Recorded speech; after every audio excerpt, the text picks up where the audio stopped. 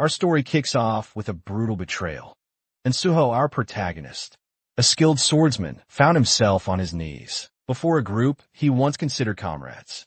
His body was racked with shivers, his arms displaying clear signs of a potent poison. He coughed violently, his breath shallow and ragged. It didn't take long for him to realize this wasn't just any ordinary poison.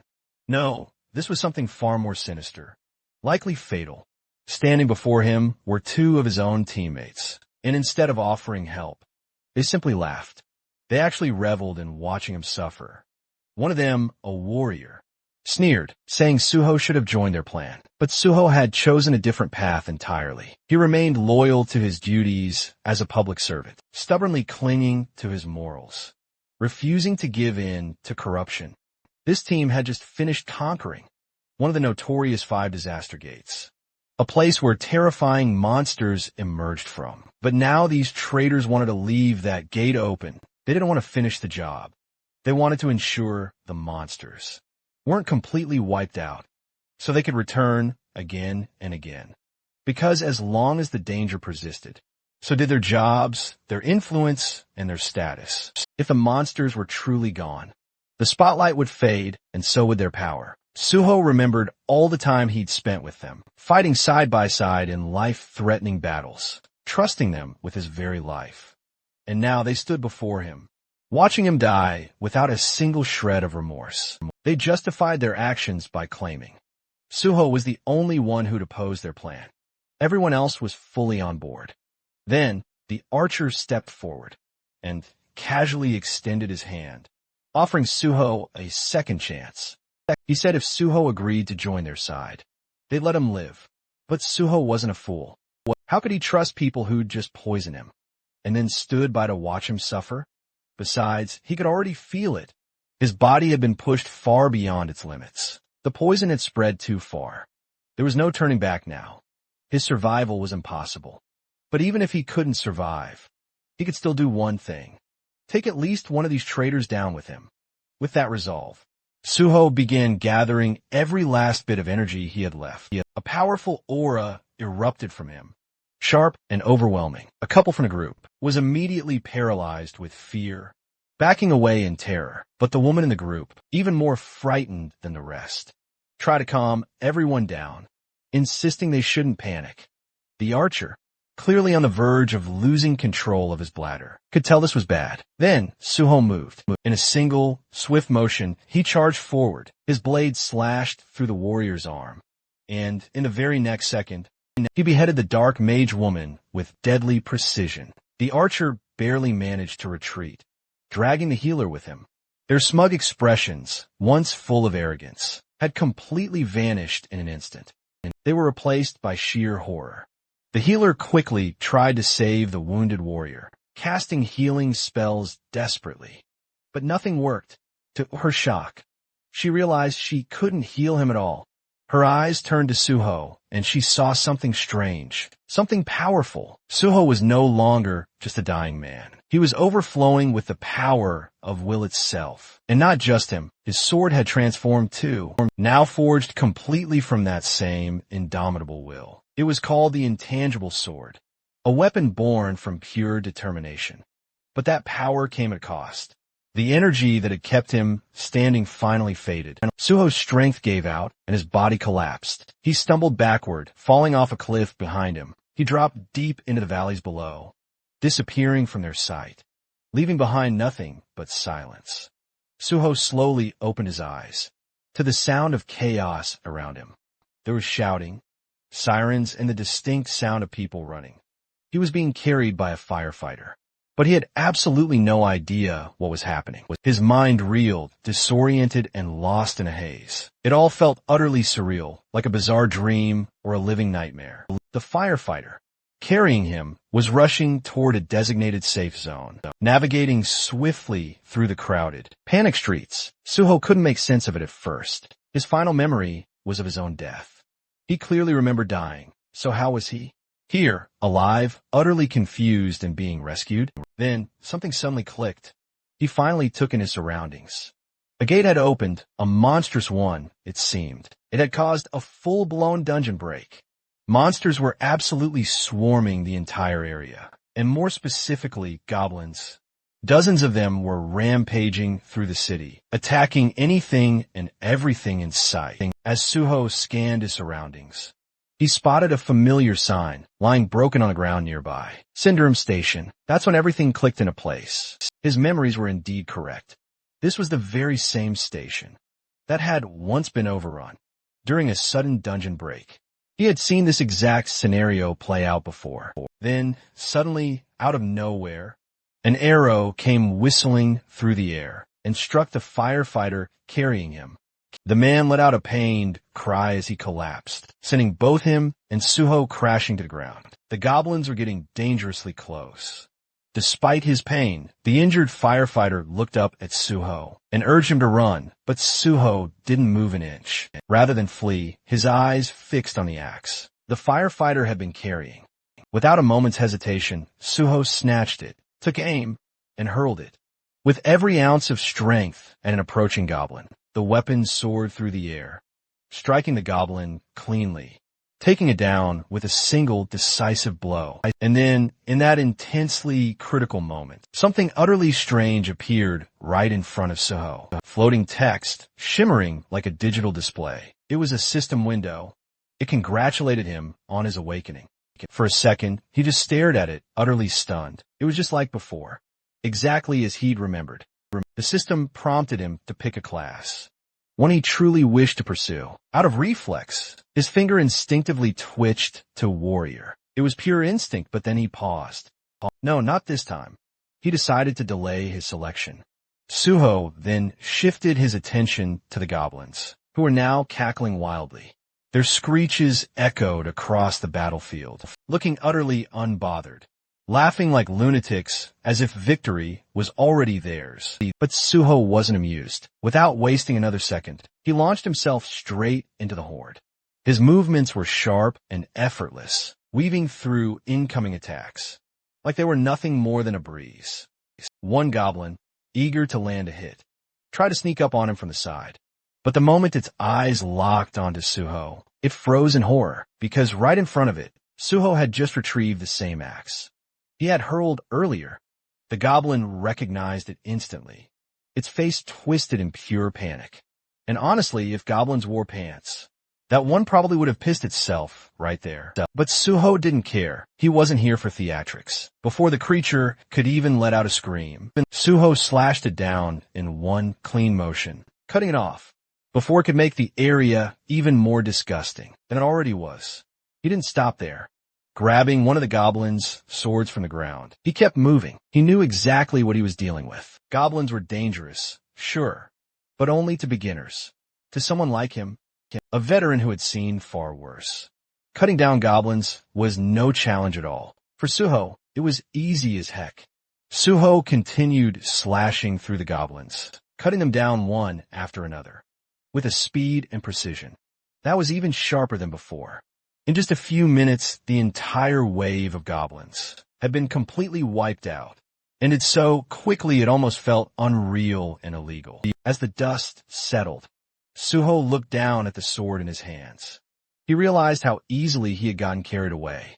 In that moment, he wasn't calm or calculating. He'd acted purely on instinct and raw emotion. While that raw power proved useful, he knew that in times like these, what he truly needed was a cool head. But then again, if he wasn't mistaken, he'd been brought back to the past for a reason. This was a second chance, a rare opportunity to start everything over from scratch, and he wasn't going to waste it. Suddenly, several system windows popped up right in front of him, congratulating him for mastering multiple swordsmanship skills. But just then, something else caught his attention. The firefighter nearby was staring at him, clearly curious. Suho's fighting style hadn't gone unnoticed, and the man couldn't help but wonder, is this guy a player? Suho simply gave a slight nod in response, and turned his focus back to the system. He'd made up his mind about his class selection. He would become a healer. With that decision made, Suho walked up to the firefighter and politely asked if he could take a look at his injury. The man looked a bit confused. Just moments ago, He'd saved Suho, and now Suho was offering to heal him. It didn't quite add up, but Suho didn't hesitate. He activated his magic healing light, and instantly, the warm glow of the spell began to take effect. In almost no time at all, the wound healed completely. The firefighter could hardly believe what he was seeing. How could Suho be a healer when he just watched him take down an entire goblin? Wave like a trained swordsman. Before the man could ask more questions, another system window appeared. It was time for Suho to select a weapon. From the arsenal, he didn't even hesitate. He knew exactly what he wanted. He picked out a beginner's sword, the same one he'd used before, and began preparing himself to challenge the gate ahead. This sudden determination made the firefighter a little nervous, even panicked. The gate up ahead wasn't something to be taken lightly, but Suho had a crucial advantage to leverage. He had already acquired the invaluable swordsmanship talent. Before even selecting a class, a truly key detail, skills gained from innate talent, you see, could be used no matter what class a player chose. And as the player leveled up, those skills and their class skills would continue to evolve and grow even stronger. Suho then recalled something. Isabella's Holy Spirit had been the ultimate top-tier upgrade of healing light. If only he'd possessed that kind of power back then, maybe things could have turned out so differently. But this time, he was going to make things right. He had a crystal-clear plan forming.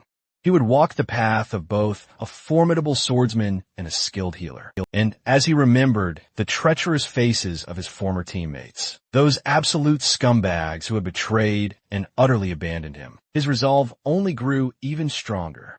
He stepped closer to the looming gate, the very one that had nearly killed him in his past life. And back then, he was pitifully weak and utterly unprepared. But now, with the core fundamentals of swordsmanship engraved deep within his very being, he knew he could absolutely handle it. Without a single trace of hesitation, Suho began walking forward and confidently stepped inside the gate. As Suho stepped through the shimmering entrance, he suddenly found himself standing in the middle of a dense, shadowy forest. Almost instantly, the system window dramatically appeared in front of him, displaying the area's name. Green Red, a rather strange name, but there wasn't much time to ponder it. After walking for only a short while, Suho stumbled upon the gruesome sight of multiple goblin corpses scattered haphazardly across the forest floor. Judging by their positions and their terrified expressions, it looked like they had been desperately running from something, or someone far more terrifying than themselves. Their twisted bodies clearly suggested fear, not just defeat. That's when Suho heard something, a low guttural sound echoing from nearby. He snapped his head toward the source. And just like that, he recognized what was behind it. Two towering hobgoblins, menacingly dragging along the fresh corpse of a creature they had just hunted. These weren't the weak, annoying goblins he'd encountered before. Hobgoblins were a whole different beast, bigger, meaner, and far more dangerous. In the moment they caught sight of Suho, their eyes gleamed with hungry excitement. To them, human flesh was a rare delicacy. Without a moment's hesitation, they tossed their previous prey aside and brandished their jagged weapons at Suho, eager to tear into fresh flesh. But what they didn't know, what they couldn't possibly have guessed, was that the human they were drooling over wasn't some ordinary, defenseless prey. They were staring directly at a predator. The first hobgoblin charged forward, its blade swinging fast, but sliced nothing but air. Suho dodged it cleanly. He already knew he was underleveled for these foes. His weapon wasn't strong enough to easily cut through their thick skin, but he didn't need to rely on brute strength. He knew exactly where to strike. In one swift motion, he lunged straight at the first hobgoblin, aiming directly for its eye. The attack hit its mark. The creature let out a piercing screech, loud enough to rattle the forest trees. Suho, ever the soft-hearted one, ended the poor monster's pain by killing it. But Suho never intended to kill it so quickly. His attack had been too effective. It was a pure, habitual mistake. He had hoped to use the creature to gain skills and experience from the fight, but accidentally killed it too soon. Turning toward the remaining hobgoblin, Suho decided to make proper use of this one. The second monster, furious over its fallen comrade, roared and charged forward, swinging its weapon wildly in rage. But Suho was calm. He focused, dodging each attack with careful footwork. The hobgoblin slashed left, then right, swinging wildly like the enraged brute it was. But none of its blows landed. In this world, repeating the same action over and over could eventually lead to acquiring a skill related to it. Suho knew this, and sure enough, after evading several more attacks, a sly grin spread across his face. He just snagged a dodge skill, but he wasn't finished yet. Now, he was eyeing his second skill. Suho began parrying every incoming strike, deflecting blows with precise timing. Parry wasn't just some basic move. It had deep roots in weapon-based combat, serving as a crucial foundation for many other advanced skills. It was essential, and Suho absolutely wanted it. After a few more successful parries, the system finally notified him he'd gained the parry skill. Unfortunately, by then, the hobgoblin was already completely worn out. It staggered, breathing heavily, clearly reaching its absolute limit. And so, just like before, Suho granted it peace, this time by swiftly beheading it. It wasn't out of cruelty, just pure necessity. Now, with two fresh skills in hand, he was ready for even more combat. He wanted to face more monsters, not for the thrill of battle, but to earn skills, gather experience points, and grow stronger. Outside the gate, the atmosphere among the waiting hunters was incredibly tense and utterly frustrated. They just found out someone had dared to enter their assigned gate. Without permission, the moment the news spread, curses began flying left and right. Most of them were furious and felt completely disrespected, grumbling about how someone had the nerve to step into their territory. Some were already making plans to teach this mystery intruder a serious lesson. Once they finally came back out, they weren't going to let it slide that easily. Meanwhile, not far from the gate, a firefighter was in the middle of a rather serious conversation. He was speaking with a few men in suits, people from the Hunter Association. They had come to investigate and were specifically asking about a hunter named Suho. The firefighter didn't hold back and told them everything he knew.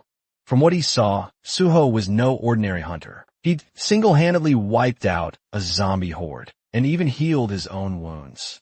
Right in the middle of all that chaos, one of the officers listening to the report looked visibly surprised. He hadn't even gotten there yet. Yet somehow, by the time he got there, the goblins were already completely wiped out. And to top it all off, the one responsible was supposedly a healer. He tried to brush it off at first, saying it just wasn't possible. In their experience, healers didn't have the combat power to pull something like this off alone.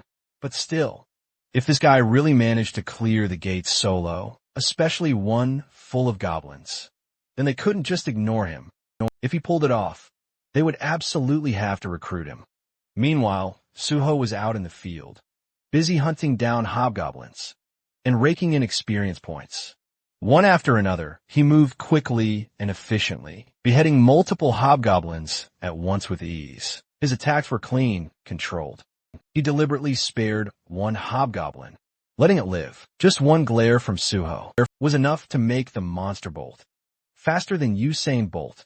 But that was exactly what Suho had planned from the start. He wanted the creature to escape and bring back more of its kind. With a brief break in the action, he decided to check his status. Thanks to the wave of hobgoblins he'd just defeated, both his stats and skills had improved significantly. While looking at the pile of goblin corpses around him, another thought crossed his mind. There was still something useful left in those bodies. Inside the monsters, there were magic stones. These particular ones were degraded magic stones, nothing too rare, but each one could sell for around 50,000 won. That was more than enough reason for Suho to take the time to collect them. Under normal circumstances, he wouldn't bother with this kind of work. He didn't have the luxury to slow down. But right now, his financial situation was closer, more valuable to a beggar than a hunter. So, he certainly wasn't going to let these stones go to waste. He began meticulously removing the stones from the fallen monsters, one by one, carefully storing them all in his inventory. By the time he was done collecting all the loot, he felt genuinely satisfied. This was a pretty decent haul. But just as he was about to take a breath, that calm was violently interrupted. A sudden wave of pure killing intent slammed into him like a wall. When he turned to face it, about 30 hobgoblins were already approaching.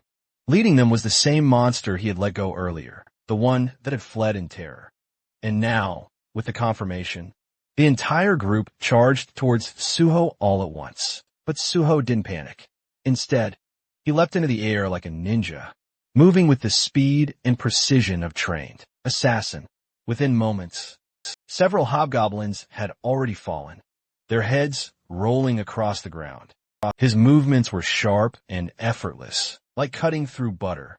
Then, as if rewarding his efforts, the system notified him that he had leveled up. New stat points were added to his profile, making him even stronger than before. With that power-up in hand and enough experience gained, Suho decided there was no need to drag things out any longer. It was time to end this. He dove straight into the mob of enemies, slashing in every direction, clearing the horde with ruthless efficiency. At one point, a hobgoblin managed to charge him head-on, aiming to strike. But instead of fear, Suho's face lit up with excitement. He wasn't worried. If anything, he looked even more thrilled than before. The boss monster in this gate was a chief hobgoblin, and it was a level 20 enemy. As expected of a boss, it came charging in. First, trying to land an attack, but failed miserably. Right after that, a group of smaller monsters tried to pull a sneak attack from behind.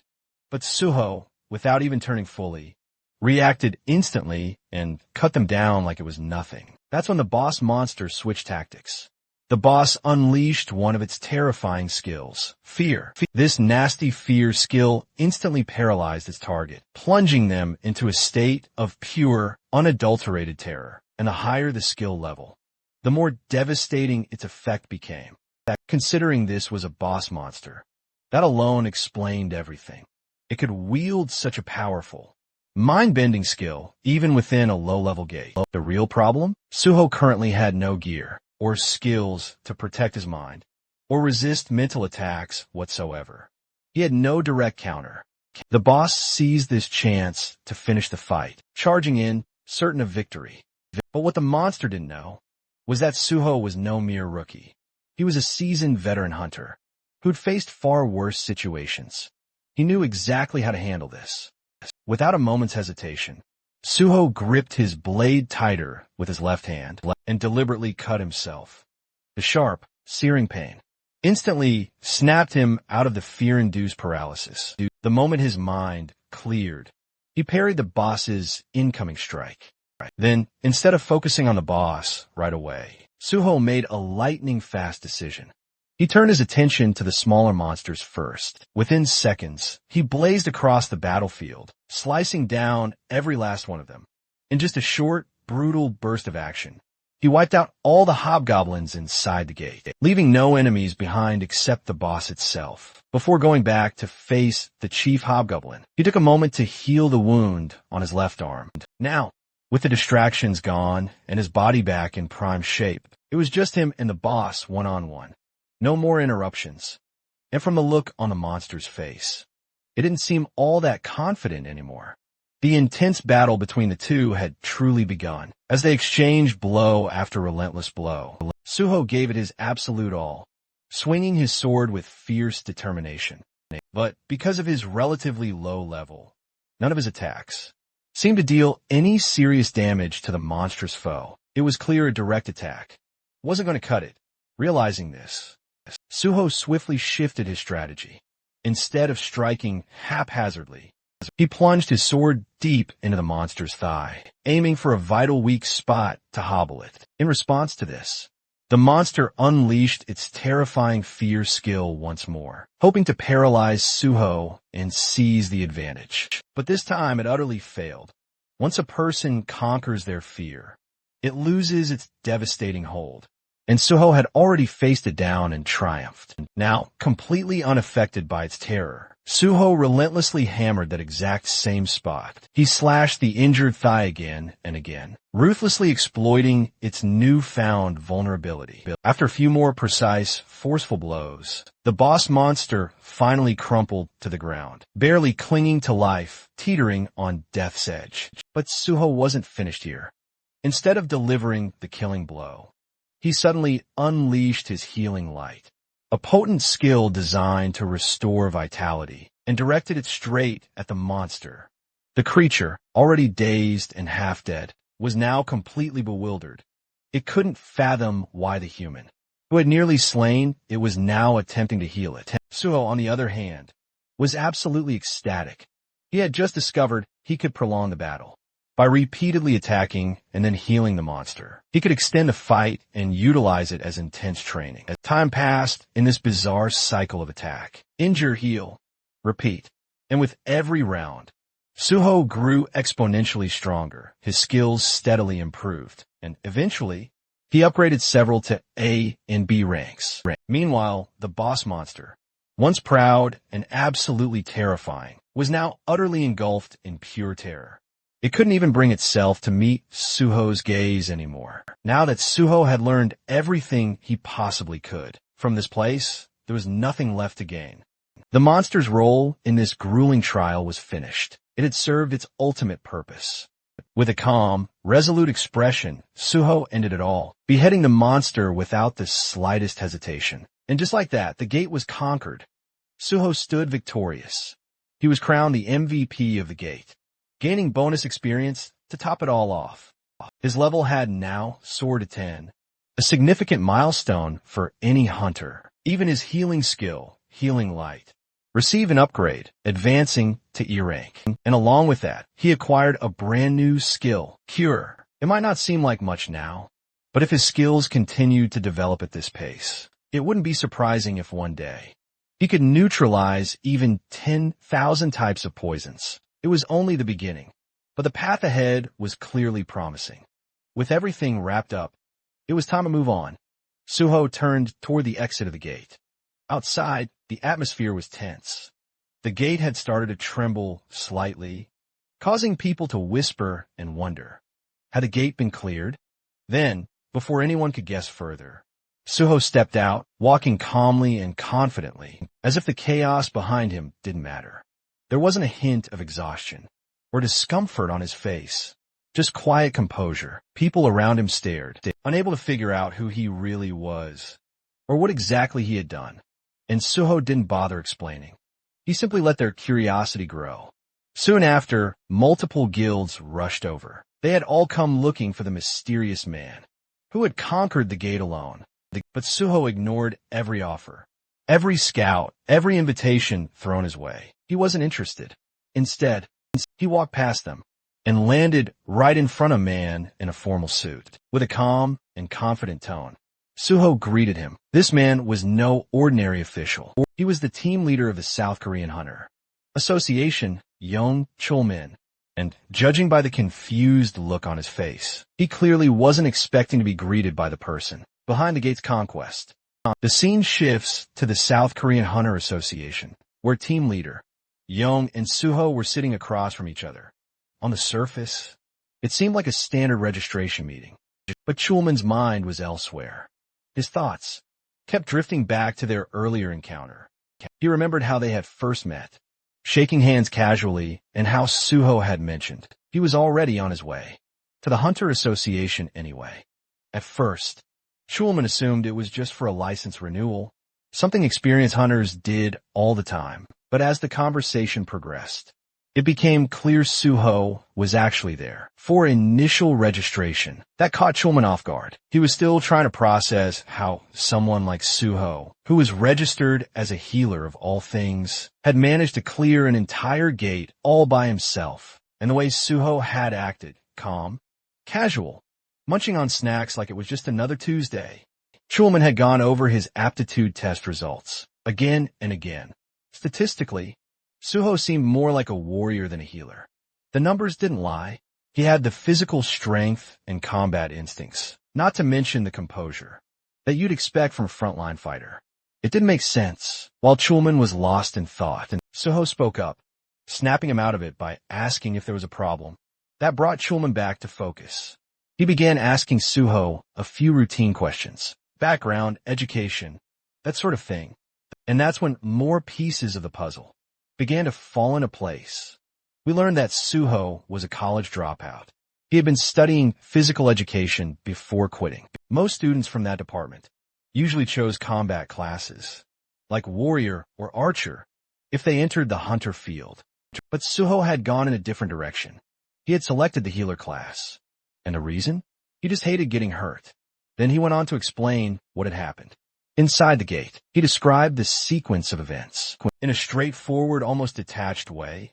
Though he left out one key detail, it was all just far too easy for him. He simply said he fought to survive, and that was that. But when Suho casually brought up Chief Hobgoblins, Chulman visibly stiffened. Something about that just didn't sit right with him. Gates that spawned Chief Hobgoblins weren't supposed to be an easy clear. So, Suho, noticing his discomfort, calmly opened his inventory. In the very next moment, he dropped all the loot he'd collected from the gate. Right onto the table, the items hit with a heavy thud, and Chulman was caught completely off guard. His eyes widened in pure shock, and for a second he almost panicked. These were the magic crystals Suho had collected after hunting down hobgoblins. The smaller ones were from regular hobgoblins, while the larger, more refined one had come directly from the hobgoblin chief. Since Suho didn't really know their actual value, he politely asked the team leader if he could help him get them processed, even while trying to stay composed. Chulman couldn't take his eyes off the glittering loot. It was a good haul. Regaining his composure, he looked at Suho seriously and asked if he truly wanted to become a hunter. When Suho simply nodded, that simple agreement sparked real excitement in the team leader's eyes. Trying to steady himself again, Chulman asked whether this decision was just an impulse. But Suho responded with a calm smile and said, no, it wasn't impulsive at all.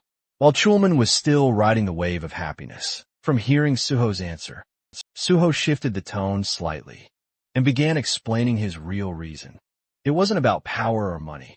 It was personal.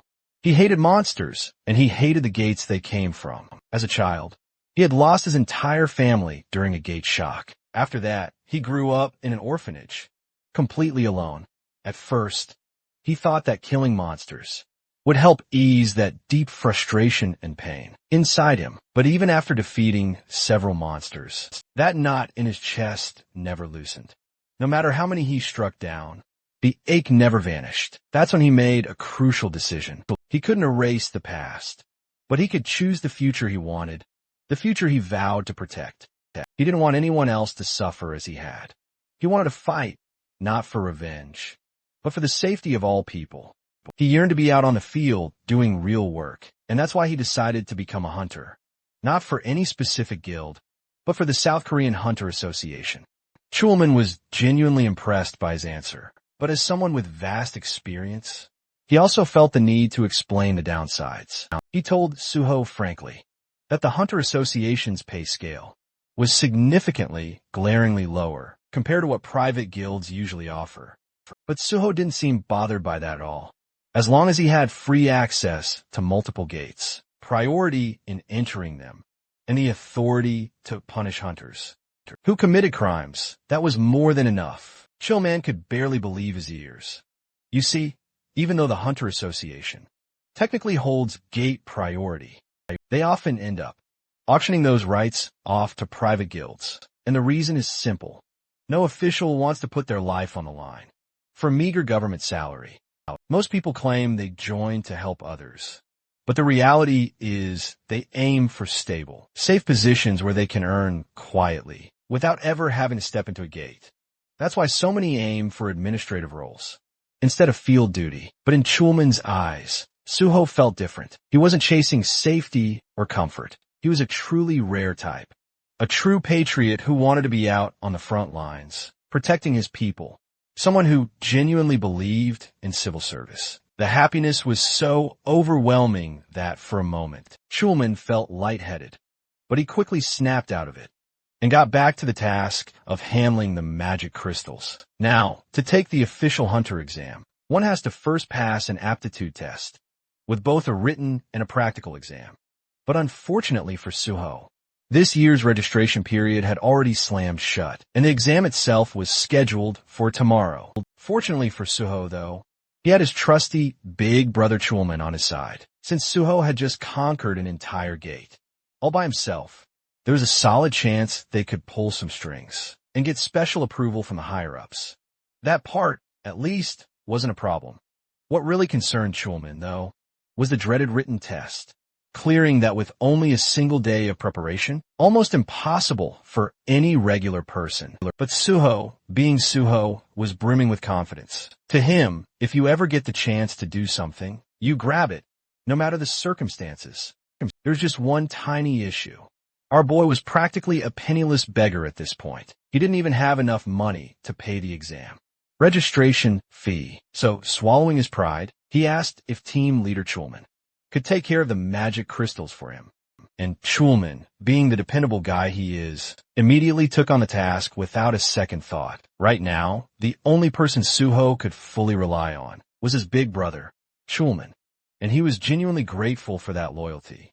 After some time, they completed all the aptitude tests. Team leader Chulman then sent Suho the money they'd gotten from selling the crystals. In the next scene, Suho was munching through Chulman's food stash, like he owned the place. Thanks to those magic crystals, he'd received 3 million won.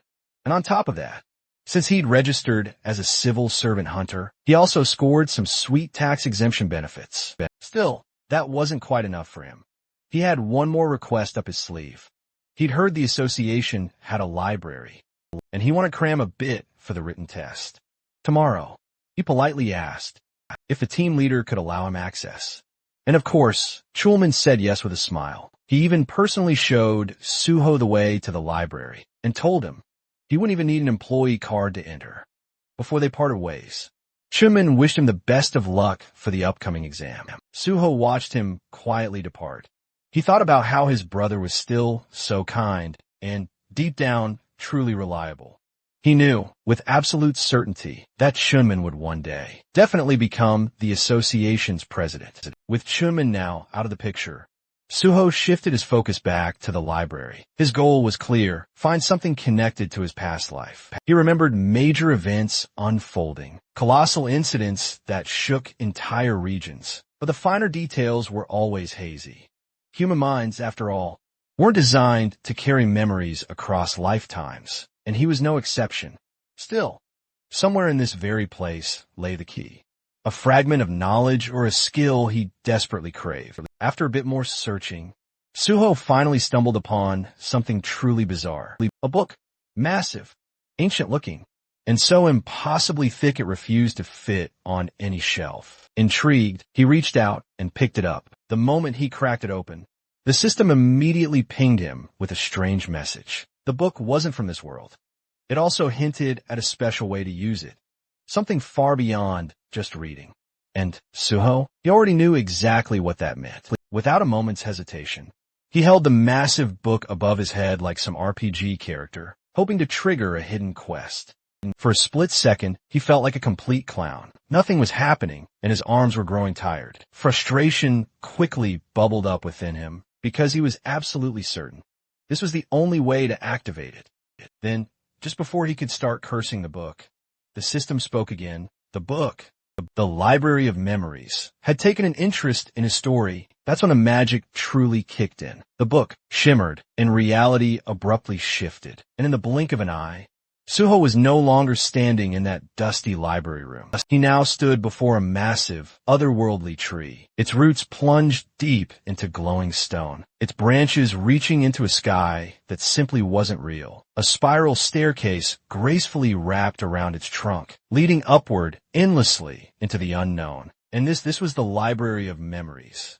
It's then revealed, dramatically, that the Library of Memories bestows upon its user the incredible ability to recall everything they've ever seen or heard. This includes even painful or traumatic experiences. Normally, the human brain copes by simply forgetting, but once this ability is acquired, The user is burdened with a flawless, perfect memory. The original owner of this extraordinary skill was the manager of the Hexagon Guild. She was a former Korean Hunter Association employee who, while studying in a library for a career change, unintentionally gained this powerful ability after using a book as a pillow. Simply because lying face down was uncomfortable, Suho thinks about how lucky she was to stumble upon such an incredible skill, and feels grateful to her for introducing him to it. He even plans to treat her to a meal one day. The system window then prompts Suho to donate his own story to the Library of Memories. He considers how truly powerful this ability is. It could help him restore every memory he's ever had, especially since human recollections tend to fade and warp over time. Realizing its immense value, he decides that obtaining this skill is absolutely necessary to retain every detail with perfect precision. A message appears, confirming his story has been accepted. Suddenly, a strong wind whirls intensely around him, and the system announces that the Library of Memories is now accessing and recording his experiences. Suho starts floating in midair, surrounded by radiant, glowing texts, as a mystical diagram materializes above the book. Another message follows, stating that the Library of Memories has officially opened. It will store everything he's seen and heard, giving him access whenever needed, while also suggesting important information. Suho stares at his hand, sensing that the recording process feels a bit off. Likely because this entire space is some kind of illusion. Now that he has the skill, he decides to try it out. He closes his eyes and revisits a previous battle. There, he sees himself severely wounded. The moment floods back with vivid, intense emotions, and a fierce fury surges within him, solidifying the memory's striking clarity. He sees the ones who betrayed him, people he now recognizes as selfish cowards, who had deliberately delayed sealing the gate, solely to save their own lives. He vows to never forgive or forget them. His consciousness drifts through countless system windows. That memory unnerves him, making him wish he'd chosen to recall something far less painful. Then, suddenly out of nowhere, a single system window displays a shocking notification. He's being given a chance to become stronger, as the first person to ever reach the realm of the transcendent. The system announces it's rebooting for player Suho. He's left utterly speechless as the world around him snaps back to normal. A profound thought crosses his mind. Could it be that the system truly sent him back in time? He remembers once achieving a state of unity with a divine sword and obtaining his first SS rank skill. But now, as the first to attain transcendence, he's being given a brand new opportunity, something no one has ever experienced before. Suho starts to grasp that his return to the past is far from a mere coincidence. In the very next moment, he arrives at a certain place by taxi. As he steps out of the cab, he reflects on how incredibly meaningful this second chance is proving to be. He now has an opportunity to prevent the disasters that once devastated him, and to meticulously handle the unpredictable gates that had caused countless casualties.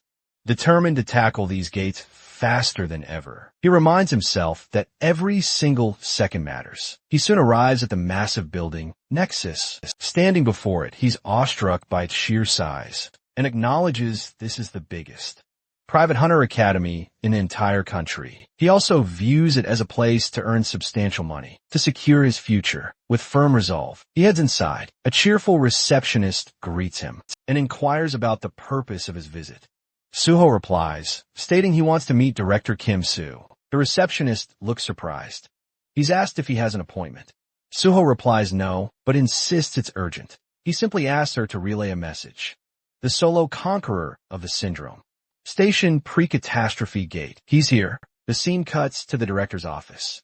A composed woman introduces herself as Kim Soo, the esteemed director of Nexus Academy. Suho introduces himself as On Suho. Director Kim motions for him to sit and acknowledges his triumph at the syndrome gate. She then inquires about his reason for visiting Nexus. Suho clarifies he's applying for a scholarship. The director is visibly taken aback by his request. Suho confirms it, adding, He also plans to tackle the hunter license test, slated for the very next day.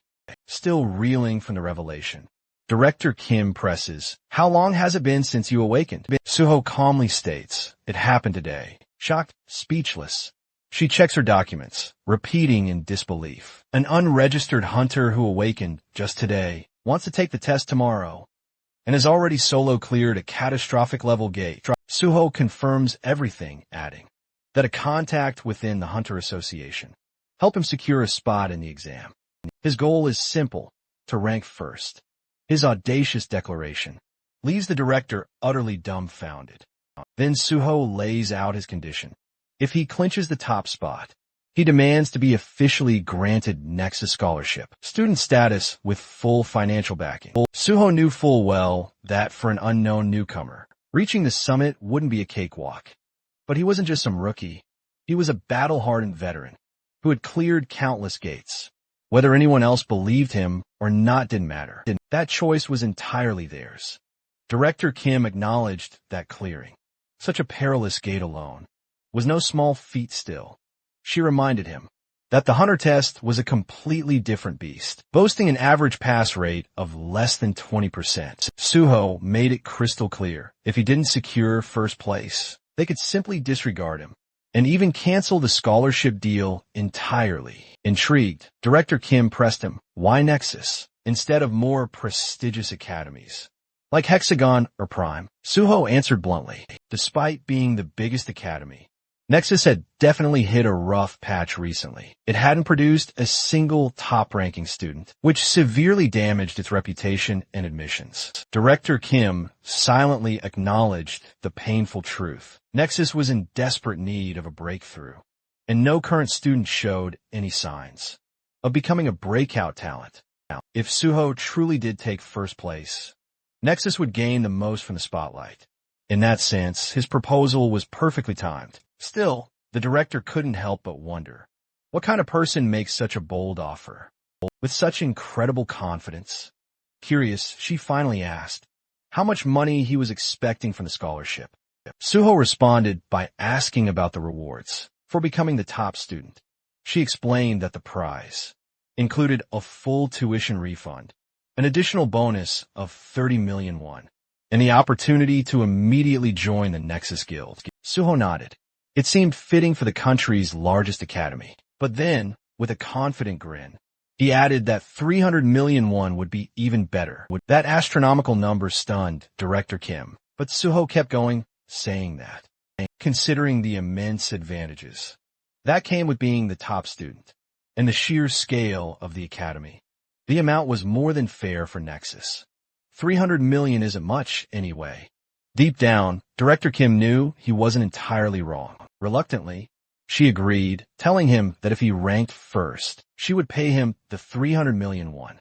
Later, Suho wandered around the sprawling campus. The more he explored, the more he realized just how truly enormous it was. Bigger than most amusement parks, even.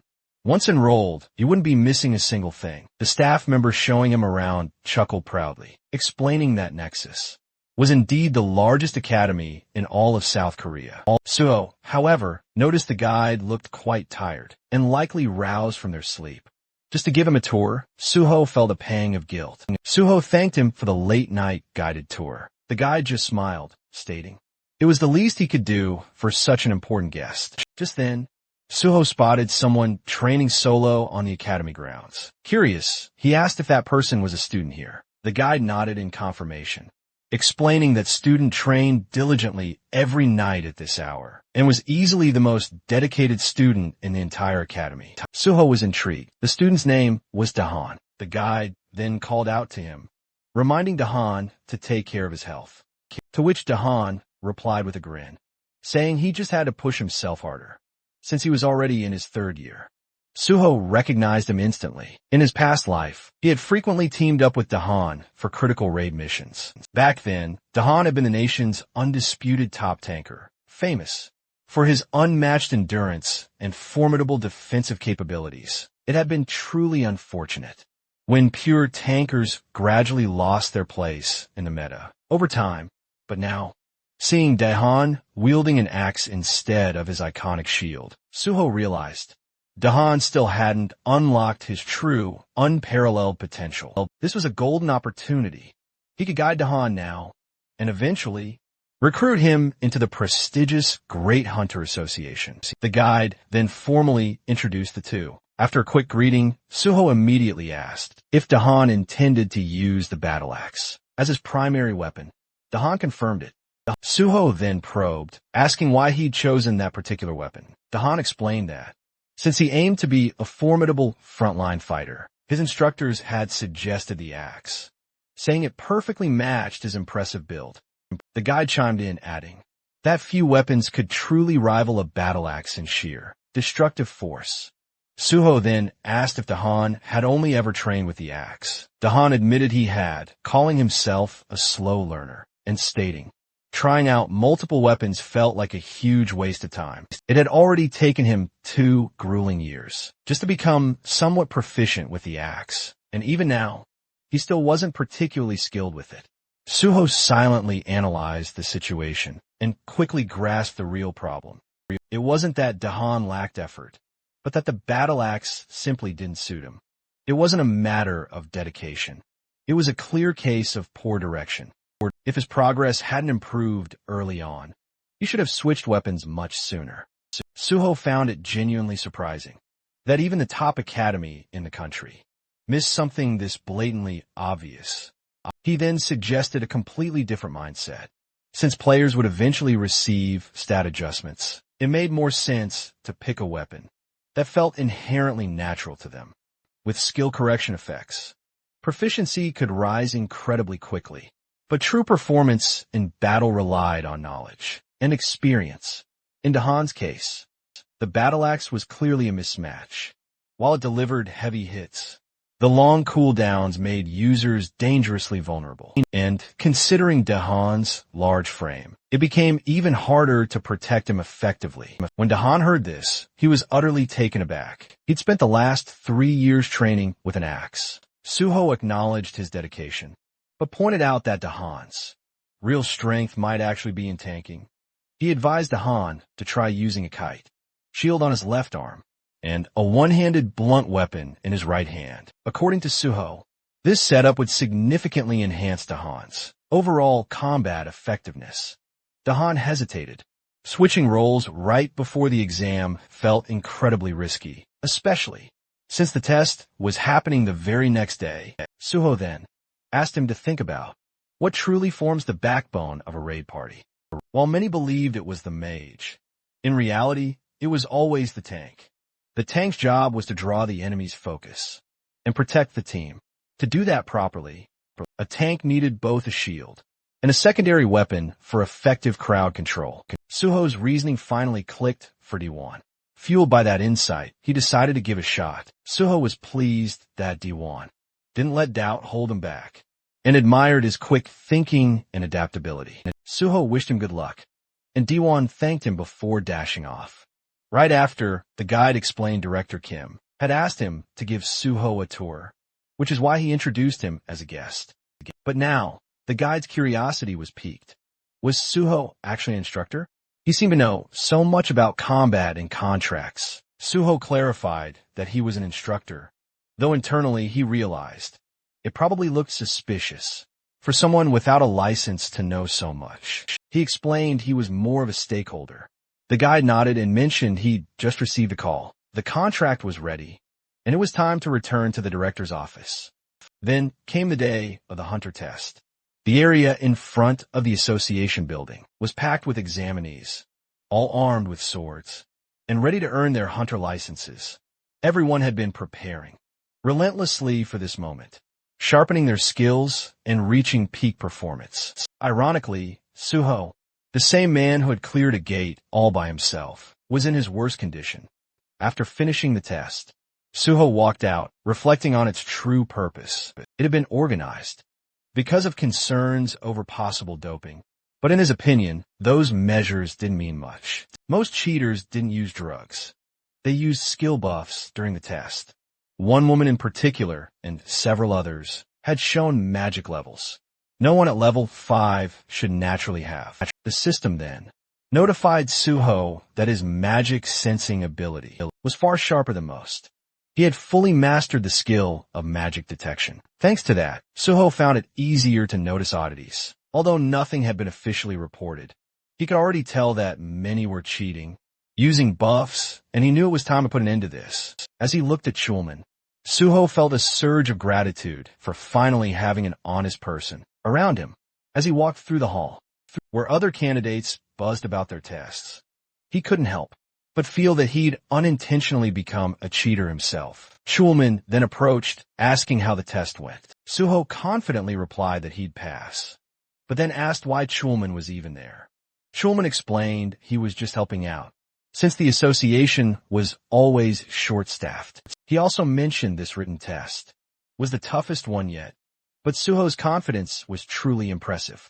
Suho responded, certain that he had solved it, and then asked if he could bring something up. Schulman readily agreed, as long as it wasn't directly about the test. Suho said it was somewhat related. He pointed out that during the test, there hadn't been any buff checks, and he wondered why. Schulman asked what he meant by buff checks. Suho explained that, while the association conducted urine and blood tests to prevent drug use, and confiscated personal items to prevent cheating through gear, they didn't seem to check for skill-based cheating.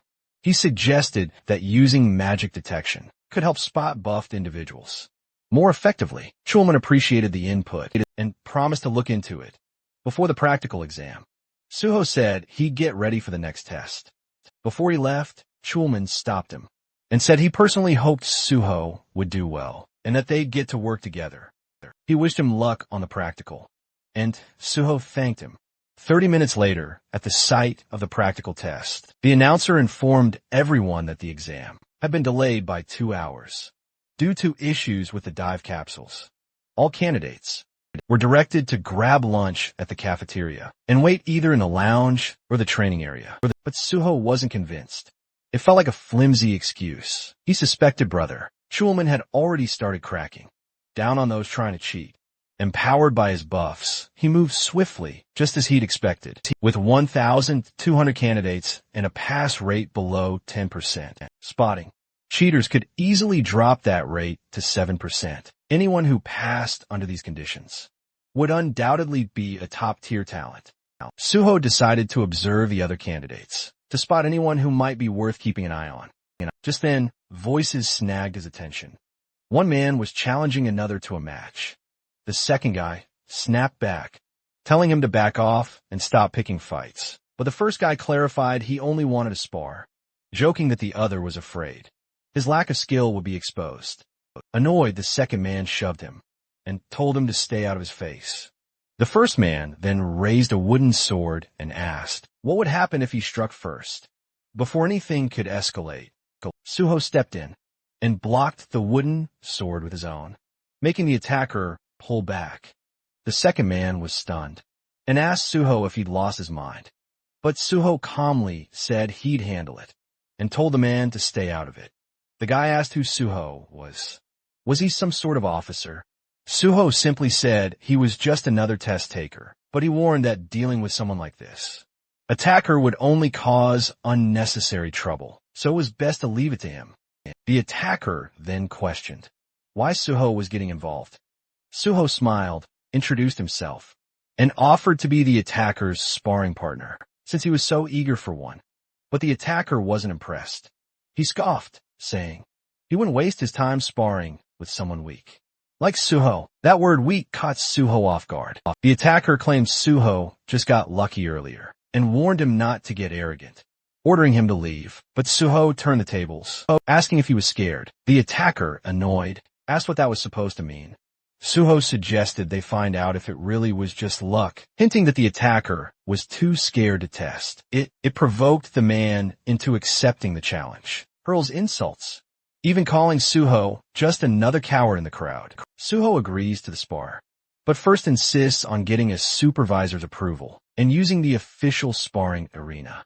With permission granted, both fighters step into the training arena, immediately drawing attention from nearby students. The referee reminds them to only use training weapons provided by the association warning that the match would be stopped if things get out of control. As the match starts, the attacker charges first, wildly swinging his wooden sword. Suho blocks it with effortless ease. The attacker then leaps into the air, swinging downward, but Suho dodges effortlessly. Furious and surprised, the attacker threatens to tear Suho apart, but Suho stomps down on the man's wooden sword and taunts him, calling him pathetically weak. The insult pushes the attacker over the edge. This man, Park Yeong, was known as a mad swordsman, obsessed with strength, always seeking out skilled opponents to fight. His thirst for power had turned him into a relentless combatant. Suho remembers how skilled Yeong had been during their last encounter, and is surprised to see him among the same batch of test takers. He immediately realizes that Yeong needs to be stopped before repeating past mistakes. Without warning, Suho delivers a powerful kick that sends Yeong flying. As he hits the ground, Suho mocks his earlier arrogance. Stunned, Yeong questions how Suho is so strong. Suho calmly warns him that charging in blindly won't work, hinting that Yeong has never faced someone as powerful as a level 10 before, as most of his previous opponents probably never got past level 5. Getting back up with a smirk, Yeong admits Suho seems too calm and declared he was going all out. Suho welcomed the challenge as Yeong unleashed a barrage of strikes, but Suho dodged them all effortlessly and with just one hand on his sword. The intensity of Yeong's attacks had definitely ramped up, and Suho acknowledged the extra power behind them. Then Yeong went all in, unleashing his signature dragon sword technique. A flash of blinding light erupted as their swords clashed. Yeong thought he had finally landed a decisive hit and began to celebrate. But when the light faded, Suho was still standing, completely unharmed. He'd blocked the attack. A shocked Yeong trembled, demanding an explanation. Suho smirked, simply stating the attack was too slow. In reality, Yeong had only managed a basic version of the dragon sword technique. Without a hunter's license, it was impossible to master the real thing. Enraged by the humiliation, Yeong charged again, but Suho dodged every single attack with ease. At one point, Suho dropped into a crouch, baiting Yeong into one last reckless charge. Just as Yeong shouted that the match was over, Suho landed a powerful upward strike to his chin, knocking him out cold. Yeong hit the ground, defeated and dazed, struggling to understand what had just happened. Suho calmly repeated that his attacks were simply too slow. Though Yeong was seething, all he could do was lie there, muttering Suho's name under his breath. Watching this, Suho realized that Yeong's obsession would now revolve entirely around defeating him, ignoring everyone else in the process. With that distraction taken care of, Suho figured the testing center might finally quiet down. Meanwhile, the supervisors who had been observing everything were left stunned, snapping them out of their daze. Suho casually spoke up, reporting that he'd accidentally knocked out Park Yeong and asked them to take care of him. In the next scene, Suho sat inside a room filled with various machines. Looking around, he noticed the room now buzzed with even more skilled individuals than before. Most likely, they were anti-doping inspectors. Disguised as technicians, their presence made the room grow noisy. Suho's irritation quickly became obvious. He clearly wished they would all just vanish. Suddenly, a technician walked right up to him and instructed him to lie down on the table. He then explained exactly how the emergency button worked, just in case anything fell off during the dive process. Suho confirmed that he understood completely. Once the system powered up and was ready, Suho finally lay down, and cables were attached firmly to both sides of his head. A system window then appeared, indicating that the Hunter practical test program had officially been activated. As Suho's consciousness connected to the simulation, the dive progress steadily climbed, 5%, then 40%, then 77%, until it finally hit 100%. The connection was a complete success. The healer class test scenario had officially begun. When Suho finally opened his eyes, he found himself suddenly transported to a different world. And right away, he could tell this test wasn't going to be easy at all, especially considering how few people actually passed the healer exam. In front of him were countless wounded individuals, desperately calling for help, some even trapped under rubble. One girl in particular was desperately trying to lift a massive stone. As Suho took in the entire chaotic scene, he silently criticized the Hunter Association, finding them too ruthless with this specific scenario. The whole situation already felt incredibly traumatic. But before we continue any further, let's quickly understand the context of this practical test. It's considered the absolute centerpiece of the Hunter exam. The main goal is to evaluate how well a participant fits into their chosen class. Every year, the simulation scenarios change, and the criteria for passing also vary wildly. Typically, these tests involve intense one-on-one fights or surviving relentless waves of enemies. A participant's score depends on how long they last and how many opponents they manage to defeat. But for healers, the situation is completely different. The focus isn't just on how strong their healing powers are, while healing ability certainly matters. The most valued quality, above all, is sacrifice. Healers, who bravely risk their lives to save others, racked up higher scores as monsters closed in. Suho pondered the true nature of this test. In this dire scenario, the healer's role was to die protecting their patient. The snag? His personal stats were still active, walking right into the monster's path. He spotted a solitary sword lying on the ground. As he looked, a grim truth dawned on him. He'd have to endure a brutal beating before succumbing. But unlike the rest, he questioned the logic of letting himself be beaten to death. Dying once was already more than enough for him.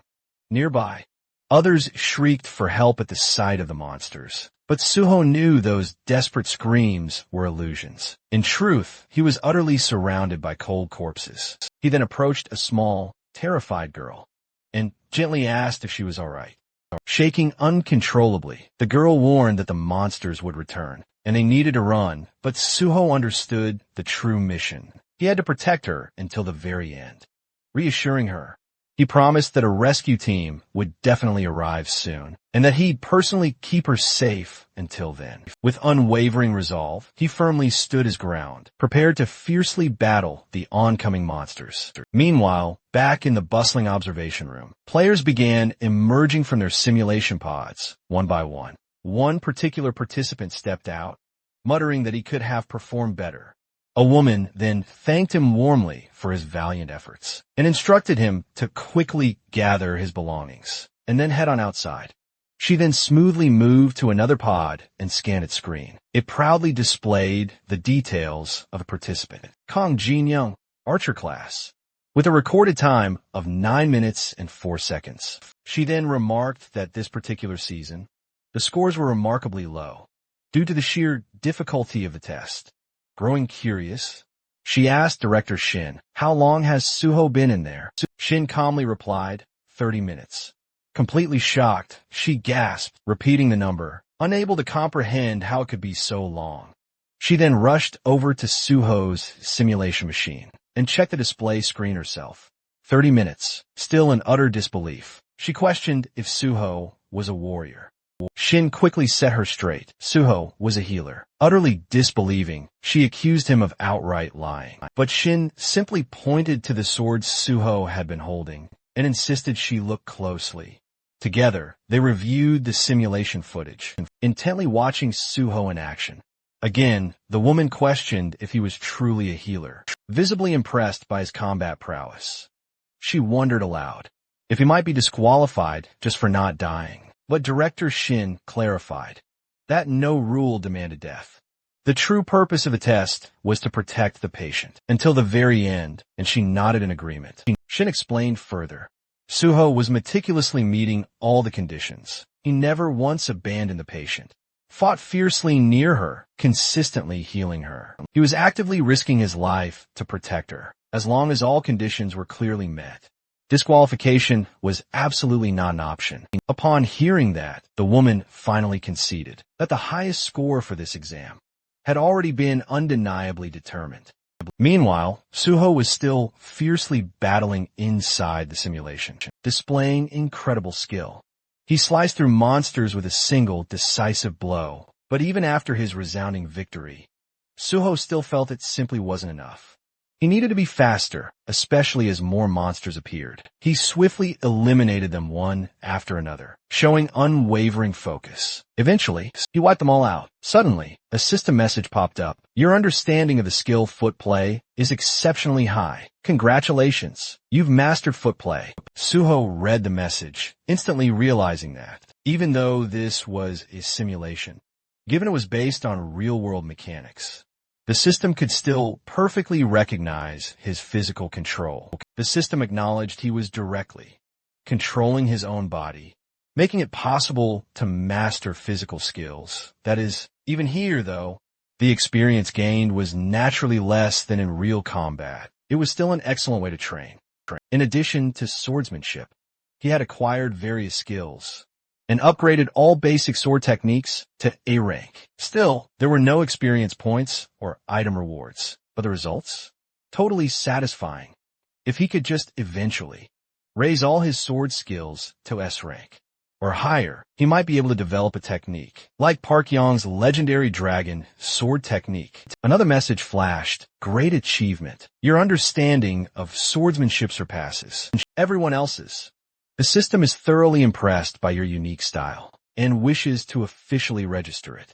Would you like to create a new swordsmanship skill by combining your basic sword techniques and footwork? Suho smiled, finally ready to forge his very own style. Guardian Sword? A confirmation window appeared, asking if that would be its official name.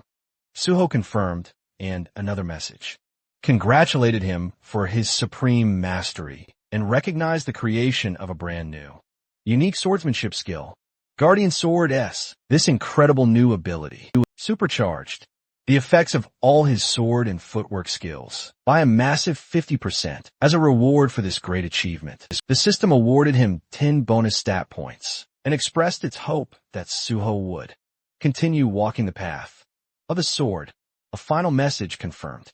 He had unlocked Sword Mastery S, a privilege granted only to those with true, deep understanding of swordsmanship. This lifted all restrictions on learning and using sword techniques, enhanced all sword-related abilities by another 50%, and removed any limitations tied to sword use. Suho quietly thought back to his past life. Back then, it had taken him over 10 years to reach this level of skill, but now, thanks to the knowledge he carried from that life, he had progressed so much faster. He recognized how much his value had skyrocketed. Turning his focus back to the exam, he recalled that the number of monsters was predetermined, and he couldn't help but wonder how much effort had gone into preparing the whole thing. With all his objectives now completed, only two paths remained. Either die at the hands of the monsters, or wipe them all out. The supervisors watching the live footage, they were utterly speechless. They couldn't believe their eyes at what they just witnessed. For the first time in practical exam history, someone had utterly annihilated every single monster. They were in awe, not just of his combat prowess, but also because he had successfully healed the patient. An examiner even quipped that they didn't even need to bother checking the rankings. The winner was crystal clear. Just a few days later, the scene shifted to the Hexagon Guild's headquarters. A confident guild member declared their student, Kian, would surely be this year's top scorer. Another member agreed, proud of the immense effort they'd poured into his training. But then someone noticed a congratulatory letter. As it was read aloud, confusion quickly spread. Kian wasn't the top scorer after all. The name on the letter was Suho. Everyone was stunned. The atmosphere immediately shifted, tense and confused, as someone asked, "Where is Kian?" At that moment, the guildmaster received a call, and the scene changed once more. Suho was now on a call with the team leader. The leader apologized for the late congratulations, explaining he'd been completely swamped with work, but he made sure to praise Suho for earning the highest score. He admitted he hadn't expected such incredible consistency from him. Suho responded humbly, saying it was all thanks to the team leader, though the leader quickly deflected the credit, saying Suho's achievements were entirely his own doing. He also pointed out that Suho's exceptional performance had helped expose a number of sneaky cheaters who were illegally boosting their skills. This would lead to much tighter rules in future exams, which he saw as a truly positive outcome. Then, the team leader cautiously brought up a question. Was Suho still interested in joining the Great Hunter Association? Suho replied that, although he might stay with the guild a bit longer, his ultimate goal hadn't changed at all. He still fully intended to join the association. The team leader appreciated his clear answer and said he'd reach out once the recruitment or testing schedule was ready. Suho agreed with a smile before ending the call. The leader reminded Suho to eat properly and to look after his own health, and Suho reciprocated the kind words. After the call ended, the team leader glanced at something he held and quietly reminded himself to eat as well. Back on Suho's end, he paused for a moment, the leader's tone lingering in his mind. It fell off. He wondered if everything was all right. Just then, his phone rang again. Suho checked the caller ID and seemed to know who it was. He answered and introduced himself. The caller was Kim Soo, who congratulated him on his success and confirmed that payment had already been sent, as per their agreement. Suho acknowledged her efficiency, praising how professional her large guild was. Then came her proposal. She invited Suho to join the Nexus Guild, promising exceptional benefits, better than anything other guilds could offer. Curious, Suho asked how far they were willing to go. Kim Soo assured him she'd do everything possible to match his expectations. As a top student and scholarship recipient, she noted, adjusting the contract terms would be no problem. She even suggested meeting in person to finalize the deal. Suho, however, politely declined for now, mentioning he had personal plans that day. He promised to review his schedule and get back to her soon. Still, he did hint that, considering he was a Nexus scholarship recipient, it would be logical to join Nexus over any other guild. Kim Soo was overjoyed by his response. Her excitement was so intense that even her co-workers nearby noticed. She begged him not to sign anything with another guild. In the meantime, amused by her enthusiasm, Suho chuckled and agreed to meet. As soon as the call ended, Suho smiled, still hearing the echo of her thrilled voice. At that moment, the taxi driver let him know they had arrived. Suho thanked him and stepped out. Now, standing outside, Suho took a moment to reflect on everything that had unfolded. He'd aced the test, secured his license, and received his payment. The next thrilling chapter of his journey lay right before him. With quiet determination, he pushed forward, ready to begin farming at Lighthouse General Market. Suho checked his phone, thinking about how quickly he'd gathered everything he needed. Now, the only thing left was to buy a weapon. With that goal in mind, he arrived at a small, tucked-away shop, deliberately avoiding the crowded ones. He wasn't even sure they'd have what he was looking for. As he stood outside, he wondered if this quiet place might hold the right weapon. Stepping inside, Suho greeted the shopkeeper, who asked what he needed. Suho explained he'd just become a hunter and was looking for a lightweight weapon. The shopkeeper directed him toward a section with cheaper items. When Suho glanced at them, he noticed thick layers of dust and realized most low-grade weapons came without verified data. But that didn't mean every unverified weapon was useless. Some weapons needed to go through a process called liberation before revealing their true potential. These special weapons usually gave off a subtle aura, a kind of signal, though most players in places like this wouldn't recognize it. Now, Suho picked up one of the weapons and activated his magic detection skill. A faint smile touched his lips.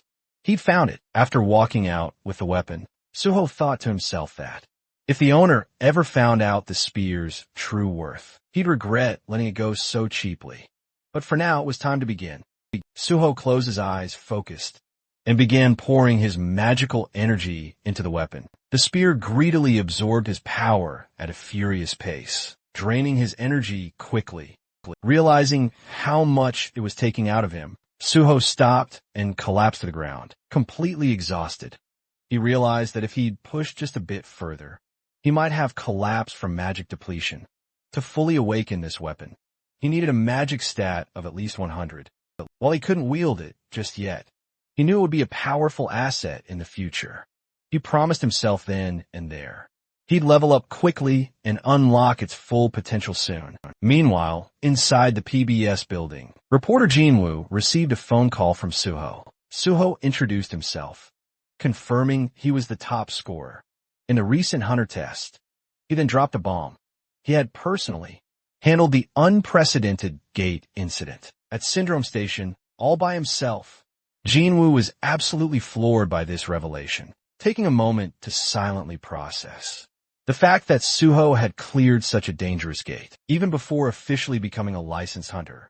In Jinwoo's eyes, Suho was already a total monster. When Jinwoo asked why Suho had reached out to him directly, Suho explained he'd found Jinwoo's blog.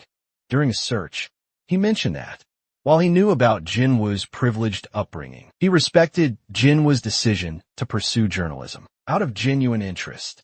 Suho shared that he had big plans and would soon be making major headlines. He then proposed that Jinwoo work as his exclusive reporter.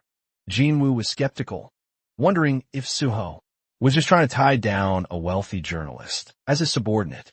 Internally, he dismissed Suho as just another ambitious oddball with delusions of grandeur. Even though he understood what Suho was suggesting, Jinwoo was uncomfortable with the idea. He admitted he craved exclusives, but he had no desire to work under anyone. Suho clarified he wasn't looking for a subordinate, but a reliable partner. Jinwoo responded bluntly, suggesting Suho's offer seemed like a tactic to boost his own market value. Before joining a guild, Suho admitted there was some truth to that, but not entirely. He wasn't doing this just to increase his worth. Fame wasn't his only pursuit. His ultimate goal was to join the civil service. Jinwoo was completely caught off guard. Did Suho actually mean joining the Hunter Association? The idea of chasing fame just to become a public official. It seemed absurd to him, but Suho was dead serious. He wanted to actively work in the field as part of the Hunter Association. That made Jinwoo question Suho's background. Was Suho just another rich kid, treating hunter work like a mere side quest? Suho revealed he was actually a gate orphan, and that past drove him toward public service. It shaped his life's purpose to conquer gates. As Jinwoo glanced at his laptop, he questioned whether Suho was truly serious. With so many strange people emerging lately, it was getting harder to tell. But in the end, he decided it didn't matter much. He acknowledged Suho's point of view, but declined the offer. He preferred choosing his own stories to cover. Still, Suho didn't give up. He suggested a bet. Curious, Jinwoo asked what kind. Suho proposed to earn Jinwoo's trust by proving himself as a hunter. He announced he would attempt to clear the Tower of Challenge alone. That very day, Jinwoo was stunned. That tower was infamous. Clearing it was considered impossible, even for a full party. Doing it solo sounded downright insane. But Suho was confident that if he pulled it off, it would be enough to convince Jinwoo. If he succeeded, he wanted Jinwoo to become his personal and exclusive reporter. Suho remembered the Jinwoo from his past life, a top-tier broadcaster from PBS, famous for his pride and elite background. He'd gained popularity as a journalist who never took requests. Yet, in Suho's previous life, they had teamed up many times, thanks to Jinwoo's sharp reporting and rare influence over public opinion. But that same brilliance made him dangerous to others, like a thorn always in someone's side. Eventually, Jinwoo got caught up in political conflicts, was forced into early retirement, and eventually disappeared from the scene. This time, Suho silently vowed to prevent that grim fate. During the call, Suho then made his surprising proposal. If he could conquer the Tower of Challenge completely solo, Jinwoo had to become his exclusive personal reporter. Though completely stunned, Jinwoo agreed that if Suho truly managed to pull it off, Jinwoo promised he'd back him up with everything he had as an ace journalist. The call ended with Suho confidently declaring it was time to begin. After the call, Jinwoo started feeling utterly irritated, thinking Suho was seriously driving him nuts. He kept dwelling on Suho's sudden and totally unexpected request, totally confused about where it even came from. Even though he was clearly annoyed, He didn't completely hate the idea, surprisingly. Something about the proposal felt genuinely sincere, and Suho didn't seem like the type to scam anyone. Caught between frustration and surging curiosity, Jinwoo muttered to himself that he was really losing it. Still, he shrugged it off, thinking it was a harmless gamble. If it turned out real, great. If not, no big deal. The scene then shifts to the Tower of Challenge. Suho stands boldly at the entrance, showing his hunter license to the wary gatekeeper. The man notices Suho came alone and quickly warns him. Solo entry is allowed, but it's incredibly risky. Judging by Suho's license number, he assumes Suho just passed his hunter test. The gatekeeper suggests teaming up with others, since even the lower levels often lead to injuries, or worse, but Suho insists on going in completely alone, respecting his unwavering choice.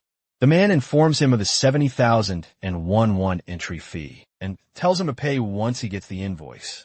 Suho simply nods and thanks him as he steps forward. The gatekeeper shouts after him, "Be careful and retreat if things get too dangerous." Suho simply gives a subtle nod and walks inside. While walking, Suho reflects on the Tower Challenge. It's widely known as a crucial training ground for players below level 20.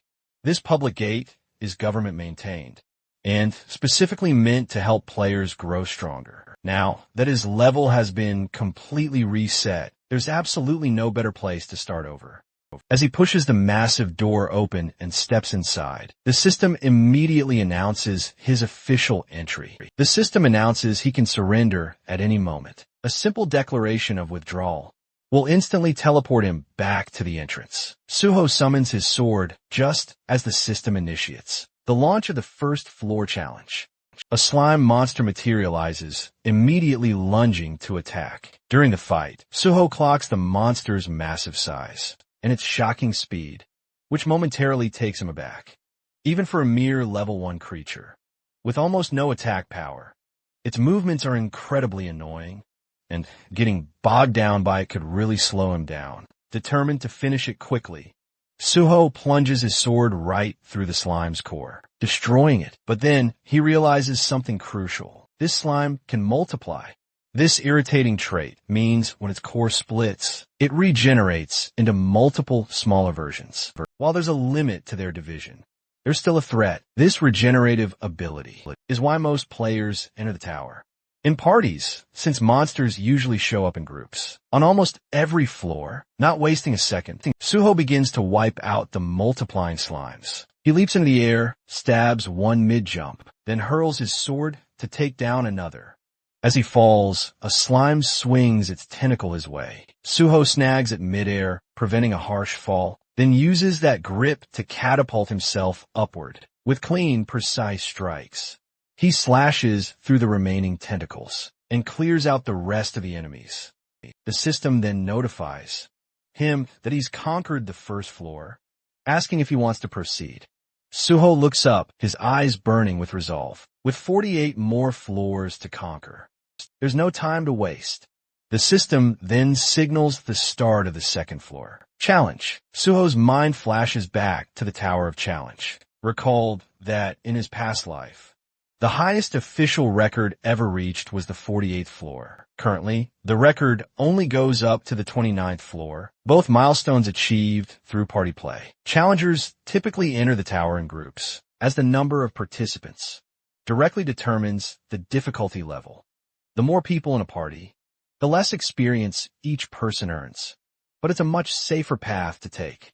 Most top-tier hunters vying for records usually form parties of level 20 members. With these calculations made, Suho conquers the 18th floor and gazes up, realizing he doesn't need to stick to conventional methods. Without a moment's hesitation, he accepts the challenge for the 19th floor, activating the next stage immediately. Unlike previous levels swarming with countless enemies, this floor features only a single formidable monster. While that makes the opponent significantly stronger, it also means that defeating it by himself is enough to clear the entire stage. The moment the monster materializes, Suho charges in head first and defeats it with a single, decisive sword strike. The system proudly announces the completion of the 19th floor, and offers him the option to proceed directly to the 20th. Suho decides to pause his challenge and carefully examines the monster's fallen body. He immediately notices something peculiar. Unlike other defeated monsters that instantly vanish, this one leaves behind a mysterious red gate. It's a clear hint from the tower itself that there's far more waiting to be uncovered. Suho retrieves an enigmatic item from the remains, realizing it serves a very specific purpose, even though it can't be used effectively on its own. Using his potent magic detection ability, he uncovers a hidden space directly linked to the red gate. This hidden area turns out to be the subspace fortress of a mighty fortress king, Zhangpyeong. This particular subspace is truly unique because unlike others created with special items, it allows living beings to enter and exit freely. Inside, Suho finds himself in a place resembling a vast, ancient cave. A glowing object suddenly appears, and the system informs him that the fortress's previous owner is deceased. Suho is then asked if he wishes to claim ownership. He accepts, reaching out to grasp the glowing object, which immediately begins to fuse with his very being. The system then confirms that Suho is now the new, undisputed master of the subspace fortress, which is no longer merely an item. It has become a skill permanently bound to him. The system further explains that the fortress's appearance will dynamically change, depending on Suho's magical power. The space begins to shift. What was once a cave transforms into a fully furnished room. Impressed, Suho realizes the space is more sophisticated than he expected. Its size expands with his magical strength, and even adapts to his preferences. He feels relieved that he stopped Jong Pyong-ho from getting his hands on this power. That man had once used the fortress to store everything, from drugs and stolen artifacts to kidnapped people. Remembering the horror of those sleepless nights caused by such crimes fills Suho with disgust. But now, with the fortress in his hands, he knows such darkness won't repeat. By stopping the rise of the Fortress King and gaining a powerful personal base, Suho feels he scored a massive win. With newfound resolve, he gets ready to keep moving forward. Jin-woo was scrolling through his phone, reading an article with growing interest. He noticed that a lot of students had started gravitating toward Nexus lately. Suho had once talked about wanting to join the Great Hunter Association, but this exclusive media coverage suggested that Nexus was confident Suho would end up with them. Jin-woo felt uncertain only time would tell. Still, he couldn't stop thinking about how many floors Suho had already cleared right then. A system alert popped up. The 30th floor had just been conquered. The Tower of Challenge record had been shattered, and someone was already advancing to the 31st floor. The nearby crowd went silent in disbelief. Murmur spread was a new record team raid, or something even more insane. Their shock deepened when the system immediately announced the 31st floor had also been cleared, just moments after it began. Jin-woo froze. If this really was Suho, then he'd completely misjudged him. Until now, we had chalked up Suho wins to luck and theatrics. But if this insane pace was real, then Suho was a rival he'd be locked in a long rivalry with.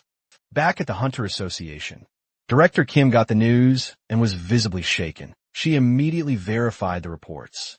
Suho was actively shattering all the records. Realizing Suho's immense value, she decided they needed to craft an irresistible offer, one that couldn't possibly be refused. She ordered her team to alert the president and the office manager, then head to headquarters immediately. Meanwhile, the system had forged.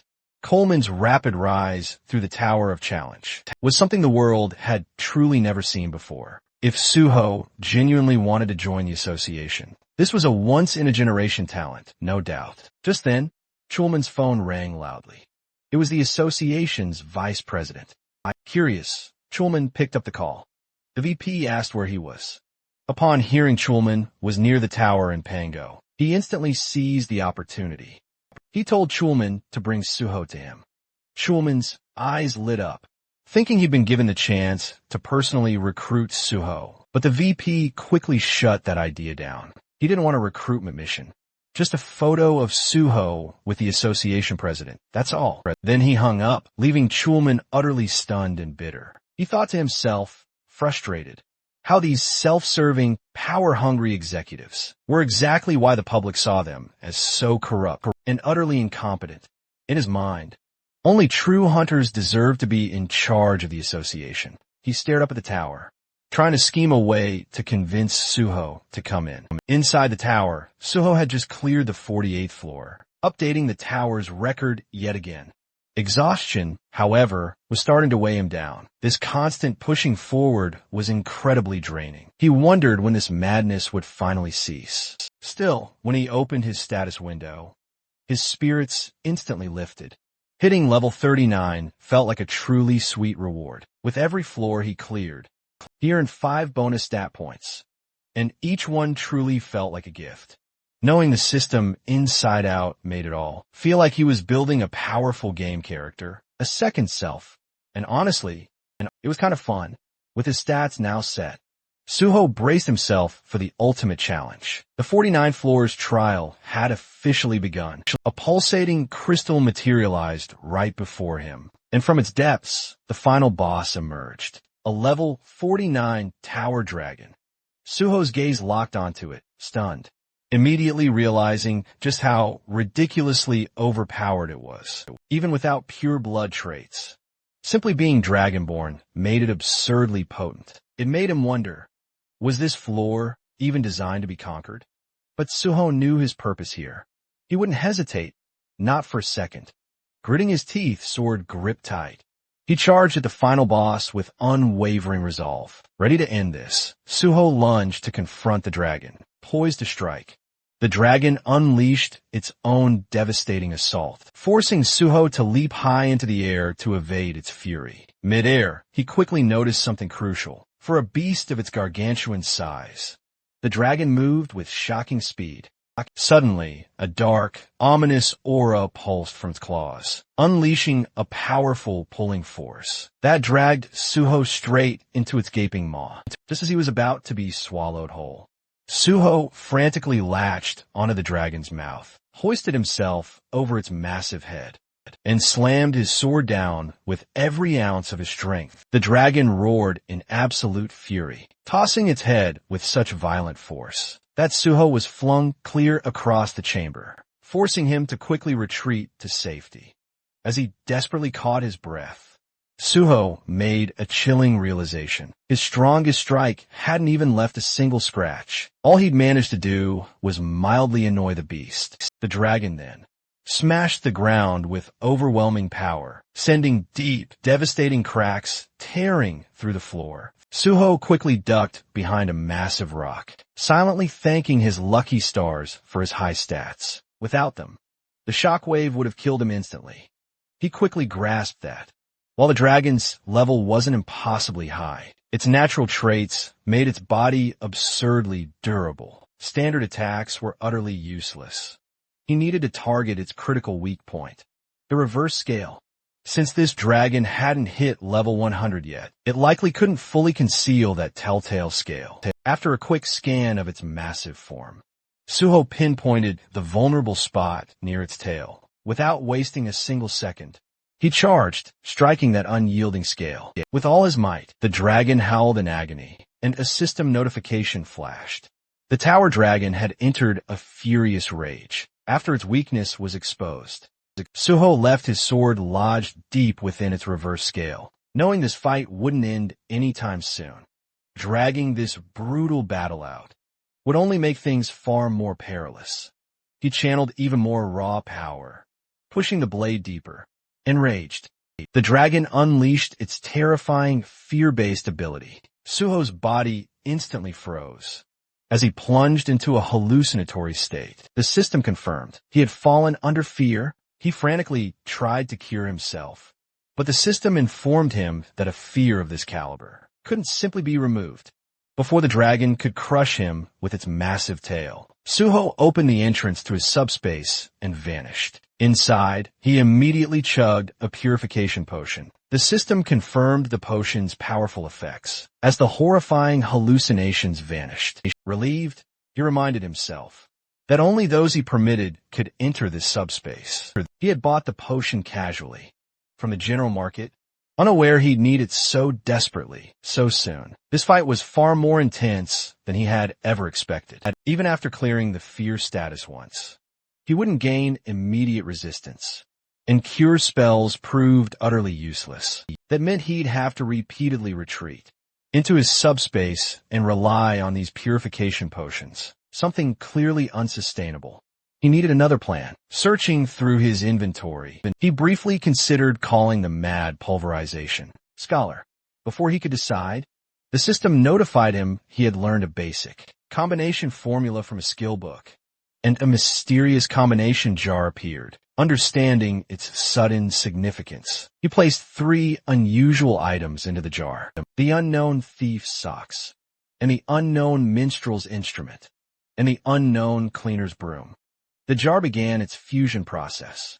Suho knew that combinations using absolute formulas always succeeded. Many so-called trash items actually held hidden value. The process ended successfully. A rare treasure had been created. First Mumu, a ring formed from a basic level formula. Suho also gained 10 bonus stat points for creating a first ever item. He understood that first time items were usually S grade or above, and this one was S plus because it was a growth type item. He equipped the ring, and the system instantly bound it to him. Suho remembered that in his previous life, he had missed the chance to obtain first Mumu because the mad pulverization scholar discovered it first and made the recipe public. This time Suho had claimed it for himself. With the extra stats, he opened his status window and added 4 points to his magic stat. Raising it to 100, the system congratulated him. His magic stat had turned red, an achievement he had never reached before. Level 50 earlier. He had thought purple status would take forever, but now it felt fully achievable. Purple required 700 points. Still a long journey, but he was confident he could reach it. After finishing his stat allocation, Suho summoned his familiar old spear and began infusing it with magic. The weapon absorbed power at an incredible rate. Once the required amount was reached, the system acknowledged the successful awakening. The spear had transformed. It was now the Shadow Spear. Round 2 was about to begin. The system revealed the weapon's origins. It was one of the Shadow Lord's treasures, forged from the bones of a shadow beast, and it had acknowledged Suho as its first awakener. The spear could now be summoned from a shadow and regenerated using magic and shadow energy. Suho understood the weapon's value immediately. Just as Zhangpyeong had the subspace fortress, this spear belonged to the Shadow Lord, a monarch-level being who once wielded this very spear. If that entity truly existed within this gate, Suho was now holding its signature weapon. He felt immense relief having secured it before any dangerous foe could claim it. Time to test it. He summoned the spear once more, appreciating its incredible convenience. Since he couldn't launch an attack from within his subspace fortress, he'd have to step out and strike the reverse scale.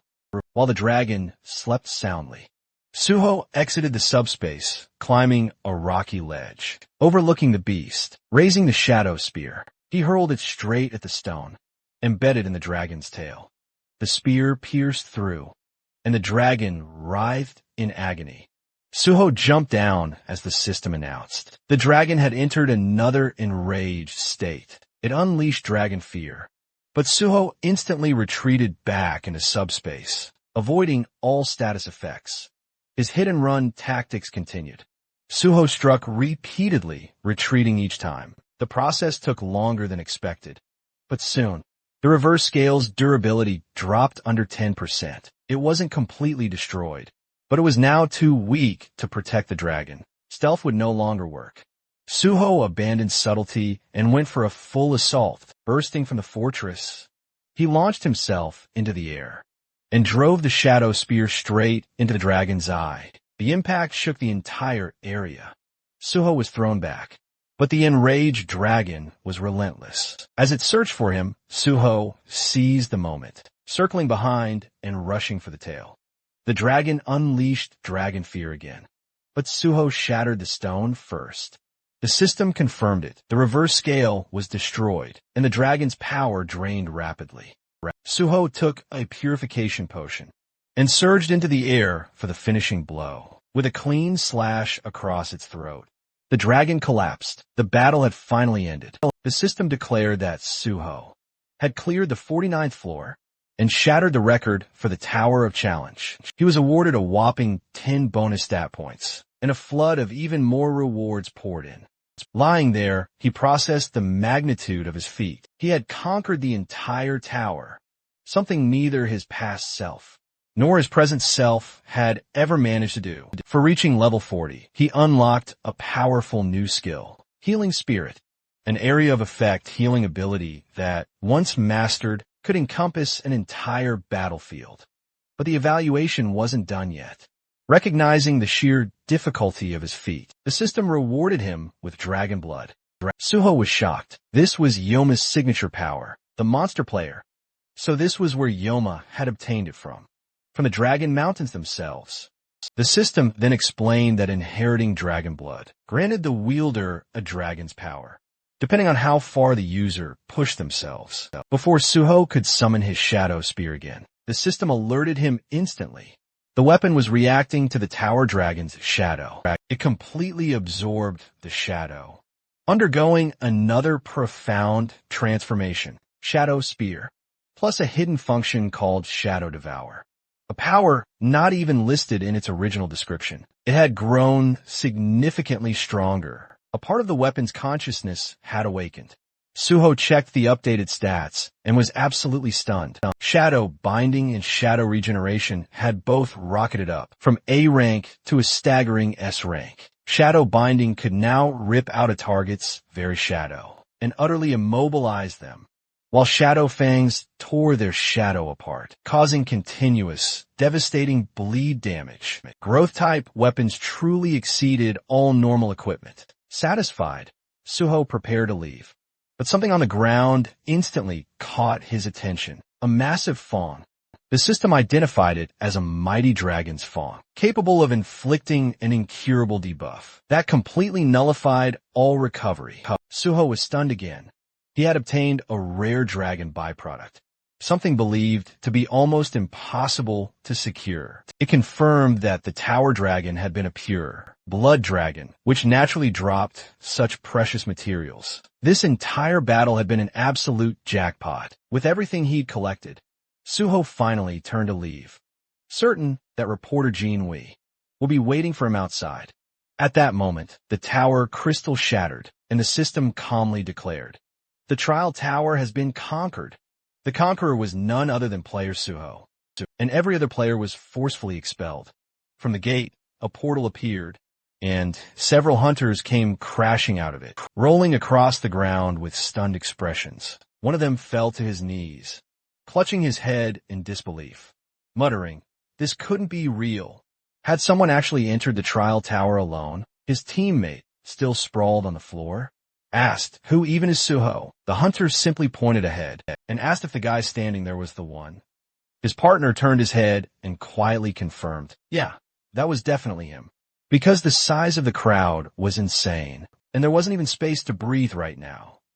The protagonist was completely surrounded by reporters. Cameras were flashing nonstop, and everyone was shouting at him, asking for comments and reactions to the conquest. But Suho silently thought about how utterly exhausted he was. He'd taken a lot more damage from the tower dragon than he expected, and all he really needed now was rest.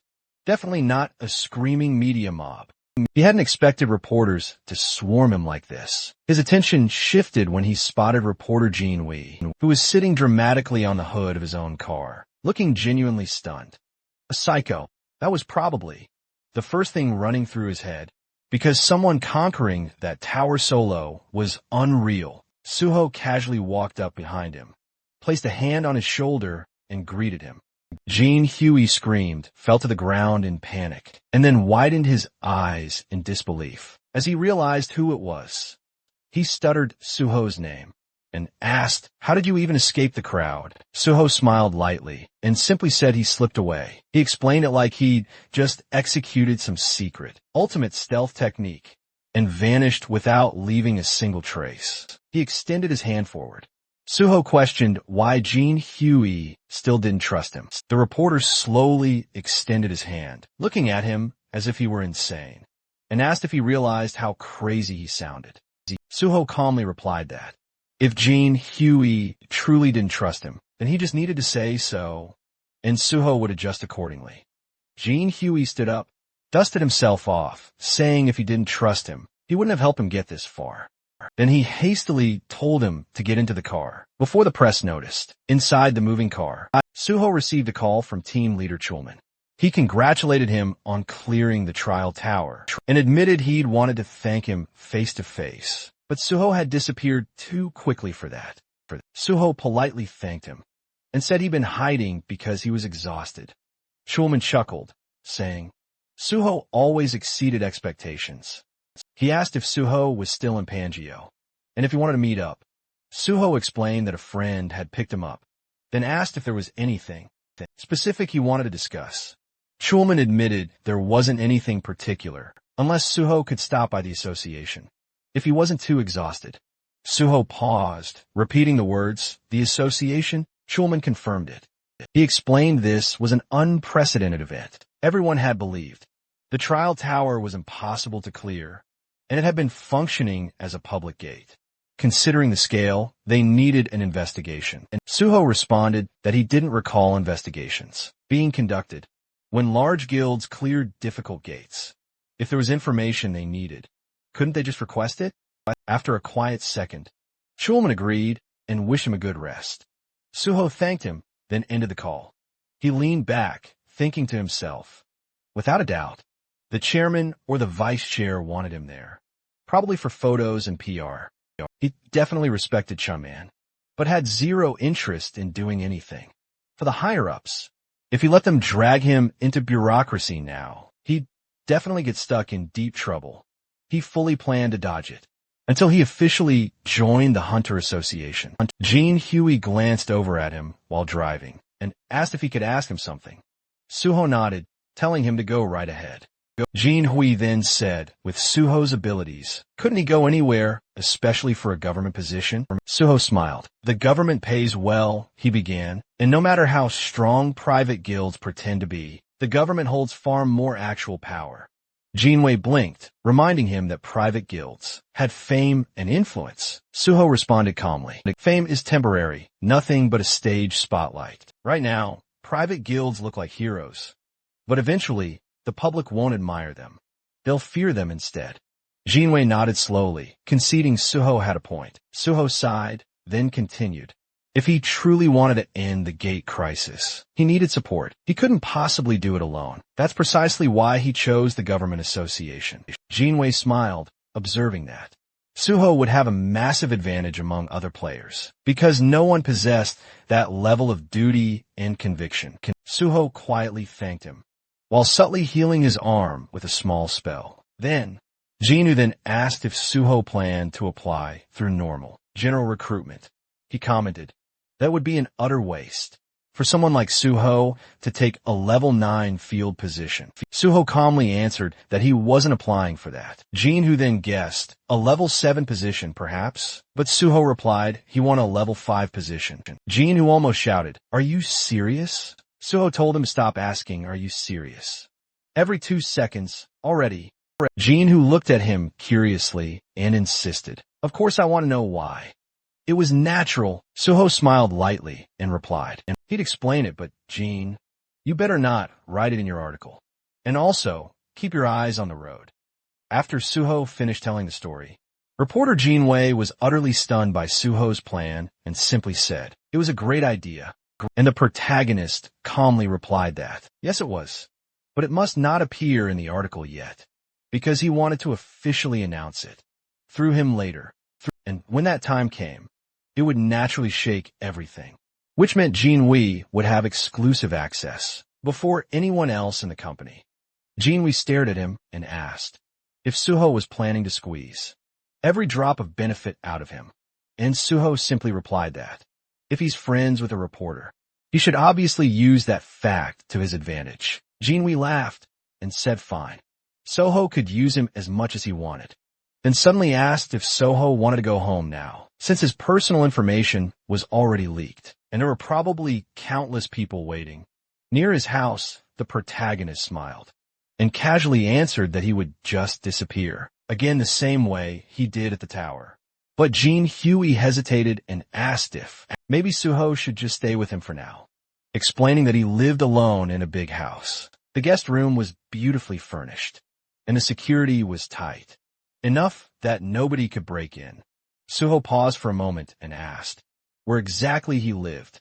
Jean Woo answered proudly that his home was in Kaiser, Cheongdam, and Suho couldn't help thinking with genuine surprise that those were premium luxury apartments worth hundreds of billions. Once they arrived, Suho stepped inside and froze for a second, not because he was impressed, but because the place looked like the final boss of rich kid housing, the kind of luxury that doesn't brag. It just exists and expects you to stare. Jean Huey welcomed him like it was nothing and told him to treat the place like it was his own house. And Suho just nodded mentally, noting that this was exactly what life looked like when someone was born with all the premium DLC enabled. Jean, we pointed to a device neatly placed on the table, a convenience function pad. Through its installed community app, Suho could order food, shop, call support, and even summon an emergency healer if needed. Jean added that Suho looked way better now, compared to when he first got in the car. Suho simply replied, "I'm a healer." Jean blinked, then asked again, and Suho, slightly annoyed, repeated, "Yes, I'm really a healer." The journalist apologized, admitting that even though he'd read it everywhere, his brain still refused to believe it. After all, healers normally join a guild first, then level up safely. They don't just casually solo clear the Tower of Challenges. Picking up his bag, the rich guy said he had to return to the office for work, and reminded Suho of the password. Suho told him not to worry and wish him safe trips. After the door closed behind him, Suho finally opened his system window and checked his status. He decided it was time to distribute the stat points he'd earned from clearing the tower. He balanced stamina with the other attributes and poured the remaining points into sensitivity. At this level, it wasn't just an elite route anymore. It was the path of a successor. And even he had to admit his stats were looking insane. Now, once that was handled, Suho switched to a different task. He'd been a master at detecting surveillance equipment in the past, and with his newly improved sensitivity, he could probably detect anything. And even if he trusted Jean Hawaii, he wasn't stupid enough to blindly assume. A conglomerate kid's place was completely clean, was better paranoid than dead. After checking every detail for a while, Suho finally dropped onto the sofa, feeling drained. The house was huge, way bigger than most subspace grade houses he'd seen before. Honestly, finding hidden cameras felt harder than slaying that dragon earlier. With no devices detected, he finally allowed himself to relax. But his phone wouldn't stop buzzing incessantly. Notifications just kept flooding in. And when he checked, Suho realized his personal information had been leaked. Someone had leaked his number, and the messages simply wouldn't stop. Accepting this dire situation, he decided he needed a new phone and a new number. Remembering the community app Jean Wee had mentioned, Suho tried using it, and to his surprise, it was incredibly efficient. He transferred important data to the new device, designating it solely for private use. Even though messages kept flooding his old phone, he planned to switch numbers very soon. He checked the time, just past 5 p.m. He figured he had time for a quick break before heading out again. Meanwhile, somewhere else that very night, inside a quiet building, a mysterious gate suddenly appeared. Several masked individuals stepped through it. They scanned the area carefully. No witnesses, no surveillance, nothing. Then, they opened the bags they carried and began placing bombs with practiced precision. And while they were still in the middle of setting everything up, Suho calmly appeared behind them, as if he'd walked in on a casual meeting. Instead of a terrorist operation, he simply said, "Bombing public buildings? Not exactly a great idea." The masked group froze instantly, utterly confused, because this building was supposed to be utterly empty today. Suho agreed that normally yes, but he came because he expected something like this. Panic erupted. One man yelled for everyone to retreat and scrambled toward the gate. A girl in the group stumbled and crashed to the floor. Her teammates hesitated, asking if she'd merely tripped. One tried to lift her, but she wouldn't budge an inch. Another insisted they hurry and pull her through, but the girl's legs stayed rooted to the floor. They didn't know yet, but Suho had already used Shadow Bind, chaining her with dark energy. Still struggling, the man shouted that something was terribly wrong, and the girl muttered one cold word, "Abandon." The man refused, absolutely unwilling to leave her behind, but the girl insisted, ordering them to kill Suho. The remaining three charged forward together, fueled by sheer panic. But before they could even finish their first step, an invisible force slammed them to the floor. Suho's intimidation skill instantly overwhelmed them. With them completely subdued, Suho asked them if they were members of Banshee. The narration clarified, Banshee, a notorious terrorist group, responsible for bombings and widespread chaos. Even though they were eventually caught in the past, the damage they caused was absolutely massive, and only 4 members were responsible for all of it. The group was utterly shocked someone recognized them, and fiercely demanded to know how Suho knew their names. Suho calmly stepped toward the man closest to him. He removed his cap, identifying him as Kwak Duho, the muscle, who worked labor jobs and handled all the heavy tasks. Next, Suho pointed to another, Seo Kaiwan, the bomb maker, who worked as a middle school science teacher. Then, Kim Hyun-min, the transporter, an everyday delivery driver, using a movement skill to vanish instantly after attacks. Lastly, Suho turned to the girl, Ku Yunhwa, a university student and the true mastermind of Banshee. Her EMP ability disabled electronics and magic supports with frightening ease. A stunned Yunhwa demanded how Suho knew everything. Suho simply smiled and said anything could be uncovered if someone tried hard enough. And she already knew that, didn't she? Still utterly refusing to believe him, she demanded again, Who are you? Suho acknowledged her quickness and reminded her that she already knew the answer. He stated that if she still didn't trust him, he could prove it by handing her over to the authorities. Realizing he wasn't bluffing right now, she finally asked him what he wanted. Suho replied she should have agreed earlier, and also pointed out this wasn't exactly a great place to talk. He then told her to retrieve the bomb, and said they'd talk at their hideout instead. She simply stared at him, wondering just how much information he truly knew, but eventually agreed. Suho turned to Hyun-min, asking if they could move now, and told him to open the door, because they obviously weren't taking a taxi. Once inside their hideout, Suho told everyone to relax and take off their masks if they wanted. Yanawa refused, but then ripped hers off anyway, telling him she only did it because the room felt stuffy, not because he told her to. She demanded answers again. How did he know who they were? Why did he approach them? And why would someone known for conquering gates go after a terrorist cell? Suho smiled and admitted she asked so many things at once that he didn't even know where to start. He said he used his own skills he didn't reveal publicly, to track and identify them, the same way they had hidden theirs. Finally focused, she asked again, what did he want?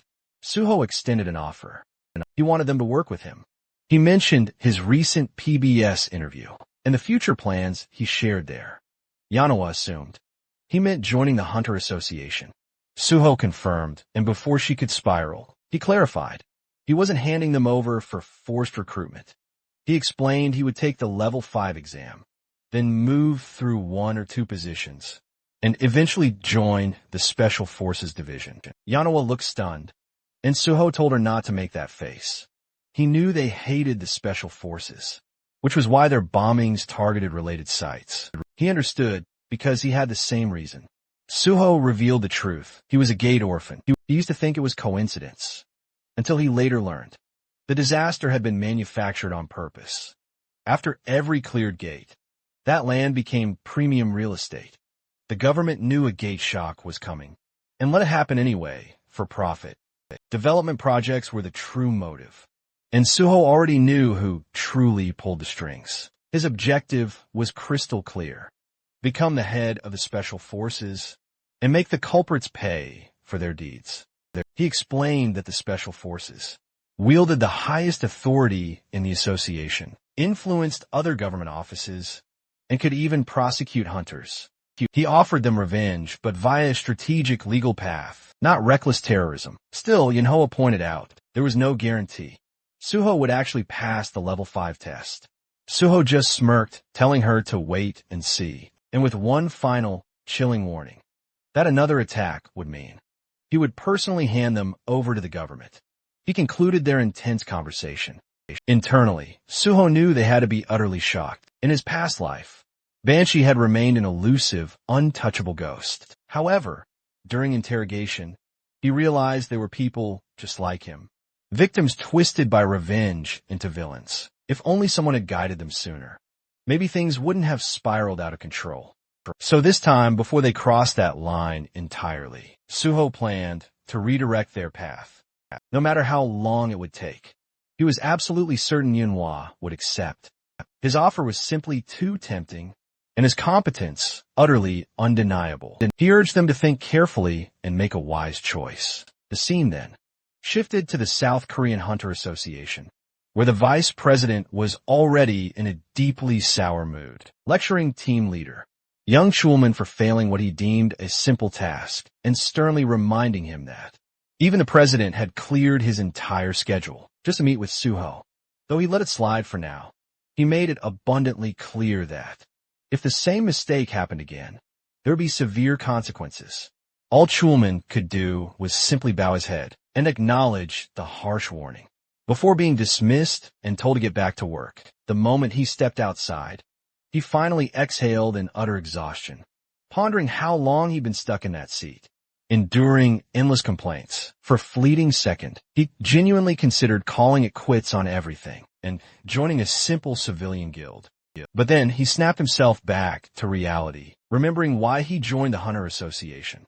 In the first place, after enduring so much, enduring one more miserable moment wasn't impossible. So he whispered to himself, stay strong. That was when Pai Song-yal, the head of this special investigation department, suddenly appeared and clapped a hand on his shoulder. And Schulman, already bristling with irritation, wondered why he had to run into this person right now. Hiding his annoyance, he forced a polite tone and asked what the chief was doing here.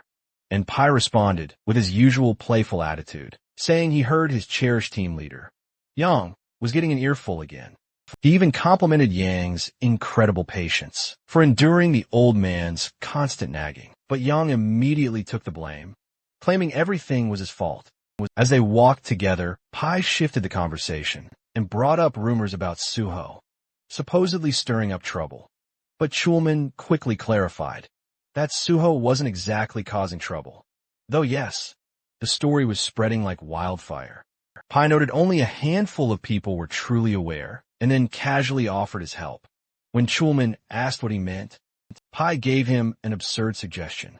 Just accuse Suho of something, drag him in for questioning, then clear things up later. Because according to Pai, it was all about making the process look clean and controlled. If Suho was summoned, then the president would be pleased. The issue would appear handled, and Suho would be released afterwards, with the association looking authoritative. He added that, since Suho wanted to join the Hunter Association anyway, it would benefit everyone involved. Yang just started and cautiously called Pai's ideas mischievous, because interfering with someone as successful as Suho could backfire spectacularly. But Pai didn't even flinch. Instead, he seemed to admire Yang's moral compass. He questioned why someone in Yang's high position was so rattled by a mere hunter. Yang replied politely, but Pai wasn't finished. Pai reminded him that prosecutors still held the power to investigate and charge hunters, and that hunters once feared them for good reason, hinting that Yang should be more flexible, instead of rigidly clinging to protocol. After a tense, drawn-out pause, Yang nodded, promising to keep it in mind. Pai then left, offering his support, and reminding Yang that there were always alternative paths, beyond just strictly following the rules. Once alone, Yang quietly replayed everything. He thought about how he used to respect Pai as one of the few hunters in the association who seemed truly grounded, unlike the disconnected elites at the very top. But now he wasn't so sure. Knowledge changes people, and Pai knew too much, which made him dangerous. Feeling uneasy, Yang went outside, found a quiet spot, and sat down. Lost in thought, his mind drifted back to Suho. He recalled how Suho initially supported the association, but then suddenly distanced himself. It wasn't shocking, though, since major guilds offered ridiculous benefits that could easily sway anyone. Yet, Yang wondered what Suho was really thinking. Meanwhile, elsewhere, Suho stepped out of taxi. He then activated the ring on his finger, the one called First Mumu. He thought about how reckless he had been when he first activated it. But now, after conquering the Tower of Challenge, he had truly mastered its usage. It was time to move. He walked toward the Seoul Central Blood Center building and activated his magic detection skill, scanning the surroundings until he found it. A faint trail of magical energy. Gates naturally emit magic, so even hidden ones leak subtle traces. Following the signal, Suho found a faint gate hidden like mist, one that required specific conditions to open. Without hesitation, he drew a knife, sliced his palm, letting his blood drip towards the gate. He already knew this gate demanded a blood sacrifice. Once enough blood was absorbed, the system confirmed the condition had been satisfied. A hidden gate had been discovered, and Suho earned 5 bonus stat points. The gate's name was Blood's Decree. Entering, Suho tossed glow-in-the-dark powder forward to illuminate the cave-like environment. The first stage was clearly a cave system, so he ventured deeper until a mysterious liquid dripped onto his head. He looked up, realizing it wasn't just cave water. It was saliva. Above him hovered countless vampire bats, all around level 63. And Suho smirked at the dramatic welcome. Without hesitation, he activated intimidation, and instantly, every bat lost control and crashed to the floor. Calmly, he stepped toward a single bat and drove his shadow spear straight through its body, letting the spear devour the shadow, killing every bat in the room at once. Opening his status window, he felt satisfied. This method was perfect for wiping out low-tier enemies. With an S-class intimidation skill, level gaps became meaningless. Most hunters focused on 2 primary stats, but Suho had decoded the full color-coded stat system and planned to raise everything evenly. Reviewing his numbers again, he wondered if his level was too absurd, just for hunting bats. His curiosity led him to check the combat log, and that's when he noticed something strange. Among the corpses was a blood slime. It must have been hiding among the bats, and accidentally died from the intimidation shockwave. The cleanup felt boring, but he acknowledged the usefulness of intimidation, since, while high-level monsters could resist fear effects, the skills still worked, unless the opponent belonged to a special category. Soon, he reached the boss room and felt excitement building. Without hesitation, he entered. The moment he stepped in, he summoned his sword. Suddenly, a massive vampire bat swooped in, lunging right at him. He blocked the assault, instantly recognizing it as a great king. Vampire bat then countered with a lightning-fast slash. Just then, a formidable golem lunged from behind, forcing Suho to swiftly dodge out of the way. Neither creature felt like a true boss monster. There were many bosses, and he was fighting both simultaneously. He slashed at the golem, then spun around to deflect the bat's attacks. As the golem tried to land a punch, Suho expertly slid backward, narrowly avoiding the blow. He then slammed his sword into the very ground, unleashing a massive shockwave that ripped through the room, striking both monsters. He truly believed the fight was over, until the dust finally cleared. Both monsters were still standing, completely unharmed. The battle intensified, and Suho quickly grasped the truth. Physical attacks alone, no matter how strong, wouldn't be enough to take down these high-level targets. It was time to unleash what he had painstakingly prepared. At that precise moment, both enemies struck simultaneously, one lunging from the front, the other from behind. Suho, however, brilliantly summoned another sword. When the explosive clash finally settled, he had plunged one blade deep into the bat, and the other straight into the golem. Even these repeated, powerful attacks weren't enough to finish them. But Suho finally, truly grasped the key to victory. Their ultimate weakness was pure silver, especially when infused with holy power. At that very instant, the system vibrated, notifying him. Holy power had now been successfully applied. The silver sword impaled in the bat's body began to glow fiercely, and a blinding lightning strike crashed down upon it, tearing through its throat and utterly obliterating the monster. In an instant, Suho stood triumphant over the corpse, his foot planted on its head, watching it erupt into dust, like an insect mercilessly crushed under a giant's hand. Holy power was truly devastating. The golem lunged once more, but Suho was faster, moving first. He meticulously carved it into pieces with his wholly enhanced sword, until the system triumphantly confirmed its defeat. Gazing down at his weapon, he acknowledged just how perfectly it had worked. A healer-exclusive skill, allowing for holy enchantments, had transformed into an unbelievably powerful advantage. Enchanting silver weapons with holy energy turned every single strike into a guaranteed triumph, a critical hit, making it the perfect counter for any enemy in this gate. Suddenly, Suho sensed a powerful presence behind him, and as he turned, he instantly realized the true boss of the hidden gate had finally made his appearance. The imposing figure stepped forward, radiating pure murderus inten, revealing himself as none other than the Cursed Prince, a monstrous, level 76 elite. He furiously accused Suho of invading his domain and slaughtering his subordinates, before demanding he kneel and confess his sins. But Suho had come here to capture him, not to bow down. That sheer confidence enraged the prince, and with a furious roar, he unleashed his power, calling Suho unbearably arrogant. The first strike slammed forward, but Suho blocked it with ease, and calmly asked, "Is the prince done with his dramatic entrance?"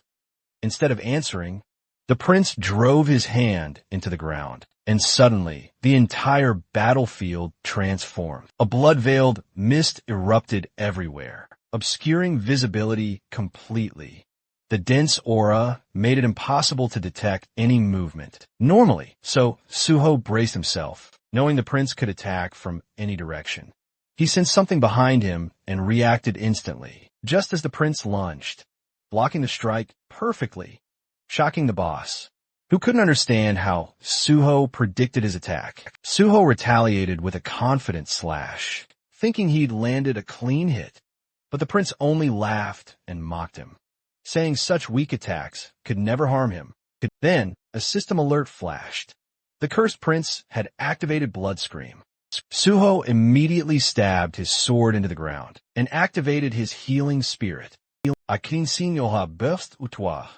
And the prince visibly reacted to the sensation, as Suho's wounds vanished completely.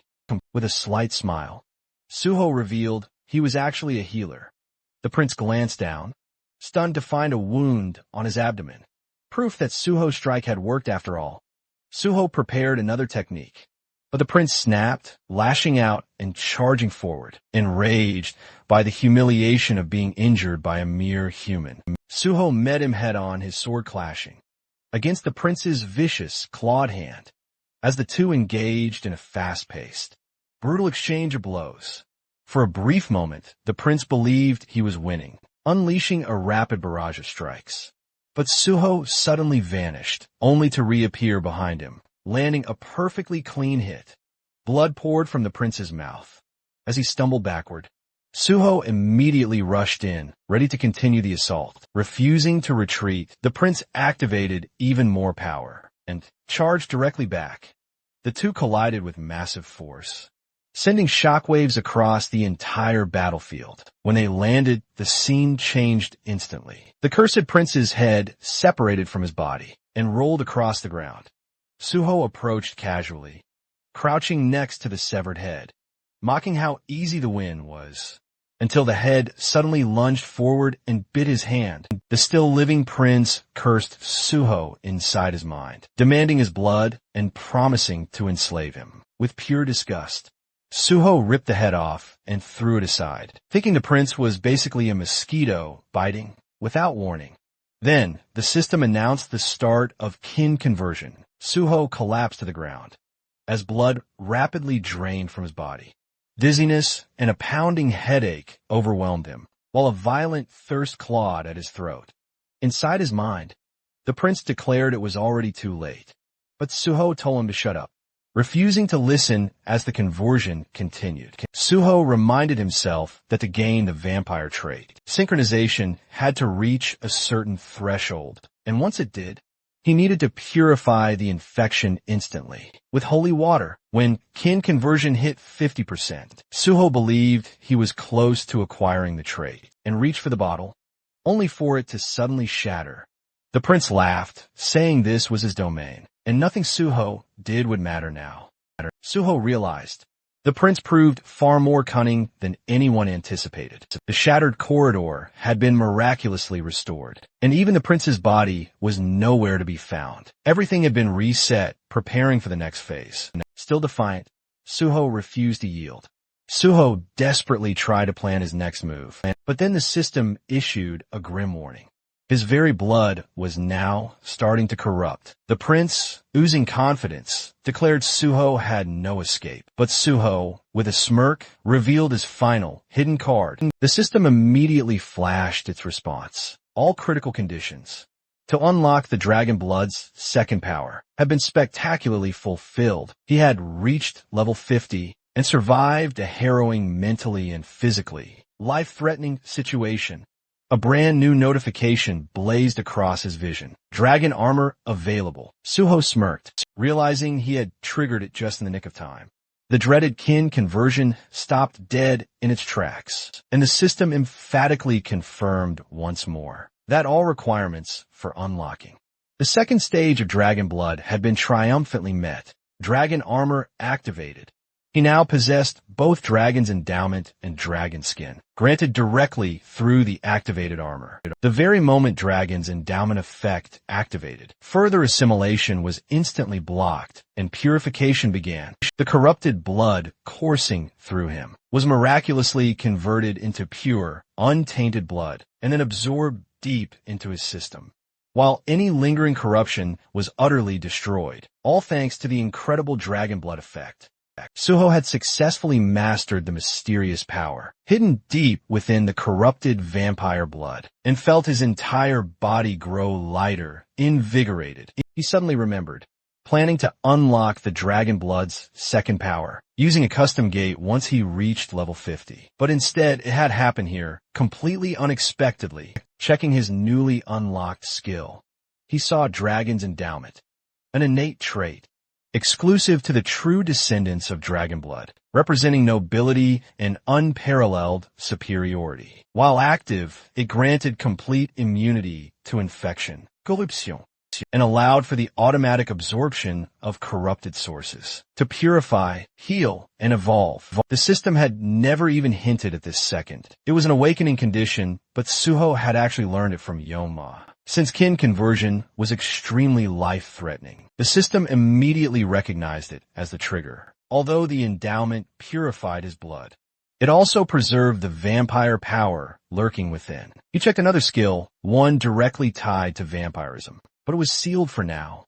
Proof that he had nearly fully become a vampire, and he couldn't help but wonder whether he had technically acquired it or not. His original goal was to gain powerful vampire traits, but dragon and vampire blood clearly couldn't fully coexist.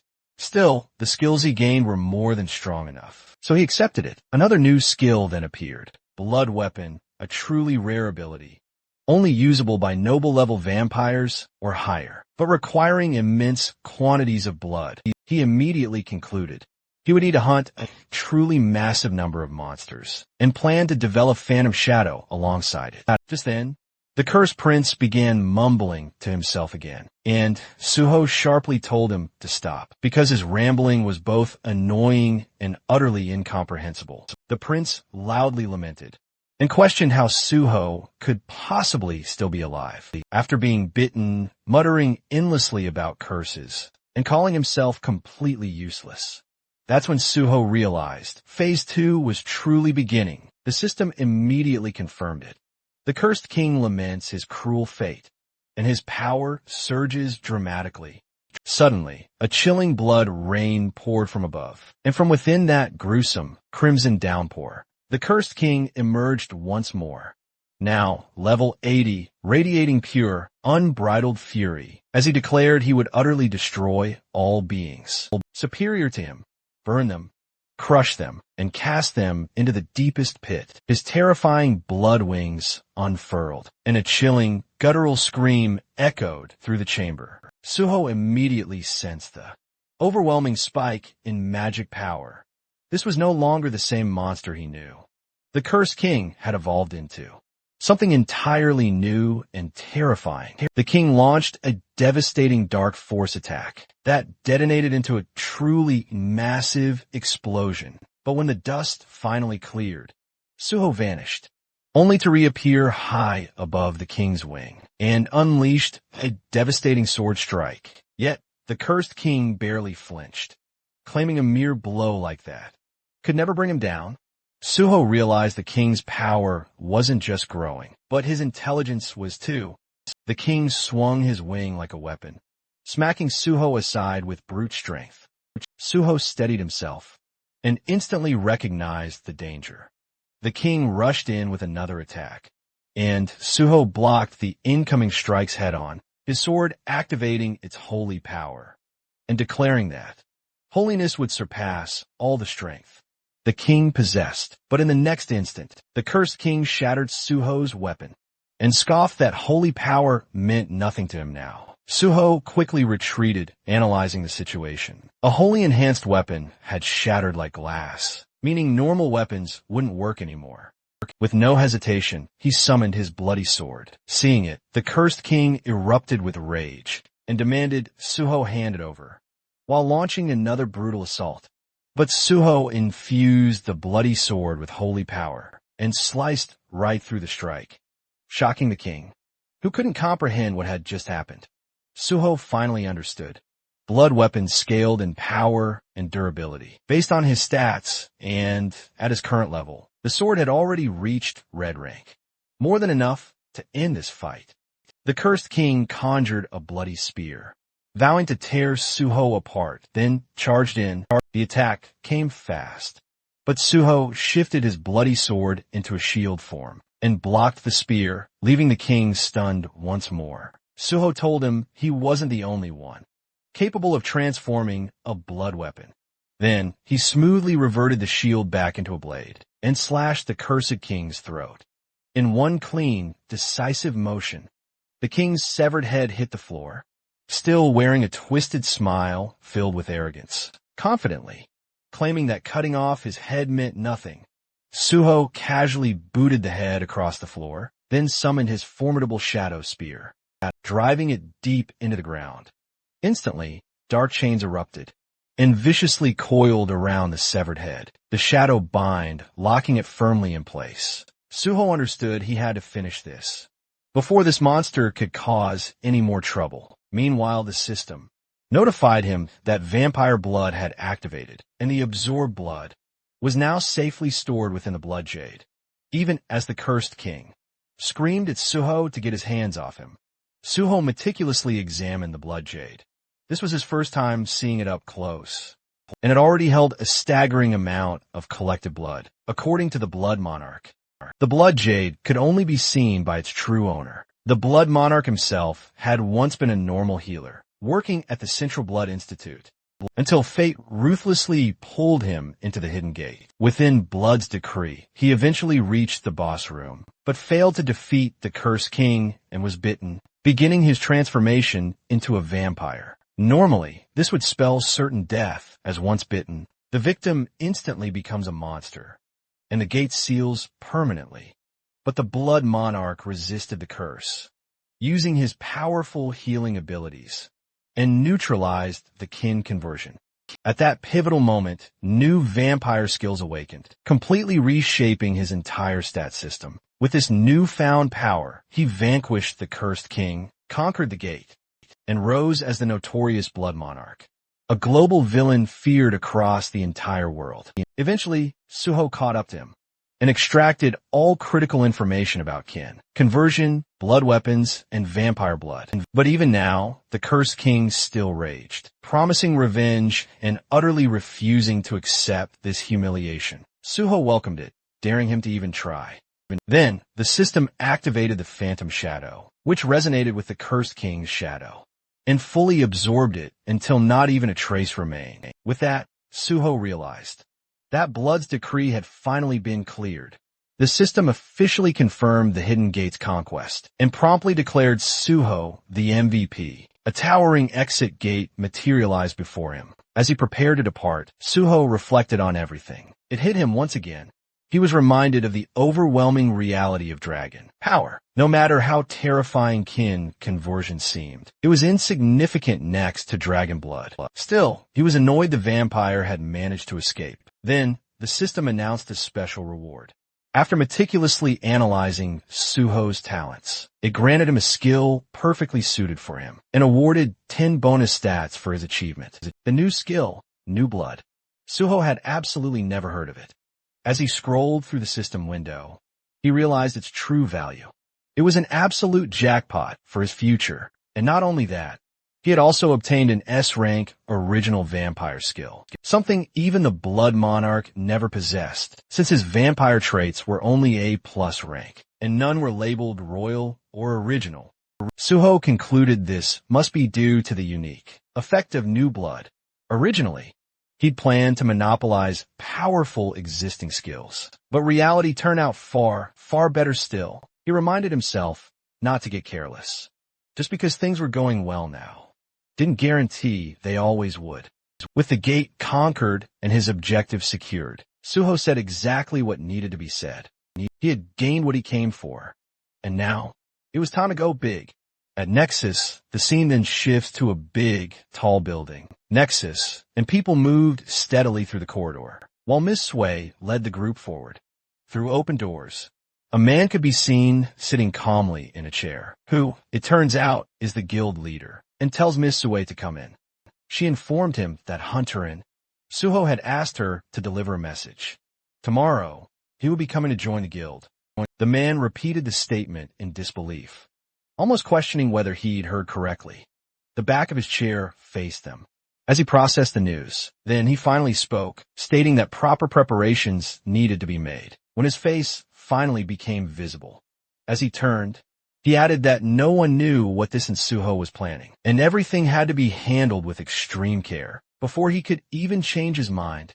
Outside, tall buildings towered toward the sky before the scene moved inside an elegant, well-furnished room where Suho stood at the entrance. Peering inside, he found Jean Huey sprawled across the couch, drooling in his sleep. Suho stared for a moment, then finally asked why he was even sleeping there. The reporter groggily sat up on the couch, explaining that Suho had just conquered the Tower of Tests today, and even if temporarily, they were now living together.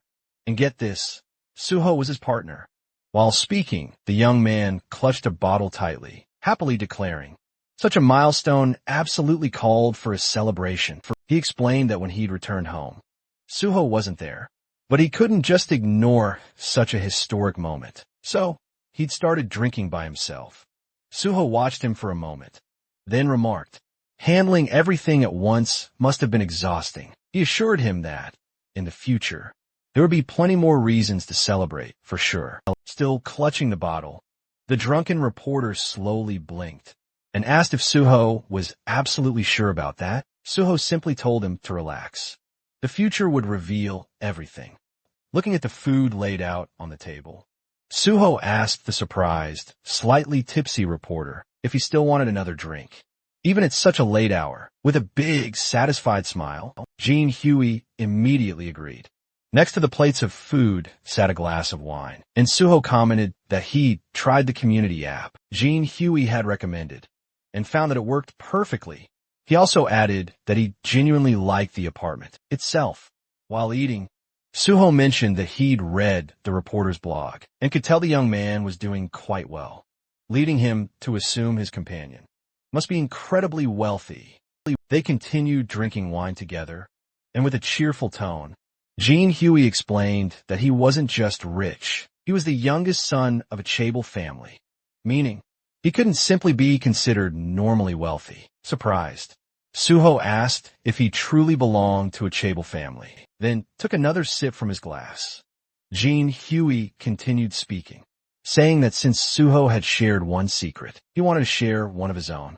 In return, he revealed that he was the youngest son of the president of the Daisen company. Suho responded that if he was the president's son, then he was likely also the heir. But the reporter shook his head and explained that his father had many children from different women, and his own mother had been just a mistress, meaning he was merely an illegitimate son. He admitted he had never told anyone that, but since he would likely be working with Suho for a long time, he felt Suho should know everything. Suho looked at him with surprise and asked if that meant journalism was just a hobby for him. Jean Huey answered that it was partially true, and he genuinely enjoyed the work. He added that his father gave him anything he wanted, yet he had no right to inheritance and no influence within the company. He had even been offered the opportunity to run a subsidiary company, but he refused, admitting openly that he was a good reporter, but knew nothing about business. Suho lifted his glass again, remarking that at the very least, Jean, who was an excellent journalist, smiling brightly. The reporter replied that it meant a lot to hear that, and confessed that he had never met a hunter like Suho. Before both men slowly stood up, and Jean suggested a toast for the two of them. Suho agreed without hesitation, and their glasses clinked lightly together. The next morning, Suho walked through the apartment yawning, and from a kitchen, Jean Huey greeted him with a cheerful good morning while pouring boiling water into a cup. Suho asked if he really planned to work on the weekend. The reporter replied, saying he had a busy day ahead, standing by the window and rubbing the sleep from his eyes. Suho mused that maybe they shouldn't have partied so hard last night. But Jean just laughed, assuring him everything was fine. In fact, he had a blast. Suho then asked why he was already out hunting for new material. The reporter answered that he couldn't live off articles about Suho forever. Hearing that, Suho casually admitted that's exactly why he respected him. This made Jean Huey pause, surprised by the unexpected compliment. After a sip, he asked what Suho planned to do today. Suho reminded him that today was the day he had mentioned before. Realizing, Jean Huey asked, "Are you going to Nexus?" Suho nodded, explaining that last night he reached level 50 and received several upgrades. So it was time. Those words made Jean Huey freeze, burning his hand with the water, startled because just yesterday, Suho had been level 40. He turned to stare at him in utter disbelief, demanding to know how anyone could jump 10 levels in one day. Suho shrugged like it was nothing, clarifying that, to be exact, he was now level 51. The reporter stared at him like he was some unresolved riddle, mumbling that the more he got to know him, the more mysterious he became. Suho commented that the way he said that sounded strangely suggestive. As Jean Huey scratched his head, Suho asked why he was looking at him like that. Without warning, the reporter pushed him toward the hallway, saying if he was going to walk into such a serious organization, he needed to look like he belonged there. Suho protested, saying he didn't need anything fancy and was fine with casual clothes. But the reporter insisted, saying he'd gladly lend him proper clothes and a watch. When Suho continued resisting, the reporter declared that appearances mattered, especially in places like Nexus, and reminded him he could also pick any of his numerous cars. If he showed up via public transportation or a taxi, everyone would definitely stare. A quiet, upscale district came into view as a sleek red car smoothly rolled to a stop immediately, drawing all eyes from the people waiting outside. The door lifted upward, and Suho stepped out, dressed in a sharp, elegant suit that fit him perfectly. For a second, he cleared his throat and considered that everything had turned out surprisingly well. A suited man approached politely, offering a business card. While introducing himself as Bae Dong-yuk, the head of Nexus, Suho accepted it with a polite smile, introduced himself as An Suho, and followed him inside the guild building. Soon after, He sat across from three key representatives of Nexus. Dong-yuk calmly stated that over the past few days, Suho must have raised his level significantly and wondered if that sudden progress made him reconsider his goals, especially since he'd previously mentioned wanting to become a government official. Suho explained that nothing had changed. His goal remained exactly the same. The leaders exchanged surprised glances, prompting Sui to ask what exactly that meant. Dong-yuk leaned forward and asked why Suho would want to join a private guild if his true intention was government service. Suho responded honestly, saying that joining Nexus would make reaching his goal much easier. He announced that he planned to take the 5th rank exam this year. Someone then asked whether he only wanted bonus evaluation points, and Suho replied that while technically yes, it was only one part of a much larger strategy. If he only chased the Hunter Association, the association would assume he had no alternative. That was precisely why he intended to join Nexus, because once the association saw others offering better terms, they would improve theirs as well. He added that while serving Nexus, he would dedicate himself fully to the guild, making the partnership mutually beneficial. Dong-yuk listened intently, as Suho vowed to give his absolute all. But the guild master eventually leaned back and spoke, stating he understood. However, he had one crucial question to ask. He pointed out that when Suho first approached them, Nexus was in a tough spot, and the hero's abilities were a complete unknown. Hiring him back then was a risky move, but still reasonable. But now, any guild in Korea would fight tooth and nail for him. So why, out of all of them, did he only approach Nexus? Suho smiled quietly while the guild leader continued, saying that Suho was clearly talented, but his true intentions remained unclear.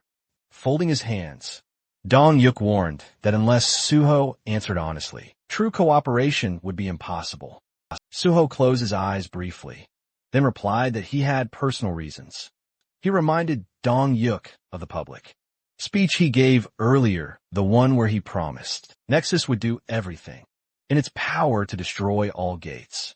In Korea, Suho acknowledged that Nexus provided more support to victim families than any other guild, and was clearly the most passionate about eliminating the gates. He said he had no doubt that speech was sincere. Because of that conviction, he wanted to work with Nexus, help them, and contribute everything he had. He smiled widely and added that he hoped they could continue cooperation, even after he eventually joined the Hunter Association. So Dong-yuk lowered his gaze and admitted the reasoning satisfied him. Then he asked whether Suho truly believed joining the association was necessary, since Nexus already worked tirelessly to clear gates and support hunters. Suho agreed, but explained that if Nexus truly wanted to end the gates completely, then they needed to go to places even other hunters couldn't, like the sealed, high-risk gates under strict government control. His gaze shifted to an image of one such chain portal beyond the everyday mid-level entrances. But then there were also the 5 great gates. That's why he needed government authorization. But until that time arrived, every successful raid would broadcast Nexus's name alongside his own. Its impact would reshape the power structure of Korea's guilds, and Nexus would rise to number 1. Dong-yu rested his hands on the table and stated all of this would only last as long as Suho remained with them. Suho nodded, confirming. That's why he promised to give his all while he was here. Suho then blinked in shock, suddenly asking if he'd already found team candidates. After their previous conversation, Suho confirmed it, then revealed the first candidate, Kang Daeon. Suho froze, then asked again, as if she couldn't believe what she'd just heard. Suho nodded and casually mentioned that he was the one who convinced Daeon to become a tank. Su shot to her feet, outraged, demanding to know what Suho planned to do if tanking didn't suit him. Suho calmly lifted a hand, telling her to relax. He made the decision after analyzing everything properly. He reminded her that Daehan had passed the exam with exceptional scores. Sui frowned, reluctantly recalling the results. Daehan had unexpectedly ranked 2nd place. She admitted she planned to thank whoever was responsible, but Suho simply shrugged it off, saying it wasn't a big deal, which irritated her even further. The third Nexus representative finally spoke up, saying Suho's proposal sounded excellent, but he needed clarification. If Suho intended to clear sealed gates, he should know that those locations were protected by the government, and private guilds had zero access, because civilian safety was the highest priority. He then asked how Suho planned to get inside. Suho calmly asked if he was doubting his abilities, and then stated they would finalize the contract once he brought them the pass, proving he could be trusted. He paused, then reconsidered. He pivoted, changing his offer. Instead of a pass, he'd clear a sealed gate first. Only then would they sign. The secretary broke a sweat, stunned by the term's audacity, muttering that Suho was demanding conditions fit for royalty. Suho, however, simply insisted his terms were fair. The secretary countered that despite Suho being incredibly promising, he was still just a new hunter, with no official standing. But Suho boldly declared that was precisely why he'd clear a sealed gate immediately and prove himself. Dong Yu watched him intently, then agreed Suho would undoubtedly prove his worth. With a satisfied smile, the guildmaster declared he liked today's outcome and would finalize details later. After the gate was cleared, Suho then left the building and drove off. Dong Yu and his secretary stood by the window, watching the red car vanish into the distance.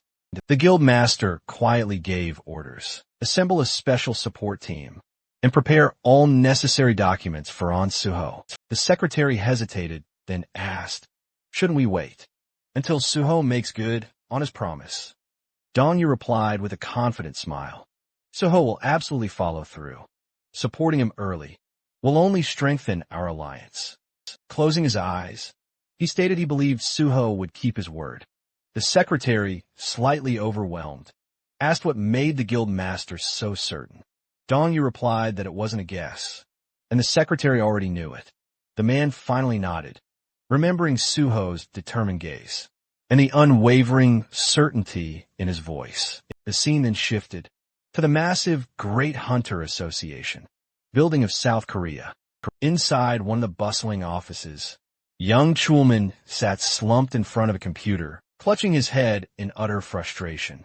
He was desperately trying to figure out how to get Suho to join their organization when the man showed absolutely no intention of coming voluntarily. Chulman considered offering him a reward for clearing the test tower, but immediately dismissed the idea, knowing full well that upper management would never approve it.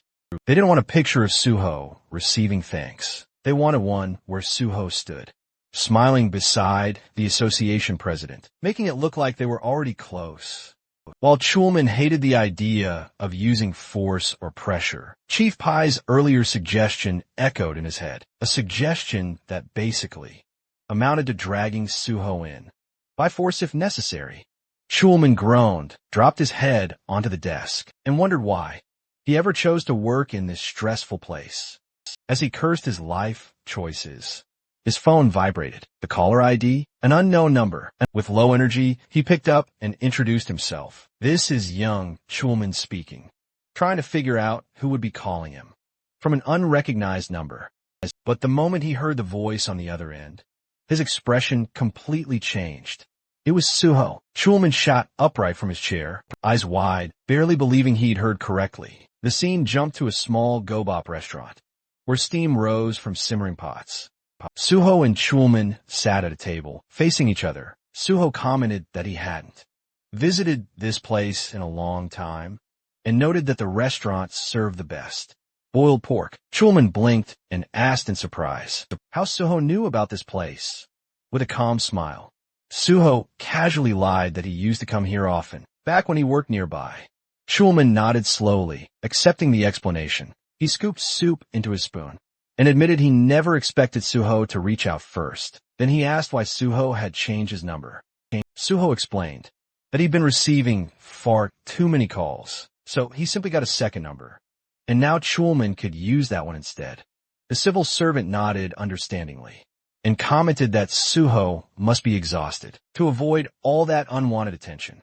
Dropping his gaze slightly, Chulman genuinely thanked Suho for reaching out, admitting, honestly, that he'd almost given up hope of ever seeing Suho again. Suho, taken aback, asked how he could possibly think that, and picked up his chopsticks.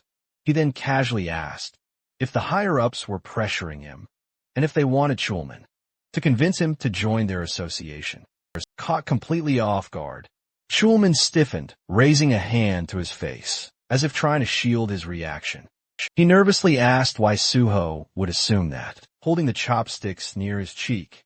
Suho explained that he found it odd that the association president suddenly requested a meeting right after the tower clearing, because normally, no matter how difficult the gate, the association simply handled paperwork. They never actively tried to recruit someone. Speechless, Chulman stared downward with a nervous smile. Suho continued, saying that after thinking it over, he realized the executives only wanted to take photos for publicity. Hearing that, Chulman looked at him almost fearfully, but Suho quickly reassured him that everything was fine. He just wished they'd been straightforward about it, since there was nothing wrong with simply saying so. Chulman apologized, but Suho waved it off, saying there was no need. He had already understood the situation himself. In fact, he was even grateful to Chulman. The civil servant pointed to himself in confusion, unable to believe he heard that correctly. Suho continued, explaining that situations like this often involve blackmail or even outright force. Yet Chulman handled everything professionally, rubbing the back of his neck with embarrassment. Chulman admitted that it still felt wrong. Suho then casually mentioned that he had decided to visit the association. Chulman froze mid-motion and asked if he was serious. Suho continued eating comfortably and confirmed it, explaining that he wanted to thank Chulman and felt that meeting the association executives could actually be beneficial. Chulman nodded slowly, concurring that it truly was possible. Suho asked when he should visit the association. Chulman suggested they discuss it after they finished their food, but halfway through his words, a sudden realization struck him, and he shot up from his seat, his eyes shining with excitement. With a burst of determination, he declared he'd arrange a meeting immediately. Sometime later, the duo arrived at the building of the Korean Hunters Association. Suho then posed for a photo beside the president of the organization.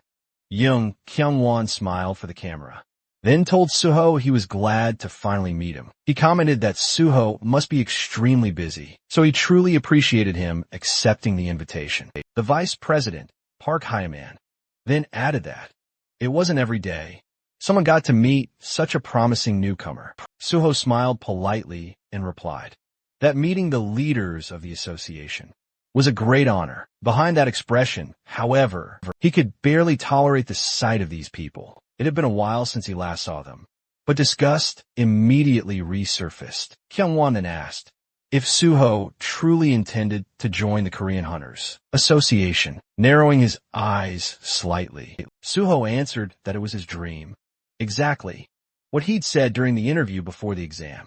The president asked why, with his gaze lowered. Suho explained that he became an orphan due to a gate outbreak, and he wanted to eliminate portals as soon as possible to protect humanity.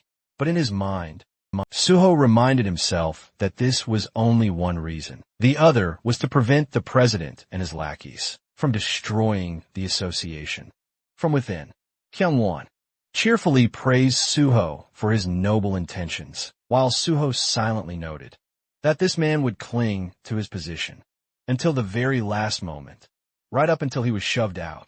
He couldn't wait to see what expression this old pig would make when that day finally arrived. And Kyung-won wasn't the only problem plaguing the association. Then Park Hyman spoke again, claiming Suho truly knew how to make a stellar impression. Arms folded across his chest, he declared that Suho cared nothing for material gain and only sought to protect the general public, a quality truly worthy of respect.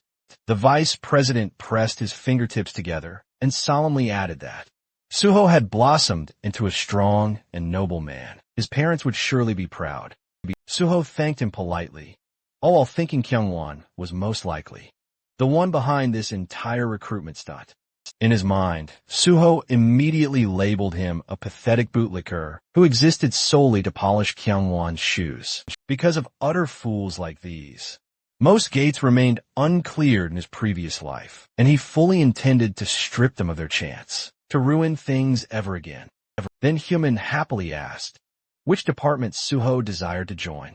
Suho rubbed his chin thoughtfully and replied that he'd considered several options, but ultimately chose the gate department. Chulman froze in utter shock, while the vice president immediately asked why. Suho calmly explained that, unlike private guilds, the association had direct access to gates, handled the initial inspections, and could actively participate in raids. Kyung-hoon then commented. He was truly amazed to see someone so selfless, stating that Suho had chosen the most perilous department in the entire association.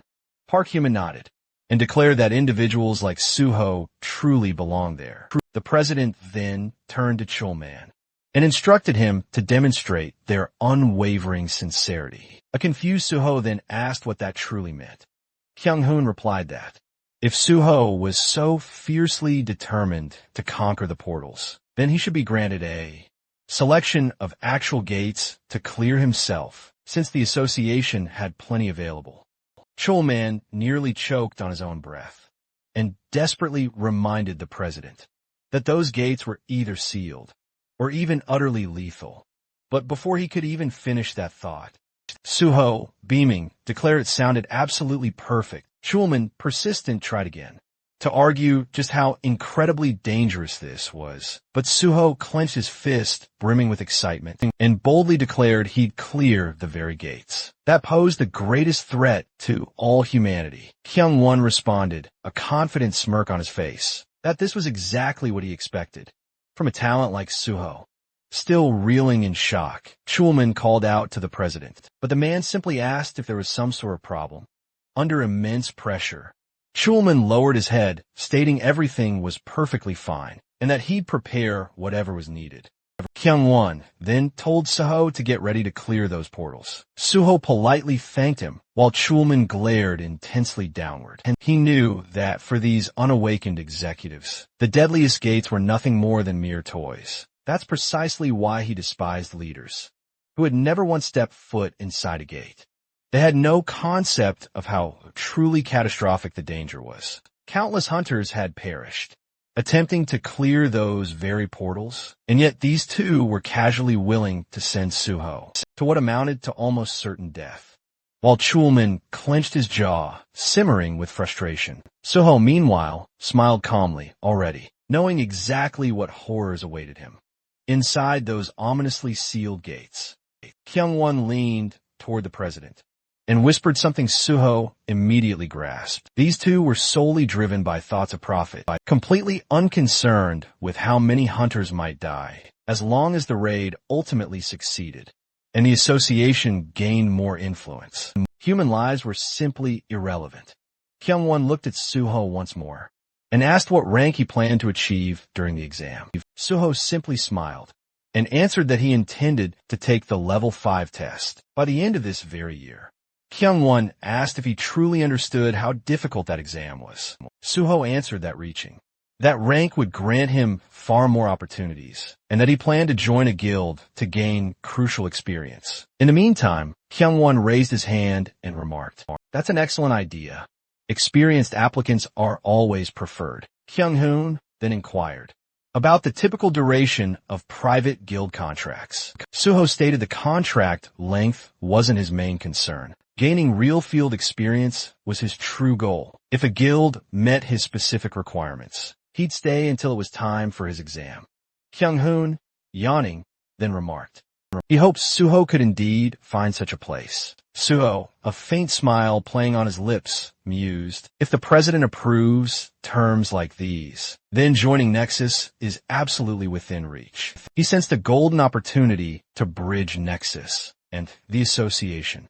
Suddenly, the door burst open as someone loudly announced Pai Yongjail's arrival. Suho's expression immediately stiffened. Pai strode in confidently, quipping that his bosses were enjoying something delicious without him. Then he paused, noticing Suho sitting there, his lips stretching into a wide, unsettling grin. He turned to make a polite exit, but Kyung-hoon quickly told him to stay.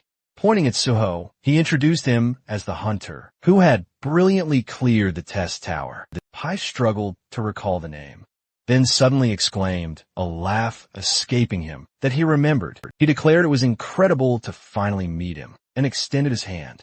He introduced himself as the chief of the special department. Suho shook his hand, introducing himself as An Suho. They exchanged polite yet sharp compliments, Suho's own smile remaining subtly keen. Once everyone was seated, Kyung-hoon raised his hand and informed Pai that Suho intended to attempt the level 5 exam. Pai blinked, utterly stunned. He remarked it would be incredibly difficult. Suho simply stated he wished to try regardless. Pai just stared at him, utterly dumbfounded. One of the executives then added that the association planned to grant Suho access to sealed gates, since he confidently claimed he could clear them. Pai froze, his eyes widening in disbelief. He then mumbled under his breath, covering his mouth in sheer disbelief, then looked worriedly at Suho. He asked if Suho was truly certain, because those gates were unbelievably dangerous. Suho noted the genuine anxiety etched onto Pai's face, and found it, quite frankly, strangely amusing. He replied he was thoroughly aware of the immense danger. Pai, still clearly on edge, crossed his arms, and declared he couldn't stop Suho, even if he wanted to. Yet, he sincerely hoped things would go well. Suho silently registered Pai as a true hunter, a man who truly valued talent above all else. Pai's expression showed genuine concern, not for Suho's personal safety, but for the chance that someone so promising might die needlessly. Pai then added, if Suho wished to join his special department, he would personally take him under his wing. Suman instantly shot up a finger, warning him not to poach. Suho had already chosen the gate department. Why? Pai asked. Suman replied that Suho's goal was to destroy all gates and gain priority access to them. Pai nodded slowly, a flicker of understanding in his eyes. He said if that was all that truly mattered, then his department could also throw its full support behind him. Turning his head, he smiled at Chulman and asked him to confirm it. Sadly, Chulman simply nodded, hands on his hips. Pai commented that if Suho passed the level 5 exam, his relationship with Chulman might become quite complicated. Facing the young hunter, he added that they could discuss all of that after the exam. But for now, he sincerely wished Suho success. Suho thanked him politely, thinking privately, what a sly fox. Suho quietly glanced at Chulman, already realizing that if he passed the exam, he would outrank him, and that alone would put Chulman in a painfully awkward position. Suho let out a subtle sigh, and that was exactly why dealing with Chulman felt so complicated. He didn't want Chulman to feel cornered or overshadowed. After the meeting ended, the two men walked side by side down the long corridor. Chulman kept his gaze fixed on the floor, shoulders slumped with worry. Suho stole another look at him before finally asking if he was troubled by Chief Pai's earlier words. Chulman admitted, of course, that he was. He knew better than anyone just how talented Suho was. But even with that incredible ability, clearing a sealed gate was exceptionally perilous. His voice grave, he urged Suho to exercise extreme caution, even offering to personally speak to the president to ensure the association provided as much support as possible. Suho looked at him with sincere gratitude and expressed how much he valued his concern. But Chulman wasn't just being polite. He meant every word. He reminded Suho that he had only recently become a hunter, warning him again that sealed gates were nothing like ordinary ones. He then inquired if Suho understood why the government trusted no one except the Hunter Association to clear them. Suho calmly replied that even top-tier guilds were rarely allowed into sealed gates due to national security protocols. Chulman halted and looked at him with confusion, asking why he would still insist on going. Suho's answer was simple. He was absolutely confident he would succeed. He assured him everything would turn out fine. Then, with a faint smile, Suho mentioned that among the sealed gates managed by the association, there was one called the Nameless Sword.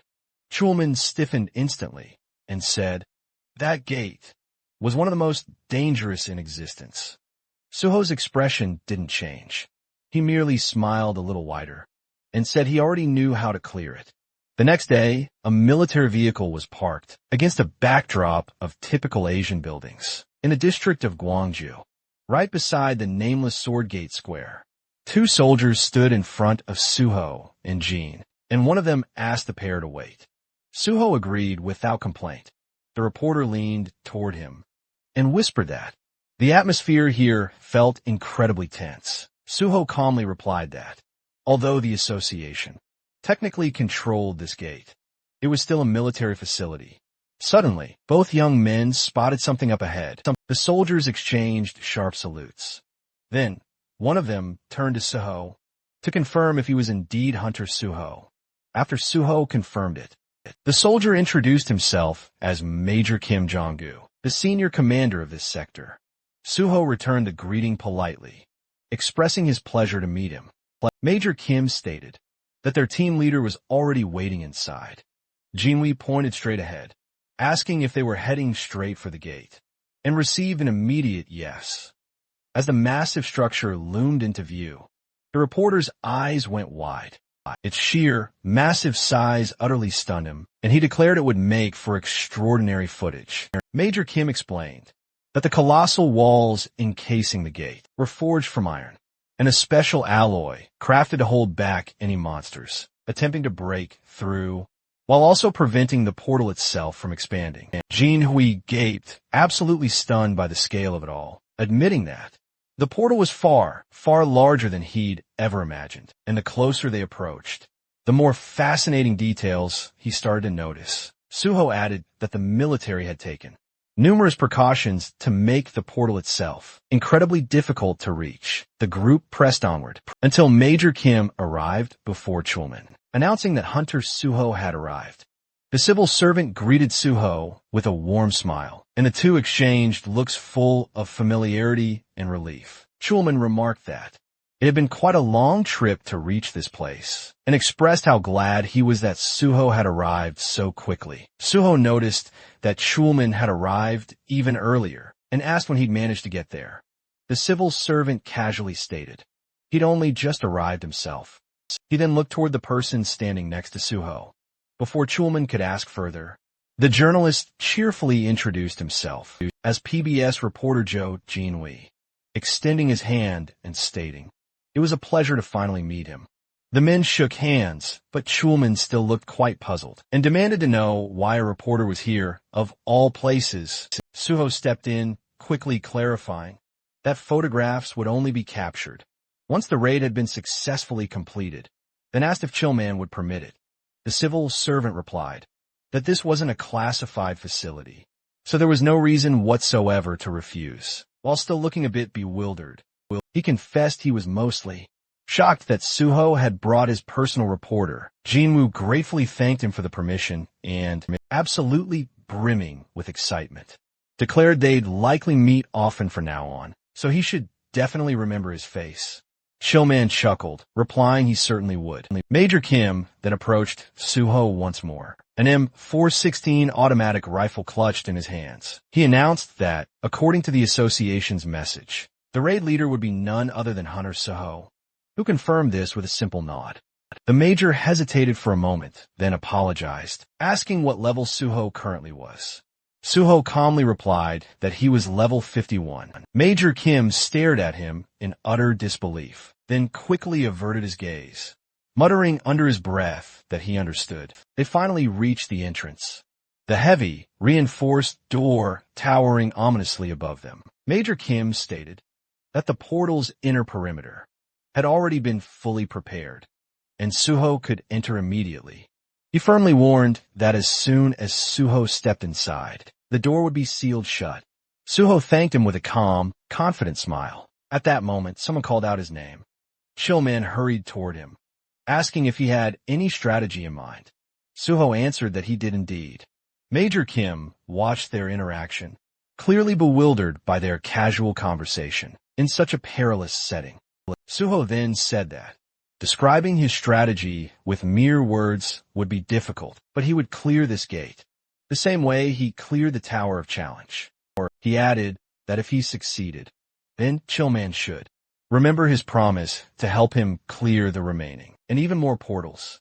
The door clicked open, slowly revealing what lay beyond. Chulman wished him a safe return.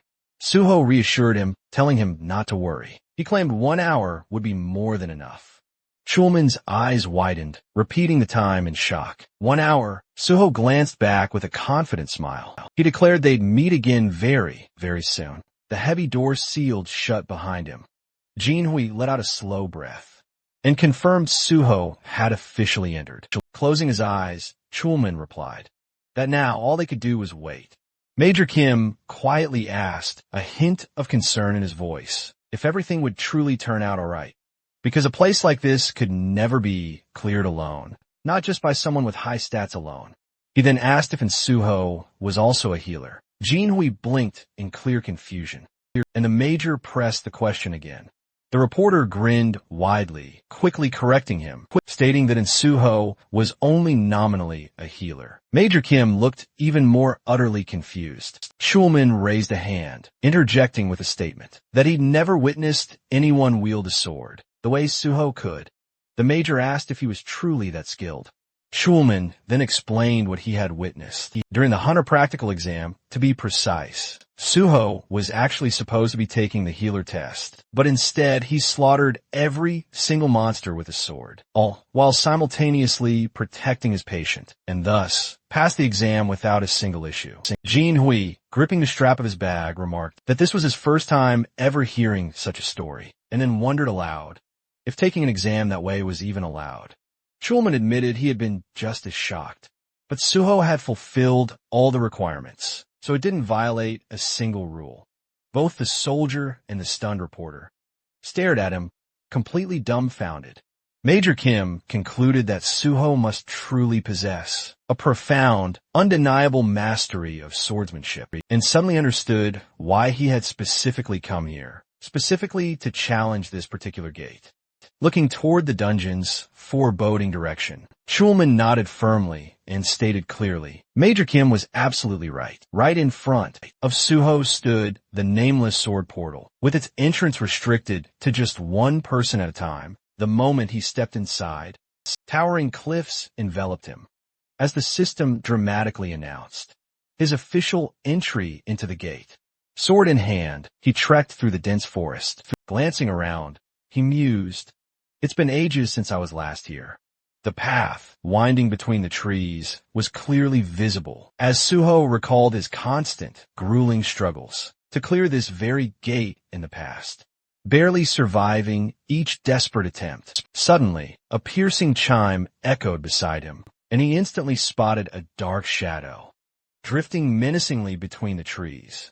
The system promptly reported the boss's emergence, as a formidable knight in armor stepped forward. Introducing the nameless swordsman, level unknown. He stood, blade poised and ready, and in an instant, the air around him ignited with a brilliant yellow glow. The system immediately confirmed that the nameless swordsman had unleashed the battlefield. The explanation? While this zone remained active, the swordsman's status would perfectly mirror the user's. Furthermore, all fighters within this confined field were strictly prohibited from using anything except a sword and sword-related skills. A smile playing on his lips, Suho greeted him like an old acquaintance, one he hadn't seen in ages. The knight instantly charged, and the two warriors clashed in a brutal close-range fight. Suho expertly parried the enemy's blade with his own. He struck back, but the knight blocked it with chilling ease. Brilliant white streams of energy shimmered intensely around the warrior as the two fighters briefly separated. Observing his opponent, Suho shrewdly analyzed his intricate footwork. He noted how the sword emperor meticulously adjusted his stance, in perfect, flawless balance to minimize any rebound. After every single strike, the knight then swung again, and Suho understood with chilling clarity that no one, at this current point in time, could ever hope to defeat this opponent with pure swordsmanship alone. The Sword Emperor then gripped his weapon with both hands, and Suho noted how the enemy's style instantly shifted after their blades crossed, switching stances entirely to catch him completely off guard, using an entirely new technique. And if that wasn't enough, The knight launched attacks from unpredictable angles, always shifting direction. As the Sword Emperor closed in, Suho then acknowledged the truth. The most dangerous part about this opponent was how he adapted his tactics, based on whoever he was fighting. The knight struck again. Suho dodged, realizing just how cunning the enemy was. But that was precisely why. Suho had learned so much from him in his past life, and with a small, knowing smile, he braced himself as the nameless swordsman lunged. In a leaping attack, Suho spotted an opening and slashed, but the enemy twisted away at the very last moment. Even so, Suho's blade scraped across the armor, leaving a faint cut. Suho asked lightly, "Did I manage to surprise you?" The Sword Emperor simply stared back in silence. Suho remembered perfectly. This opponent never spoke a single word. Until the moment he died, the knight stood ready, holding his sword with both hands. Suho struck again, landing a hit, and prepared another assault. He revealed this was already his 7th time, challenging the nameless swordsman. He attacked fiercely. The knight's counterstrike swept just above his head. With a precise slash, Suho severed one of the knight's limbs, and followed it with a powerful kick, sending the Sword Emperor crashing backward into a thick bush, standing before the thicket. Suho recalled how many people throughout history wondered who or what actually hid beneath the armor. The knight rose again, missing a leg. Suho asked, "Do you know how disappointed I was the first time I discovered the truth?" Calmly gripping his sword, he stated that everyone called this enemy either the nameless swordsman or the Sword Emperor, but the truth was simple. He was just the spirit of the sword demon. A ghostly limb appeared in place of the severed leg, and one of the Sword Emperor's hands also shimmered as a spectral form. The rivals clashed once more, blades ringing with furious might, as sword marks gouged deep into the ground and the rocks around them. Suho blocked a powerful blow, his sword pulsing with vivid red streams of energy, then swiftly counterattacked his blade. Ripping a massive hole through the enemy's chest armor, he hammered into the same spot again, and the ominous purple cracks, spreading across the Sword Emperor's form, deepened even further. With another leap, the knight quickly retreated. But Suho wasted no time closing the gap, intently studying his opponent. Suho declared that his own fighting style had been forged, specifically to counter every style the knight utilized. A smile played on his lips as he delivered one more devastating slash. Huge fragments of armor shattered and soared through the air. At last, Suho stood triumphant over his fallen enemy. The system announced the nameless swordsman had fallen, and the sealed gate was now cleared, with Suho recognized as the MVP. Gazing down with a hint of sorrow, he quietly said he was glad to face the nameless swordsman once more, and that in truth, he truly had to thank him, because without this opponent, he'd never have attained this level of mastery in his swordsmanship. A splintered armor piece rested on the ground, and Suho mused that it was thanks to this very enemy, who had once helped him earn the title of Sword God. Dark streams of energy swirled around him as he bid the spirit to rest in peace, and vowed to remember him on Teacher's Day each year. The system awarded him extra experience points and bonus stats. Several system windows popped up. One announced a level up. Another showed a +1 boost to his stats, plus an extra skill point. And finally, one more, awarding 5 bonus points for clearing a challenging gate. A lonely sword lay discarded on the ground. Suho let out a heavy sigh, lamenting that this ghost possessed neither blood nor shadow. Therefore, his bloodsucker and shadow eater skills were completely useless. Here, still, he grasped the weapon, scrutinizing its blade. Just this sword alone made the entire trip worthwhile. His reflection shimmered across its polished surface. The system then identified it, the nameless sword of the legendary Nameless Swordsman. Ranked F, the blade suddenly quivered, only to abruptly shatter right in his grasp. It rose, transforming into floating fragments. The system then announced that the nameless sword had been absorbed, activating Sword Understanding. Suho couldn't help but smile as he learned the nameless sword soul had dramatically altered his fighting style and fundamentally changed his guardian sword. A detailed description then unfolded. Guardian Sword, rank S+. This ideal technique was originally created by Suho, based on the most fundamental combat principles, achieving perfect balance among attack, defense, and evasion. After merging with the nameless sword's very soul, its rank had increased even further. The technique had absorbed the sword's will, and now possessed unlimited growth potential. Suho realized with utter awe that his truly ideal sword technique had just been born. The scene then shifted to the anxious spectators, watching multiple screens intensely. Jinwei murmured, "Everything seems quiet." For now, Chunman glanced at him and admitted that, although I trust Suho completely. Considering the enemy's immense strength, clearing this entire place might still take quite a bit of time. Jinwei immediately objected, reminding him, "Only half an hour has passed." Major Kim then stepped forward and asked Chulman for permission to check the situation himself.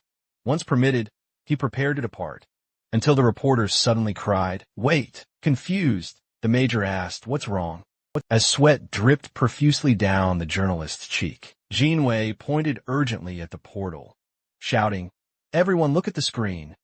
Suho appeared, stepping through the now open door. Jinhui burst out, shouting, "The gate has been cleared." Suho, still adjusting to the harsh outside light, was stunned when someone suddenly called him pro. Suddenly, out of nowhere, Jin Hui and Chulman came sprinting right toward him, like overly excited kids chasing after candy. Jin Hui even hoisted his camera high above his head, as if he were filming a grand festival. Suho quickly told him to calm down, but the reporter's entire face was practically glowing with pure joy as he demanded to know how they were supposed to calm down. When Suho had cleared a sealed gate in under an hour, he yelled that it was absolutely insane. Chulman, meanwhile, looked caught between sheer terror and pure happiness, as he nervously reminded everyone that Suho had just defeated the nameless swordsman, the very same monster who hadn't been beaten. Even after more than 200 desperate attempts, he anxiously asked if Suho was even all right. Suho just smiled and casually said he felt great, casually adding that he'd taken care of it easily. The major stared at him in utter disbelief, as if trying to process the idea that the monster, who slaughtered hundreds, could be considered easy. Standing beside Jin Hui and Chulman, Suho noted the major's bewildered expression. This soldier was desperately trying to understand what kind of person he was truly dealing with. Chulman then practically bounced with excitement, suggesting they take a commemorative photo, since a sealed gate had just been conquered. The major hesitated, but Chulman quickly waved off his concerns, insisting it was only a formality, and that there was absolutely nothing to worry about. He reminded the major that he was just a regular soldier, so he rarely appeared in photographs, and that having a Korean army major in the picture would make the proof far more credible. Finally, Jong-gu reluctantly agreed to join the photo. Cut to another scene, where the picture appeared on a laptop screen. In front of the Nexus Guild leader, Suho explained that, as he had mentioned earlier on the phone, he had successfully cleared the nameless Sword Seal Gate. In the photo with him were a representative of the Hunter Association and Major Kim Jong-gu. He also pointed at the reporter beside him, introducing him as Jo Jin Hui from PBS, explaining they agreed to take the photo together to prevent any manipulation of the news. Jin Hui politely offered his business card, introducing himself as Suho's personal reporter. Dong Yuk pressed a thumb to his temple, saying he had absolutely no need for the card and had never considered manipulating anything. In the first place, standing before Suho, the guild leader questioned, "How in the world did you pull this off?" Suho blinked, calmly asking, "What part do you mean?" Dong Yuk gestured wildly, demanding specifics. How did he get permission to access the sealed gate? How did he clear it so fast? How did he survive? Something that had claimed over 200 hunters' lives? Suho calmly explained that he met with the president of the Korean Hunters Association to get permission, then simply went in and killed the monster. Dong Yu stared at him in utter disbelief, running a hand through his hair, as he desperately tried to make sense of it. Suho then asked if, now that he had proven his skill level, they could finalize the contract. Holding up 2 fingers, he stated that the guild leader could choose the salary amount himself, but he had 2 crucial conditions. First, as long as he was in Nexus, he required their full support. Second, if he passed the Hunter Association exam, his exclusive contract must be terminated immediately. He added that he had already informed the association president about clearing the gate, and that several guilds had already contacted him, but he told all of them he would only accept an offer from the one truly willing to fully support him. Dong Yu eyed him with suspicion at first, a strange expression flickering across his face. Then he suddenly burst out laughing and declared, "The deal is accepted." He called for the secretary to bring the paperwork. The man returned Suho's confidence with renewed excitement, saying the hero had proven himself right. After he had doubted him, Suho extended his hand, and they clasped hands firmly. The guild leader warned that there would be a lot of work ahead. And Suho's response? He was absolutely ready. Later, as evening traffic choked the road, Suho flashed a smile, smoothly remarking that, since his friend had gone out of his way to bring him, he'd be more than happy to drive him back. Jinwoo chuckled, declaring he was merely fulfilling his duties as Suho's dedicated manager. When Suho questioned why he'd call himself that, Jinwoo elaborated, explaining that, since Suho kept feeding him such exclusive content, the least he could do was return the favor somehow. He then added, this sedan didn't shake nearly as violently as the old minivan. That's why he bought this one specifically. Suho stared, utterly stunned, realizing once more that this man truly was born with a golden spoon. As they continued their drive, Suho inquired if the reporter wouldn't get chewed out for skipping work all day. Jinwoo proudly countered, stating that several explosive, exclusive articles had been published that very day, so no one would dare complain, especially since he'd promised the entire editorial office he'd eventually bring Suho right to them. It eventually dawned on Suho that there was absolutely no way this man would ever let such an opportunity slip by. Jinwoo then suggested they could start by reporting the successful clearing of the sealed gate, and then gradually transition to covering his joining Nexus with the news strategically spaced out. There should be no problem keeping public interest peaked, though realistically, no one knew how long they could truly hold public attention. Suho closed his eyes, simply telling him it was fine. He could handle things however he liked. Jinwoo then hesitated, posing a more serious question, asking, how did Suho manage to read the strategy of that nameless swordsman? Suho calmly explained that the monster had a very predictable pattern, and that he was already well acquainted with the sword, Emperor's formidable reputation, knowing the fight had to be done solely with cold weapons. He admitted it might sound arrogant, but he was absolutely certain he was a superior swordsman to that monster. Bewildered, Jinwei gripped the steering wheel tight. As Suho continued talking, explaining experience played a massive role in battle, and that his own swordsmanship was incredibly strong. The reporter then reminded him that this monster had claimed over 200 warriors' lives, including the nation's greatest swordsman. He pressed if Suho truly grasped that. Suho calmly explained that, in his view, the nameless swordsman copied their opponent's stats and perfectly adapted his combat style. Inside that gate, only pure sword skill mattered. No items, no external abilities. Nothing else could possibly influence the fight. Still driving, Jinwei finally asked if Suho even had a swordsmanship skill. Suho casually replied that he did, and it was rank S, but that it didn't appear in his status window. The car swerved violently as Jinwei slammed his forehead onto the steering wheel, completely dumbfounded. He demanded to know how Suho got a rank S swordsmanship skill, and when it happened, flames practically burst behind him in pure excitement. And Suho told him to seriously calm down, because he was absolutely boiling over. He warned him that information should always be delivered gradually, not dumped all at once. Jinwei exhaled heavily and said that, in his defense, if Suho wanted to know anything about him, He could ask any time and get instant answers. After slowly bringing the car to a stop, he admitted Suho had a true talent for shocking people, and that he never imagined he'd end up working for someone like him. Suho reassured him, and Jinwei thanked him for calling him first, apologizing for doubting him at the beginning. Suho laughed, saying it was perfectly fine. They finally arrived back at their luxurious apartment complex, and Jinwei asked if that meant they were done for the day.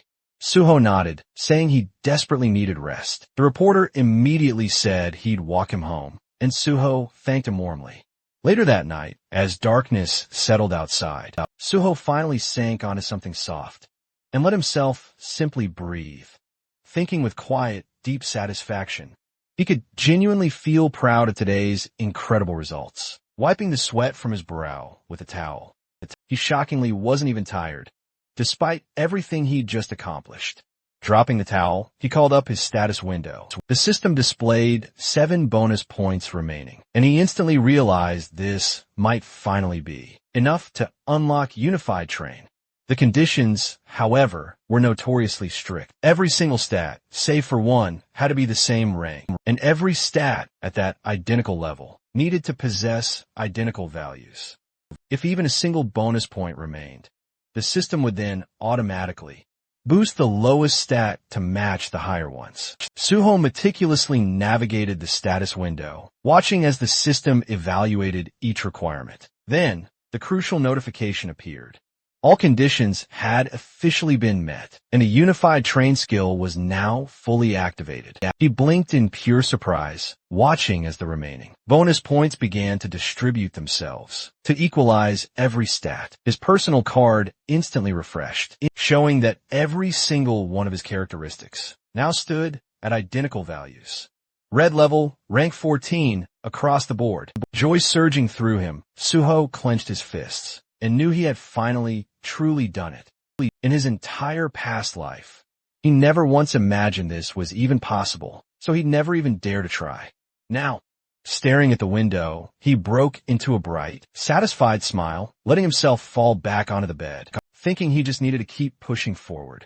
Exactly like this, suddenly, his phone rang beside him. The caller ID flashed, displaying a name he hadn't seen in quite a while. Gu Yunhwa, still lying there. Suho calmly said. It had been a while since he'd heard her voice, and she called at the perfect moment, since he was in an absolutely excellent mood. She immediately quipped that he must have an awful lot of free time. Confused, he asked what on earth she meant, and told her not to speak so formally with him. Yunho simply stated she had read the article. Smiling, Suho pressed the phone closer, surprised the piece had come out so quickly. He admitted he hadn't even checked the comments yet, and pressed her to reveal everyone's reactions. But she just called him sir again, and firmly insisted they meet face-to-face first. Suho reiterated that he simply wanted her answer. She sharply reminded him that they still hadn't accepted his offer yet. Suho then told her if she or anyone else wasn't satisfied with anything, he wouldn't force them. That visibly shocked her, so Suho pressed for an answer once more. Yunhwa closed her eyes and asked what they were even supposed to do from now on. Suho rose from the bed and declared he'd explain everything tomorrow.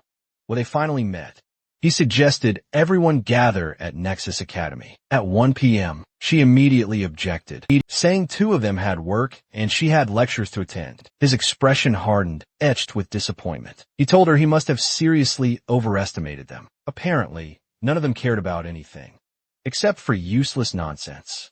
He had to pull the phone away from his ear, because Yunhwa exploded, cursing him out, and then screamed that she'd still come. She declared she'd be at Nexus Academy at 1 p.m. and hung up. Suho smirked and simply told her goodbye. The next day, inside the magnificent Nexus Academy building, Yunhwa crossed her arms and barked at him, warning him not to get full of himself. She claimed she'd skipped her lectures, only because she felt like resting, not because of him. The others stood before Suho, who casually sat on a nearby bench. He stated he didn't recall asking her why she'd come. She snorted angrily, clearly irritated. She then demanded to know why he'd gathered them all. Suho stood up and said he'd brought them because he had something incredibly important to say. Then, with a chilling smile, He announced he was going to kill them all today. The Banshee members stared at him, utterly stunned, while he handed them sleek tablets and asked them to fill out some forms. At first, Manhwa squinted at the device, assuming it was some dark contract to hand over their very corpses to him. But upon reading the text, she realized it was simply a skill survey. She asked if he wanted their personal information. Raising his hand, Suho told them that once he joined the special department, he would need freelance agents, and he'd already said he needed real shadows. He reminded them he wouldn't use just anyone for that purpose. Turning away, he explained that their training would be brutal, until exhaustion, and they'd learn everything, from basic combat techniques to maximizing their own skills. Only they would see their personal information, so they needed to be honest. Their relationship had to be built on trust, since he already shared his secrets. It was their turn now. The group exchanged uneasy glances. Later inside the Nexus Academy's training hall, Suho held a black key card and smiled. As he said it was time to begin, he remembered how he received it. Miss, Suho had explained that this card granted unrestricted access to any area of the academy, including the S-rank-only training hall, ensuring he avoided unwanted attention. She also gave him guest cards as he requested. Examining the card, Suho realized he had been so focused on everything else that he had forgotten about Diwan, whom he promised to meet here. He would arrange that soon. Nearby, the Banshee members lay inside training capsules. Suho thought he would deal with challenges as they came. Suddenly, the landscape shifted. Towering cliffs appeared before them. They had entered the Kunlun Mountains. Suho stood before the Banshee squad and welcomed them, telling them that they would be training there whenever they had free time. He looked them over, thinking that since they were all below level 50, he could train them however he wished. Manhwa demanded to know what exactly they would be doing. Suho answered that they would begin with fundamentals and combat technique refinement, because with their current level of skill, the special department would catch them eventually. He asked if they really believed cheap tricks could fool the special department forever. Manhwa snapped that their plan was excellent, and no one would ever catch them. Suho, arms crossed, just smirked, reminding her that he'd already caught them himself. He added that perfect crimes simply don't exist, especially in a world overflowing with superpowered individuals. He told them that for that reason alone, they needed to learn to protect themselves and, ideally, each other. With a snap of his fingers, countless weapons materialized around them. He told them to pick one, because developing their fundamentals and overcoming fear was their top priority. Manhwa picked up a weapon and asked if there was anything else. Suho asked if she remembered what he'd been called. Recently, she muttered that people called him the Sword God. His right hand glowed as he confirmed that was indeed his nickname. Leaning on his sword, he told them they were standing before a true master of swordsmanship. It would be foolish, he added, to expect him to teach anything else. To maximize swordsmanship in this realm, they shouldn't use any of their other skills. He couldn't forbid it, but those skills would only hinder them later.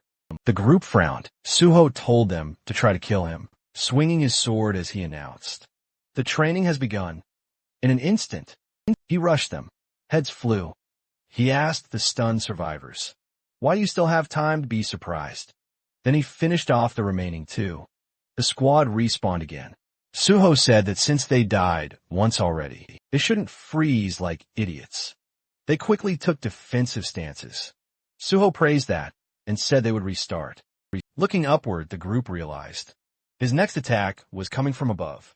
Suho slammed into them again, scattering bodies. He mocked the mid-combat. He told one that his grandmother moved faster. He elbowed another in the chest, asking, "How can someone who works in delivery be this slow?" He wondered jokingly, what if he got fired because customers starved while waiting endlessly for their orders? Then he crashed right into another teammate. Turning to the third, Suho scoffed. How can a teacher be so slow that he can't even parry a simple strike? He wondered what they could possibly teach kids. if they could already outpace him so easily. The young man insisted he didn't dodge intentionally. Suho retorted, "Your excuse is worse than a schoolboy's." Their hands trembled, tightly gripping their swords. One of them cursed loudly, asking, "When will that bastard finally shut up?" They attacked together. Suho thought their growing self-control would help them avoid panic. When they finally entered real gates, then a blast tore through the terrain. Suho declared they would become his shadows, not mere errand runners, but true warriors who would help clear the gates. Stepping on their swords, he told them sternly that there is no easy path to true strength. You only become strong when you believe. There's no retreat left. The bloody training continued without mercy. After what felt like ages, the exhausted Banshee member struggled to even stand. Raising his hand, Suho announced he was satisfied with their effort, but he had other things to attend to. The group stared at him, utterly shocked, as he told them that the simulation would automatically end when the time was right, and they must continue training until then. Yunho asked incredulously if he was truly just leaving them. A digital clone of Suho suddenly appeared behind him. Suho reassured her not to worry. This clone possessed all his abilities. The copy lifted its sword and began to insult them, calling them pigs and trash, and demanding they prepare to fight. Furious, the enraged Banshee members cursed Suho, calling him a complete bastard. Suho stepped out of the capsule and glanced back at the four others, still training. That was enough for them for now. He answered call. Miss Sui's voice came through. She said an article had just been published about his recruitment into the Nexus Guild. She called to confirm the big news. Suho asked if Joe Jinwei authored the piece. She confirmed it was indeed his exclusive report, and the PR team wanted to drop even more info. Peering out the window, Suho declared, "That was in fact absolutely perfect. Another article should be prepped immediately." Sui hesitated, wondering if it might be too soon. Suho explained that the public's reaction would likely be quite harsh, as he'd previously stated. He dreamed of joining the government, only to then abruptly join a private guild. There would undoubtedly be negativity. Sui reassured him that following his plan would quickly settle public opinion. Soon enough, Suho then pondered the fact that he still hadn't publicly announced he was taking the Rank 5 exam at the end of the year, though it wouldn't stay secret for much longer. He told her he'd explain everything later on and needed to make another urgent call. He phoned Jinwei, who greeted him happily while working busily at his laptop. Jinwei asked what he needed him for. Suho then said he'd heard the Nexus article had just been published, and that public opinion was absolutely heated. He said he had an idea. He wanted another article. This time, it would cover his next grand challenge, the clearing of yet another sealed gate. Smiling, Suho dramatically announced he was planning to take on the Swamp of Despair next. A brand new article then spreads like wildfire across the internet, announcing that Suho has successfully cleared the sealed gate of the Nameless Sword. People online explode with shock. How could he have just cleared the Tower of Trials, yet already moved on to conquering a sealed gate? One person wonders aloud if Suho is now the newest Sword King. Another instantly corrects him, exclaiming, the guy should be called the Sword God. A second article immediately follows, reporting that Suho has officially joined the Nexus Academy. Immediately, users online start reminding everyone that he previously said he wanted to work for the Hunters Association. Others accuse him of being totally corrupt and just hurl insults without holding back. Then, a third shocking headline drops. Nexus Guild Hunter on. Suho aims to clear yet another sealed gate, the Swamp of Despair. Someone calls him a complete psycho. Another mocks those who claimed Suho joined Nexus for money, asking, what's wrong with their faces now? Someone else proudly claims they believed in him from the start. Another declares Suho is now their idol and threatens to personally deal with anyone who dares insult him. Suho scrolls through all these comments on his phone. Most of them are exciting and overwhelmingly positive. He smiles, thinking everything is going exactly according to plan. That's when Schulman walks in, looking utterly exhausted. His head droops forward, held by one hand. Suho immediately asks if he was granted access to the swamp of despair. Chulman replies that he had been discussing exactly that. He recalls the president's expression, how the head of the association had screamed that, of course, Suho should be given access, and called Chulman an idiot for not doing it. Immediately when Suho first asked, Chulman adds that now it seems the hero practically has automatic access to every gate he needs, while Chulman mentally prepares himself for endless paperwork. Suho thanks him for the effort as they walk between the office desks. Suho explains that he plans to take the exam for 5th rank at the end of the year, but it's a secret, so Chulman shouldn't tell anyone. Chulman immediately seals his lips with his fingers and swears he will remain silent like a fish. Suho laughs to himself, thinking he was only joking, but the guy's reaction was priceless. He tells him they should move toward clearing the gate. Now, the scene shifts to Yangjeongdo, Incheon, where the sealed S-rank gate, known as the Swamp of Despair, looms large. Suho stands before the massive portal. While several cameramen record the monumental moment, people whisper that no hunter has ever returned alive from this gate before, even though Suho is incredibly unique. Some doubt if he can truly overcome this challenge. Meanwhile, inside the security room, Jinhui watches the screen nervously. He tells a worried man beside him to relax, even suggesting they make a bet. Grinning, Jinhui déclare, I'll bet $1 million once Suho clears the gate. The other man, still anxious, reluctantly agrees, hoping Suho comes out alive. Still, he's convinced it's impossible to clear this place. Meanwhile, Chillman stands frozen, utterly horrified. He shouts that the gate is disappearing. Everyone stares at the screens in disbelief. Jinhui asks, did Suho actually clear it already? The other man yells back, that's impossible. In a panic, Jinhui elbows Chillman right in the face, demanding to know how many minutes Suho was inside. 10, 20? Chillman shakes his head, saying it wasn't even 10. It's been less than 5 minutes. The moment Suho stepped inside, the truth becomes clear. The system informed him that the Swamp of Despair had no entry requirements, and any number of players could enter. Now Suho stands at the base of a colossal staircase, stretching upward into an eerie sky. He remembers well that this gate caused even more casualties than the Nameless Sword, and no one had ever returned from it. Outsiders never understood what actually happened. Inside, Suho knows monsters don't appear here. To clear the gate, one must simply climb the stairs. But every step is a psychological nightmare, packed with terrifying mental traps. That's why horrific monsters surround the staircase, victims turned into statues. Suho understands the real strategy.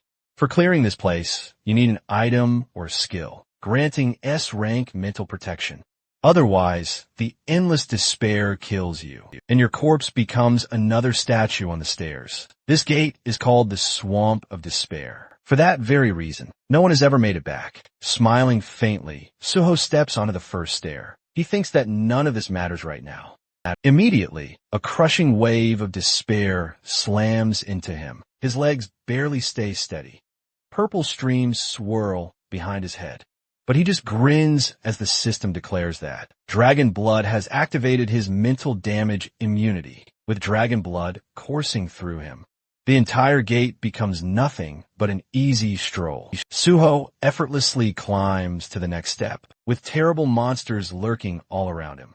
He keeps walking calmly, undeterred. He notices fewer and fewer statues the higher he climbs. Only a handful ever made it even halfway up. Twisted faces look at him from the sides, forever trapped. He knows he cannot save them. In his past life, the hunter who cleared this gate spent hundreds of days strengthening his mind. That man attempted to save the victims. But when he touched the statues, they all turned to dust in the end. He was left alone, unable to save anyone. Finally, Suho reaches the top. He looks at the lifeless forms below and says he knows how much they suffered. Pressing his palms together, he promises to free them. He knows he can only release their trapped souls. A white portal awaits him. The system declares him MVP and awards additional experience points and a skill point. It also announces he is the first person ever to clear this portal, awarding 5 more skill points. Then, a level increase notification appears. More stats boosted, and another skill point added. Smiling, Suho says, it's time for the final reward. The system grants him the Ring of Emotions. This ring lets him see emotions as colored auras, absorb white or black emotional energy, and reshape it at will. The duration is unknown. Suho remembers that in his previous life, the only person who ever obtained this ring was the same player who cleared this gate. That man used it to heal emotional wounds, but it was later stolen by enemies. Suho lifts his hand, thinking that this time, things will be different. He slips the ring onto his finger. Standing at the top of the stairs, the ring instantly begins absorbing the black, emotional energy lingering in the corpses. Thanks to dragon blood, Suho takes no mental damage. He touches the ground, and the system reports that the ring reacts to strong emotions.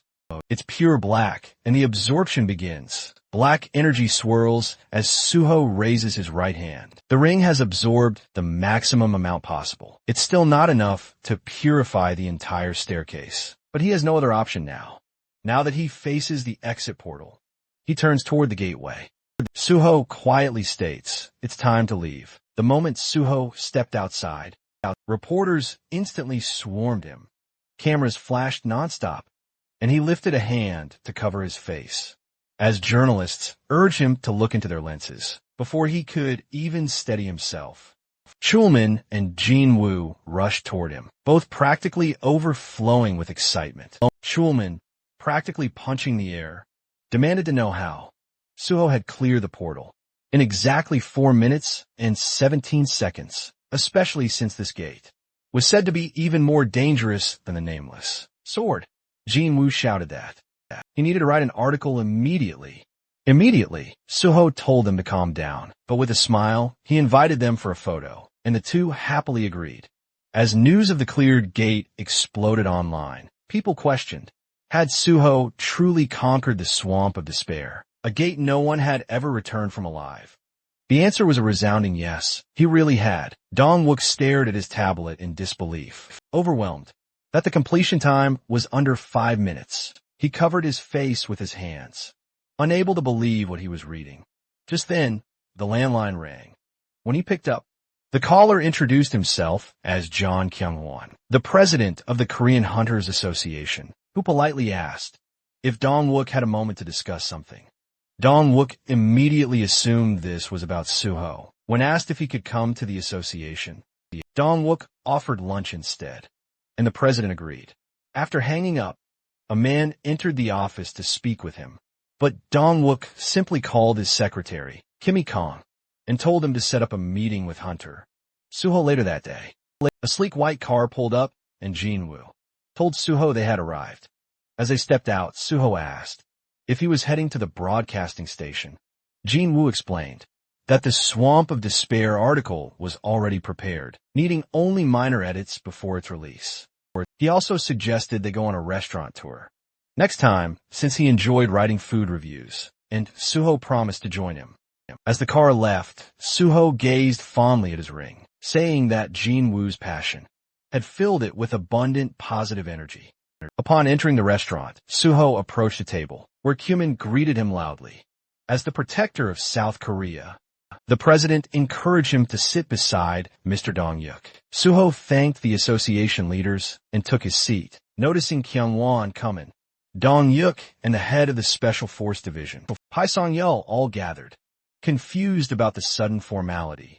He listened as Kyung-won congratulated him, praising the unprecedented speed with which he cleared both sealed gates, and calling him the future of the nation. Chimon proposed a toast, and Suho, raising his cup, chose to toast their shared success. Glasses clinked around the table.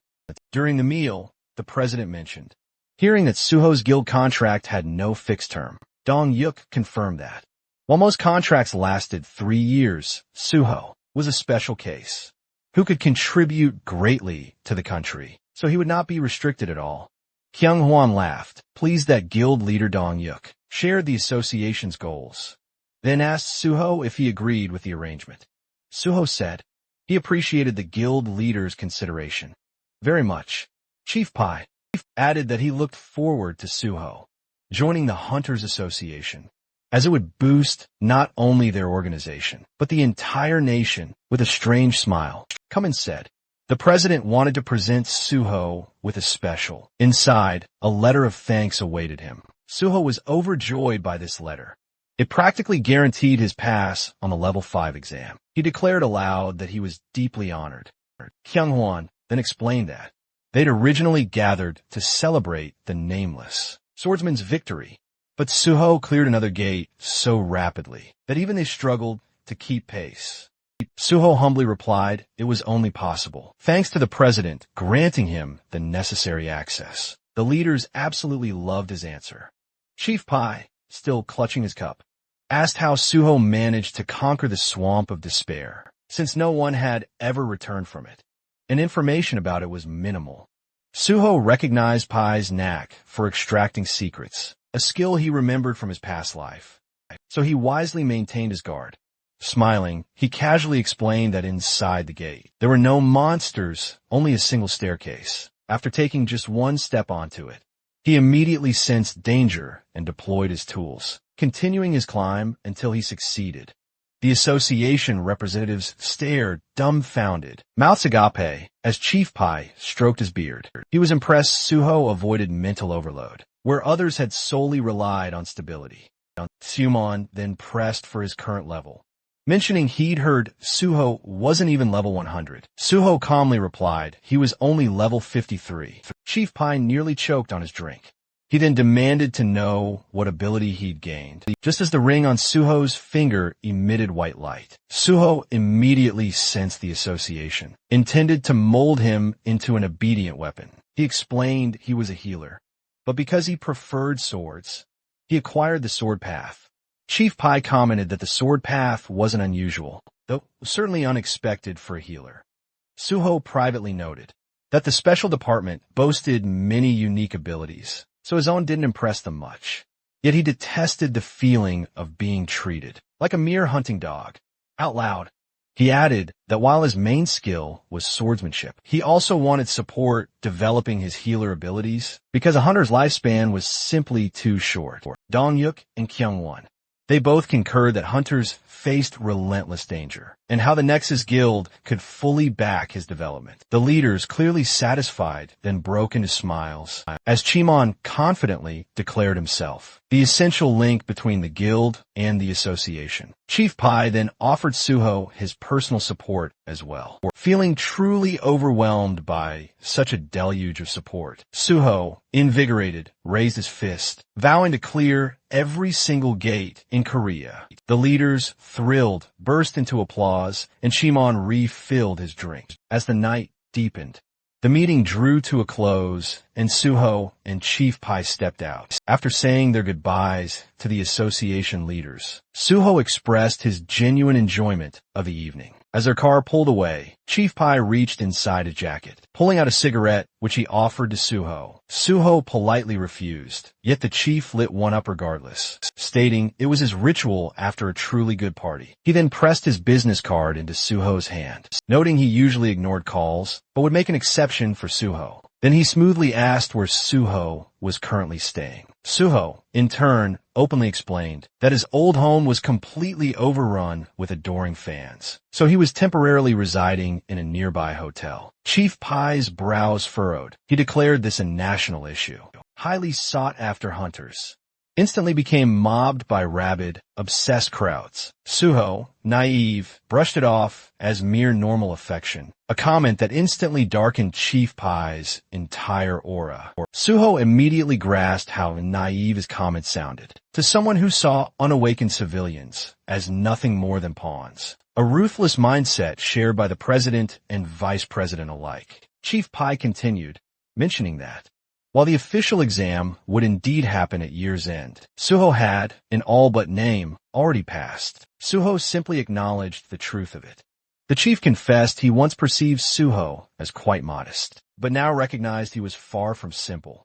He then casually linked arms with Suho, suggesting they should begin rehearsing a superior, subordinate dynamic, considering Suho would soon be under his command. Once he officially joined the association's ranks, Suho readily agreed, eliciting a hearty laugh from Pai. He then abruptly shifted topics, asking if Suho truly wished to abandon gate clearing entirely and join the Special Forces unit instead. Suho's entire posture instantly stiffened, realizing Pai was subtly, yet surely, baiting him. As Pai coolly flicked the ash from a cigarette, Suho finally understood Pai's true, underlying motive. The chief himself had lingered until the very end, intent on recruiting him personally, instead of just gathering info on the sly. Through Dong Hyuk, the ring of emotions suddenly activated, emitting a brilliant white light.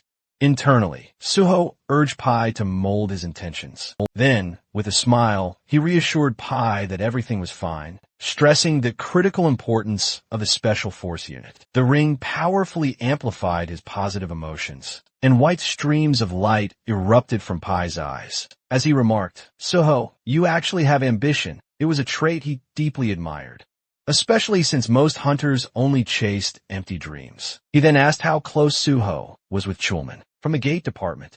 Suho responded that Chulman was indeed a close ally, but he also desired strong relationships with both Pai and, most importantly, the president.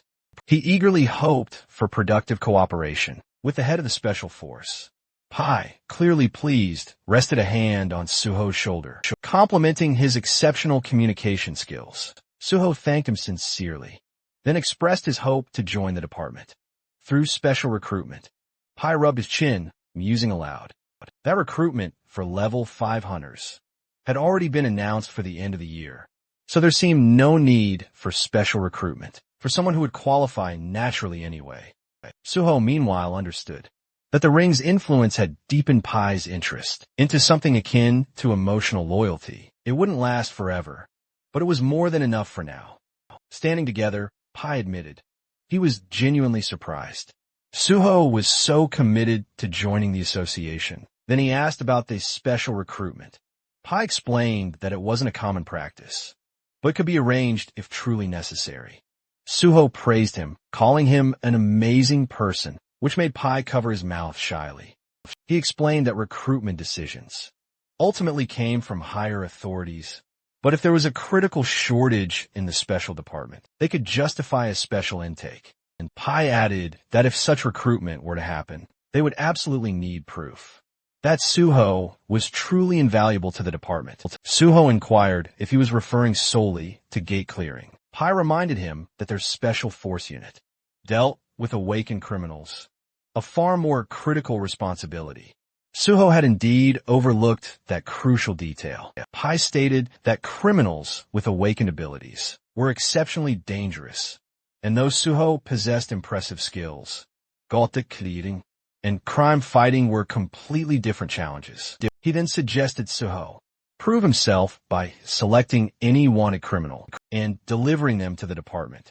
If successful, he could be accepted within 1 or 2 months. As a car pulled up, Pai remarked, "Most newcomers panic at the mention of wanted criminals, but Suho clearly isn't timid." Smiling, he added he would await Suho's news. Suho remembered how, in his past life, Pai hadn't even remembered his name until after the nameless swordsman's victory.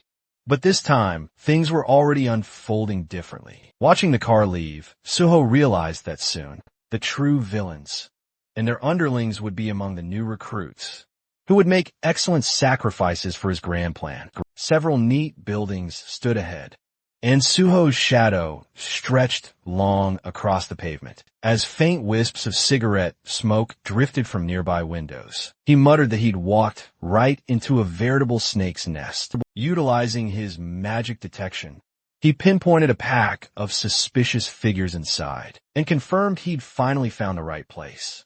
He casually picked up a brick with his left hand, and in the very next moment, smashed it straight through the window of the room where the criminals were gathered. Shocked, one thug stammered, asking what was going on, while another yelled that some punk was messing with them. In a hurry, the criminals rushed outside to confront whoever dared. They stopped in front of Suho, demanding to know what he wanted. The blonde among them stared at him nervously, asking if he was drunk or just plain crazy. Suho smiled calmly and assured them he was completely sober. He asked if they were the same scumbags who'd been stealing crypto wallets with their complicated scams, and fear immediately flickered across the thugs' faces. Suho then asked if they were holding a man named Gi1 hostage. The criminals traded anxious glances, unable to understand who this stranger was or how he knew everything. Someone guessed he might be a cop. Another said they had to get rid of him anyway. A third hesitated, asking if this could get them into more trouble. But the reply came quickly. This bastard already knew too much, so nothing worse could happen if they didn't deal with him.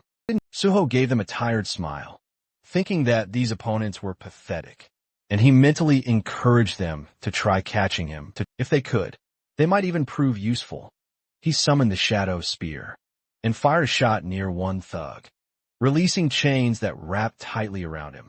Purple energy swirled over the man's trapped body as his bald friend shouted his name in panic. Several criminals charged at Suho, yelling insults, but he dodged effortlessly.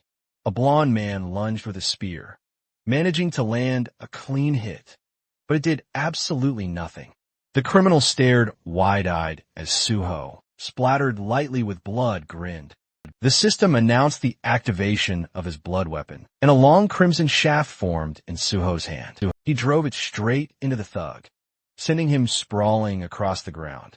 Suho noted that he couldn't kill them, but nobody said he couldn't beat them senseless. Another criminal rushed forward, calling him an idiot, only to be sent flying by a powerful strike. Soon, only the bald thug remained, trembling and muttering that this was madness. He tried to run, but Suho pierced his leg with the blood spear and calmly asked where he thought he was going.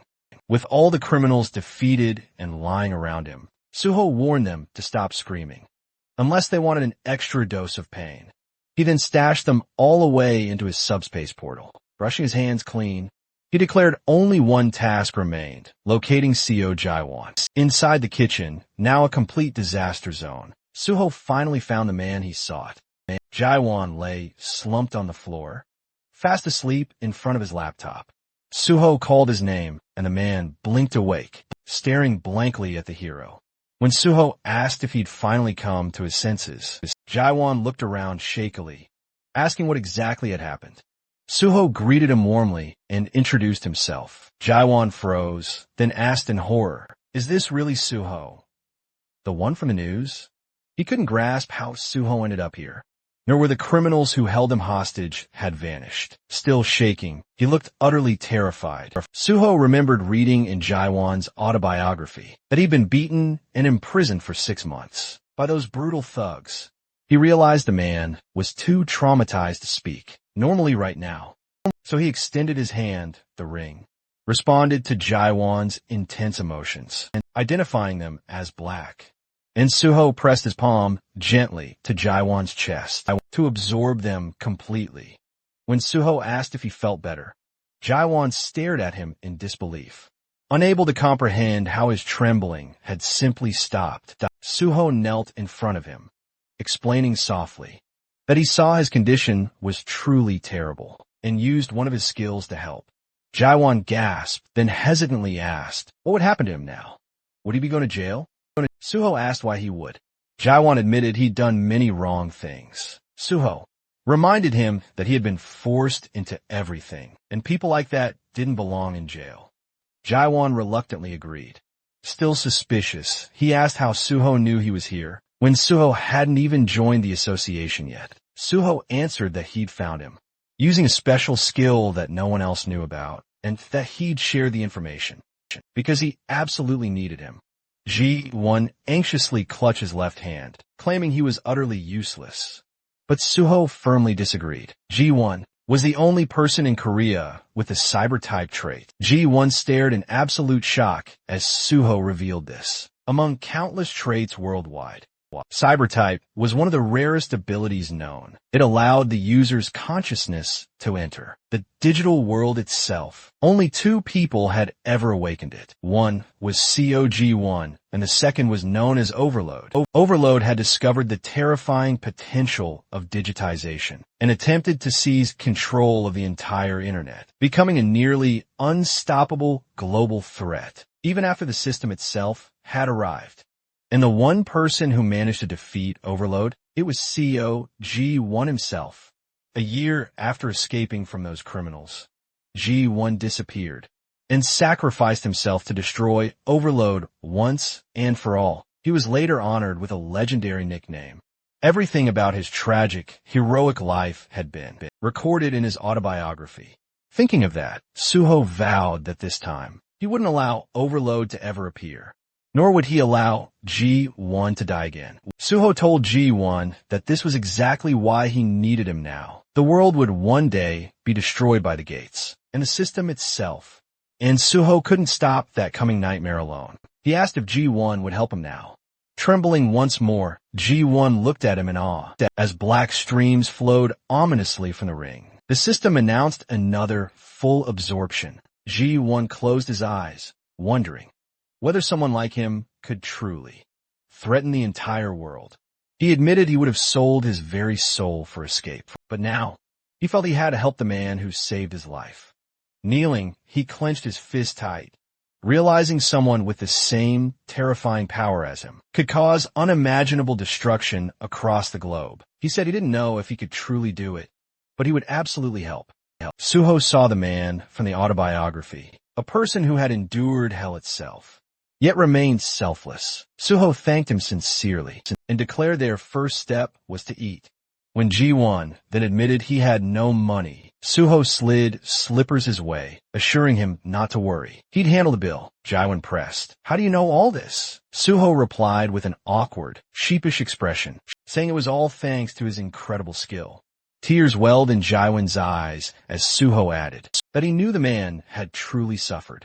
Later, as they shared a meal together, Jiwon apologized for devouring the food so ravenously. He hadn't eaten a proper meal in ages.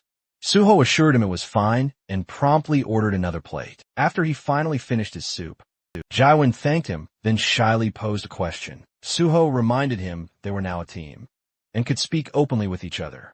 And since they were only a year apart, Jiwon could simply call him by his name. Jiwon, another bowl now gone, agreed and then told Suho he could also treat him as an old acquaintance. He then asked why Suho chose the Hunter Association instead of joining or even founding a powerful guild. Suho explained that government work came with countless restrictions. Suho closed his eyes, then calmly stated that no matter how strong a guild might be, its power would always be limited.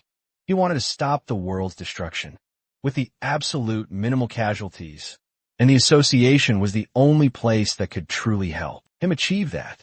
Jiwon nodded, finally understanding. Suho put down his spoon and declared he wanted to make a promise. Once he joined the association, no one would ever dare do anything like this to Jiwon again. Jiwon smiled gratefully, saying he would trust him. Suho stood, offering to sort out the man's past. Jiwon, confused once more, followed as Suho put on his jacket and asked if the thugs who kidnapped him really grew up in the same orphanage as he did.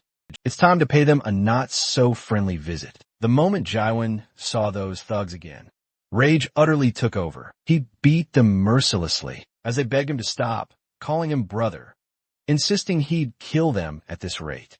His fists dripped with blood as he screamed at them to shut up. Even the blonde thug lay unconscious by the wall when Jiwon asked to heal the villain again. Suho stared at the man, a question on his lips. How many times have you done this now? Jiwon, ever cheerful, replied, 7 times. Suho warned him that the special forces were on their way, so this beating session had to wrap up soon. He then healed the unconscious blonde, remembering how deeply this man had suffered, all due to similar trauma, hoping this would help him escape his painful past. A sleek gray car pulled up and Chief Pai Sujin emerged. He noted Suho seemed to have figured everything out already. Suho, standing beside the unconscious blonde, thanked him for coming personally. Pai claimed he had special feelings for Suho, and just couldn't help himself. Suho felt a slight offense at that phrasing. The kidnappers lay unconscious nearby, Pai asked if these were truly the criminals. Suho confirmed it. Pai observed that although they were knocked out, they didn't have a single scratch on them. Suho explained they had resisted arrest, but he patched them up afterward. Pai burst out laughing, saying he liked Suho's style, a hero who truly didn't hold back. Suho offered an apology, admitting he wasn't experienced in this field. Pai clarified he wasn't scolding him at all. In fact, he heartily approved. He even said Suho could beat villains nearly to death if he wanted. The associations. Healers could erase all evidence of violence. Pai then pressed his foot on the blonde's head and muttered that criminals like these deserve execution, but society's obsessed with humanity. Suho recalled learning this method back when he worked with the special department. In his past life, Pai then noticed Jaiwan standing behind Suho and said, "I'd heard the criminals used this boy in their schemes, and it's my first time seeing someone with cyber-type abilities." He added that Jaiwan seemed dangerous and must be taken in. Both Suho and Jaiwan glared at him. Suho asked if that was truly necessary, explaining that Jivan was just a victim. He handed Pai a folder containing the young man's testimony and documents proving everything he claimed. Pai was stunned Suho had gathered it all so quickly. He then asked if his digitization ability worked inside a gate. Suho understood Pai's underlying motive and explained that the skill belonged purely to the digital domain, making it useless in gate combat, but incredibly valuable in cybersecurity. Pai examined the documents, commenting that if the ability wasn't useful in combat or support roles, and the special department didn't need him, Suho softly asked them not to punish Jivan. Pai commented that Suho was getting soft, taking care of the guy, but after hearing everything, he admitted Jivan had suffered horribly. Turning to his subordinates, Pai declared Suho was right. The victim shouldn't be punished. They would close the case and help Jivan receive compensation. Suho bowed deeply and thanked him. Pai said justice was always his goal. Then he asked how Suho knew about this case. Suho had been waiting for this question. Raising his finger, he said, CO Jivan had sent a digital distress signal using his skill, and Suho checked its validity and organized a rescue. Pai asked if that was truly what happened. Suho thought, of course not, but said nothing aloud. Pai handed the folder to his subordinate, praising Suho for always finding a perfect solution. Suho said it was just luck. Pai replied that luck favored the capable. With a hand on Suho's shoulder, he promised to arrange the special recruitment. As agreed, Jivan finally stepped closer, asking what he should do now. Suho pointed behind him and said that he would be coming with him. Jivan looked around the apartment in shock, while Suho grabbed a drink from the fridge. The place was luxurious, almost too perfect, and Jivan couldn't help saying it out loud. Suho casually replied that it wasn't his home. "This belongs to Joe Jean," Suho stated, the PBS reporter, as he poured a drink into a glass. He noted the owner was currently away on a business trip, leaving the whole place entirely to them. Jivan nervously accepted the glass and worried if the owner would be mad about him bringing someone here without permission. Suho brushed it off, assuring him it was no big deal, but cautioned Jivan not to talk too much. Jivan dramatically slapped his chest and promised to stay silent as a fish. Then he quickly asked what Suho wanted him to do next. Suho lifted the glass to his mouth and clarified, "Jivan, you were kidnapped right after hitting level 50 and awakening your ability, right?" Jivan confirmed it. Suho continued, "That means he would soon have to face overload. For that, he needed to grow stronger fast, strong enough to reach a level close to Suho's own, if they wanted to prevent the end of the world together." A shocked Jivan asked if that meant he had to clear gates with him. But Suho shook his head while typing on a laptop. They wouldn't level him up the traditional gate-clearing way.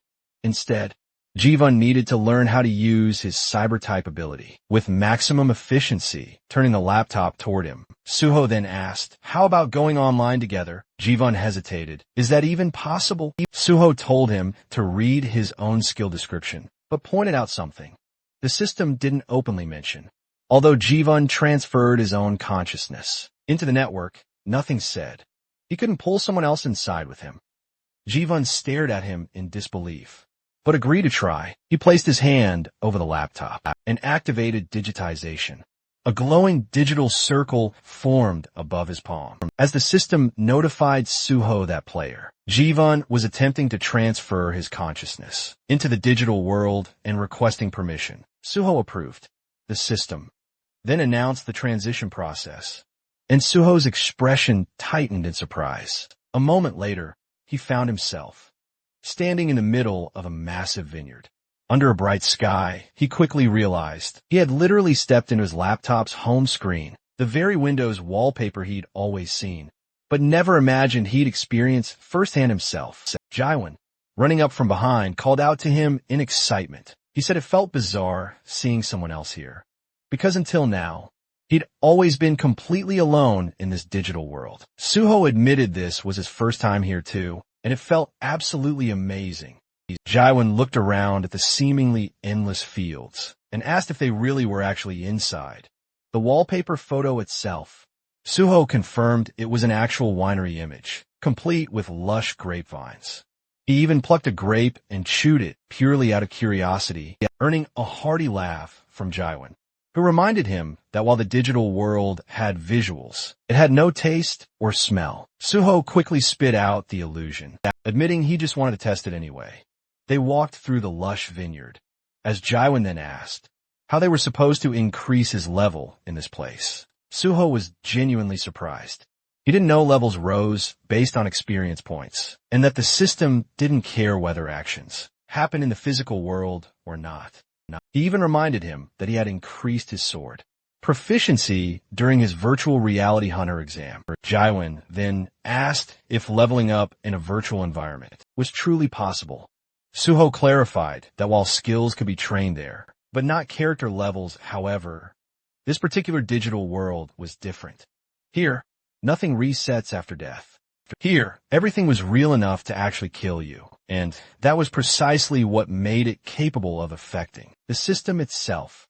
They stopped in front of a pair of closed digital doors, labeled File Cleaner. Jiwan asked what this folder was. Opening it revealed a cheerful computer window, claiming to organize devices easily. Suho quickly explained that it wasn't an antivirus at all. It was malware.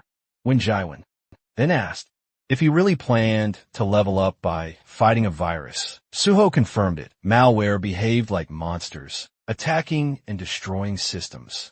Therefore, Jiwan needed to risk his life and defeat them. To gain experience, Suho warned him once more. Dying here meant dying for real, with no second chances. He also strictly cautioned him never to answer the guide's questions, because doing so would unleash even more terrifying viruses. As they stepped inside, a sweet voice called out. A cheerful blue-haired girl sweetly greeted them. She chirped, "Would you like to use our free file cleaner?" Suho smiled, remarking, "That does sound tempting." Jiwan nervously admitted, "I almost answered her." Suho handed him a weapon, advising him that he likely belonged to the magician class, so he should stay in the back, attacking from a distance, collect bonuses, and let Suho tank the frontline damage. Suddenly, the blue-haired girl reappeared. This time, her tone was much sharper as she repeated her question. Simultaneously, dozens of terrifying black, glitching monsters with glowing eyes emerged. They swarmed out from behind her. The system couldn't even properly describe them. Their data was corrupted, only incomprehensible, distorted. Corrupted characters filled their status window. Terrified, Jiwan gasped, "Look how many there are!" Suho manifested his bloody sword, reassuring him that, although they were trapped inside this digital realm, the monsters couldn't escape back through the door. But if Jiwan couldn't escape either, he'd die, so he needed to use his magic wisely. A massive black skull monster instantly lunged forward, but Suho decapitated it with a swift, brutal strike. He then reminded Jiwan, "Prepare your spell." A glowing digital circle lit up around Jiwan's hand. As he confirmed his readiness, the air crackled. Suho charged fearlessly into the monstrous horde, cutting down wave after wave of corrupted, glitching entities. Eventually, after a tense and grueling battle, the remaining monsters scattered into mere pixels. As Suho delivered the final, decisive blow, Jiwan collapsed onto one knee, utterly spent, exhausted, and visibly shaking from the ordeal, admitting, "I truly thought I was going to die in there." Suho retorted, but you're still alive, and now level 59. He then asked Jaiwan, how did you fare?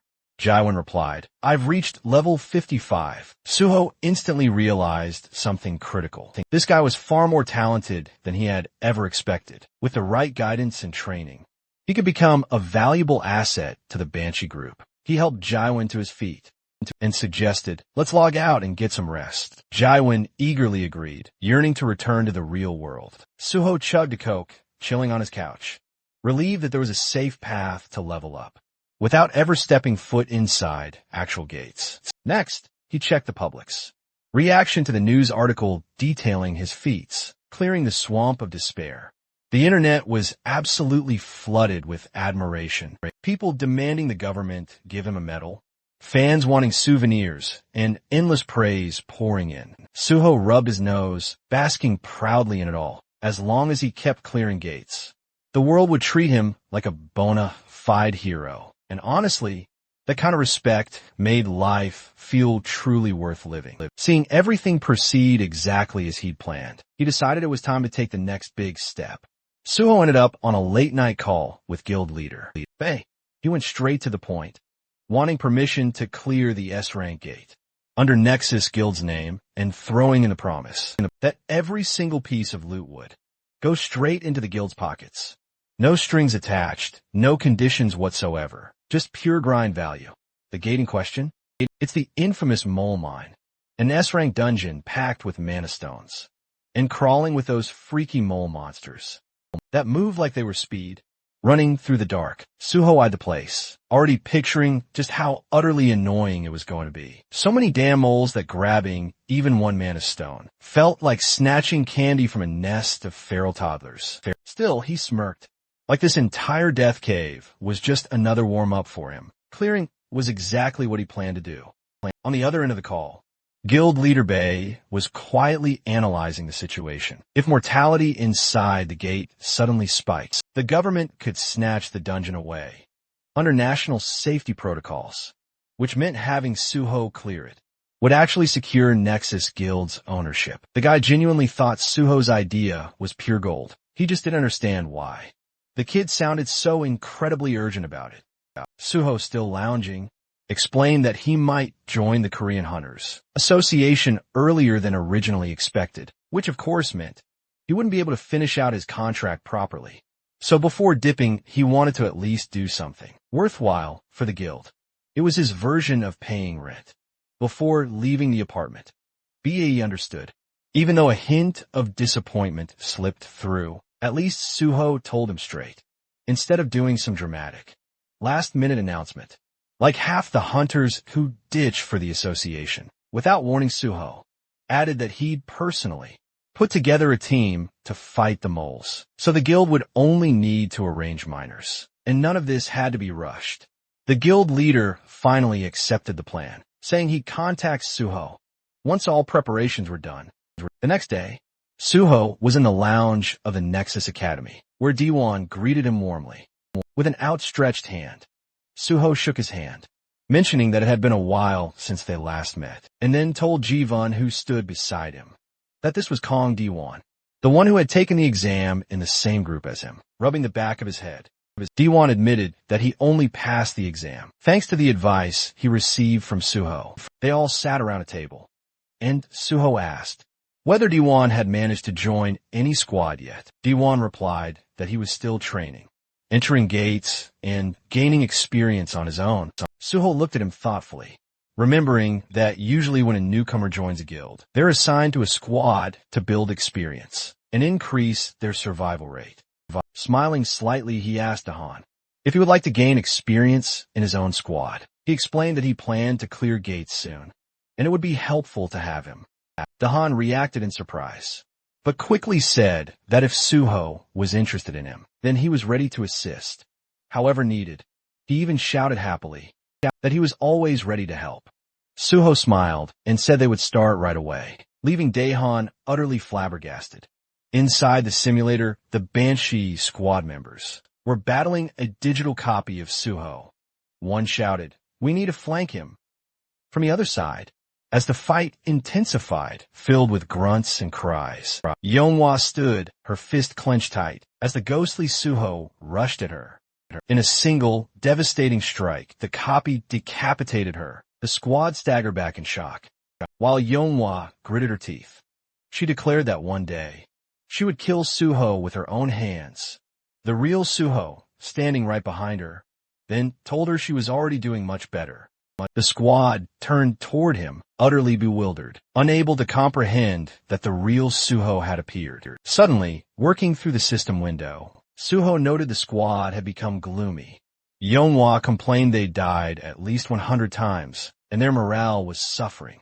Suho smiled, remarking that by their eyes, they were already used to dying in the simulation, and didn't see it as catastrophic anymore, which was a very good sign. Jaewon and Dwon watched all this with surprise. Suho then announced that new members had joined his squad, introducing the two to the Banshee team. The group examined the newcomers, while Suho explained they had arrived earlier, and shared their names. Dwon smiled, while Jaewon looked nervous. Suho then asked the Banshee squad if they were tired of this place yet. Yeonhwa tightened her fist and said they were nowhere near bored. Burning with fury, she warned she wouldn't rest until she managed to take Suho's head off, and the entire Banshee group was fueled with raw killing intent.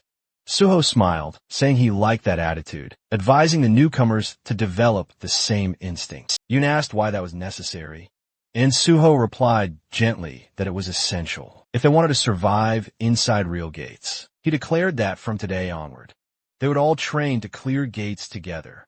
Yeonhwa stepped closer, and Suho told her one of the newcomers was a mage, and the other a tank, so sword training wasn't needed. She'd have to organize the squad effectively, utilize the clones well, and train everyone vigorously. Yeonho agreed to the plan, but pressed him for more details about the gate. Suho then adjusted his system window, explaining he'd need to tweak the clones' settings for their next challenge, but assured them they'd soon grasp everything, so they needed to be prepared. When she pressed him again about the gate's type, Suho simply declared it would be a very ordinary one. He then added that it'd be quite inconvenient to call out to each other, with meaningless shouts in actual combat, so proper titles were a must. Yeonho stated she had no idea what to call him, but vowed she'd rather die than call him Appa. Suho, still engrossed in the system window, replied that since they were now one team, she could simply call him team leader. She accepted the suggestion.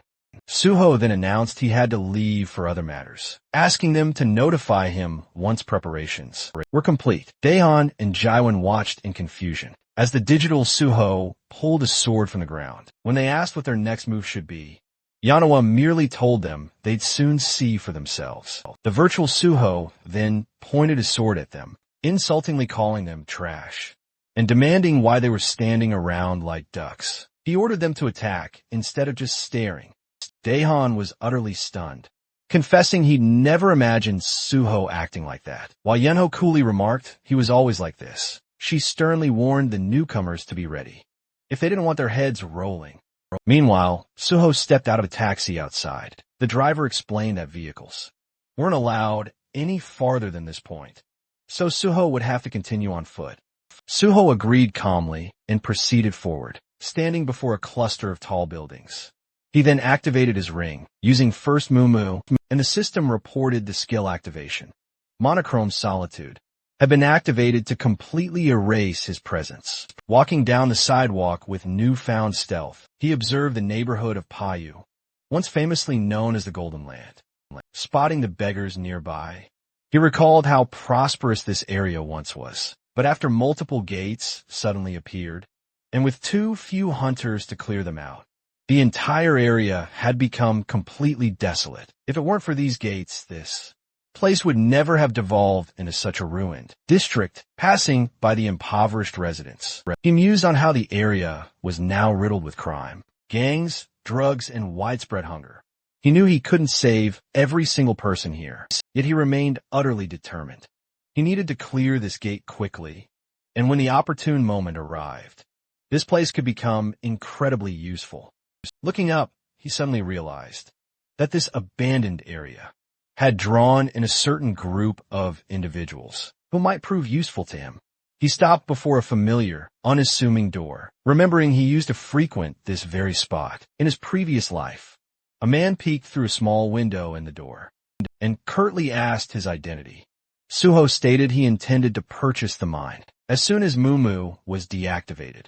The man immediately recognized him as Suho. Smiling, Suho confirmed his identity.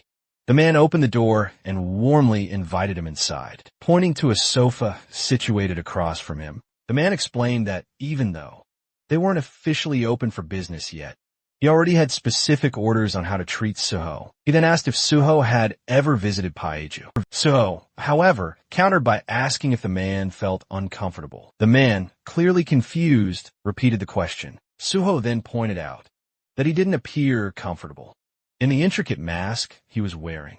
Surprised, the man asked how Suho had possibly noticed. Suho simply told him not to worry.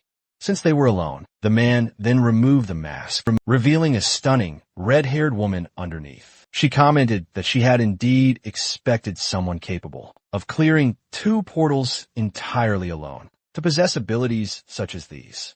Suho immediately recognized her as Choi Yun, one of the nation's most renowned gate brokers. In his previous life, he had gained access to countless portals through her, but at this point, she was barely known. Choi Yun crossed her legs and asked how Suho knew about this place. She added that she found it quite interesting that he used the slang term mine instead of the official term gate. Suho thought to himself that Choi Yun only gained popularity later, after joining the Union, Korea's largest underground guild. Placing his briefcase on the table, he simply said that he always learned what he wanted to know. He then suggested they talk about gates. She asked which ones he was looking for. He asked if she had access to the Twisted Forest. Choi Yun stiffened in surprise, and Suho pushed the briefcase toward her, saying he wanted to buy a pass and would be entering alone. She explained that the Twisted Forest had appeared on the market less than 3 days ago, and very few people knew about it. She asked how he even knew she had access to it. As for the price, Suho answered that explaining such things in the black market wasn't necessary. He reminded her that when dealing with gates, people didn't talk more than needed. There were 2 types of gate deals: buying the gate itself or buying a one-time entry ticket. Ownership costs far more, but even a single entry into a popular gate could be expensive. Choi Yun nervously apologized and said that a one-time entry into the Twisted Forest cost 100 million won, and clearing it alone was extremely difficult. She asked whether he was sure he wanted to attempt it. Suho held up a thick bundle of cash, telling her not to worry, since it was his responsibility. He said she could take a deposit now, and he would give the rest once they reached the gate. Smiling, Choi Yun admitted he surprised her, hence all her questions. She agreed to take him. Their car crossed a bridge, and Suho noticed an emblem on the dashboard. From it, he realized Choi Yun had already joined the Union. He found that quite satisfactory. Their influence would certainly keep trouble at bay. Gazing out the window, he listened closely as she inquired if he was truly surprised by their journey into North Korea. He admitted it felt quite unusual. He remembered how, after the gates first manifested, North Korea plunged into utter chaos. China then tried to seize control, but failed because of the creatures near their borders. Meanwhile, South Korean hunters moved far more freely. During their ride, Choi Yun casually commented that Suho was actually far more straightforward than she'd expected. She added that after reading about him in articles, she'd assumed he would be different. Suho merely replied that he simply wanted to leave a good impression. They stepped out of the car to face a group of armed men. Choi Yun announced she had brought a guest wanting to enter the Twisted Forest, adding that the payment had already been made. A scar-faced man said he'd expected a nobody, but seeing Suho genuinely surprised him. The girl told him to mind his manners, then asked where his boss was. A bald man then stepped out of tent, introducing himself as their leader here, and saying it was an honor to meet Suho. Suho examined him quietly, recognizing him as Bang Dok, also known as the Woodsman, a notorious human trafficker who had once kidnapped people called them logs, and sold them as merchandise. In his past life, this man had been captured and sentenced to life imprisonment. Suho didn't remember him ever working with the union or owning a gate. They stood before a white vehicle, and Choyin asked if they could enter the gate. Immediately, Bang Dok replied that she could, but a hunter who'd cleared 2 portals alone shouldn't be allowed in. Confused, she asked why. Bang Dok removed his glasses and claimed they only sold tickets to people who absolutely couldn't clear the portal themselves. Someone like Suho didn't meet that condition. Suho frowned, thinking such a justification to a human trafficker's warped reasoning. Choyin wasn't having it, challenging him, asking if he was trying to hike up the price right then. She folded her arms, warning him not to expect her to tolerate such treatment. Bang Duak quickly flashed a smile, turning away and claiming it was all just a joke. Suho knew well that even the woodsman wouldn't dare argue much with a powerful union broker. Bang Decay grumbled that no one let him joke around anymore, then simply told them to follow him. Choyin gestured politely for Suho to step forward, assuring him she would ensure his safety. Meanwhile, several unsavory-looking men stared at Suho with undisguised hostility. Suho knew that even if he managed to clear the gate successfully, an ambush could be waiting for him on the way out. That's precisely why brokers were responsible for keeping their clients safe, and why so few of them even existed when the shutter lifted. A glowing portal shimmered into view. Bang Duak then asked Suho if he truly intended to enter alone, and if he really thought he was invincible. Suho simply ignored him and stepped straight into the gate. Inside the twisted forest, a blue portal shimmered before him, and the system reported that his entry had officially begun. It also immediately stated the rules.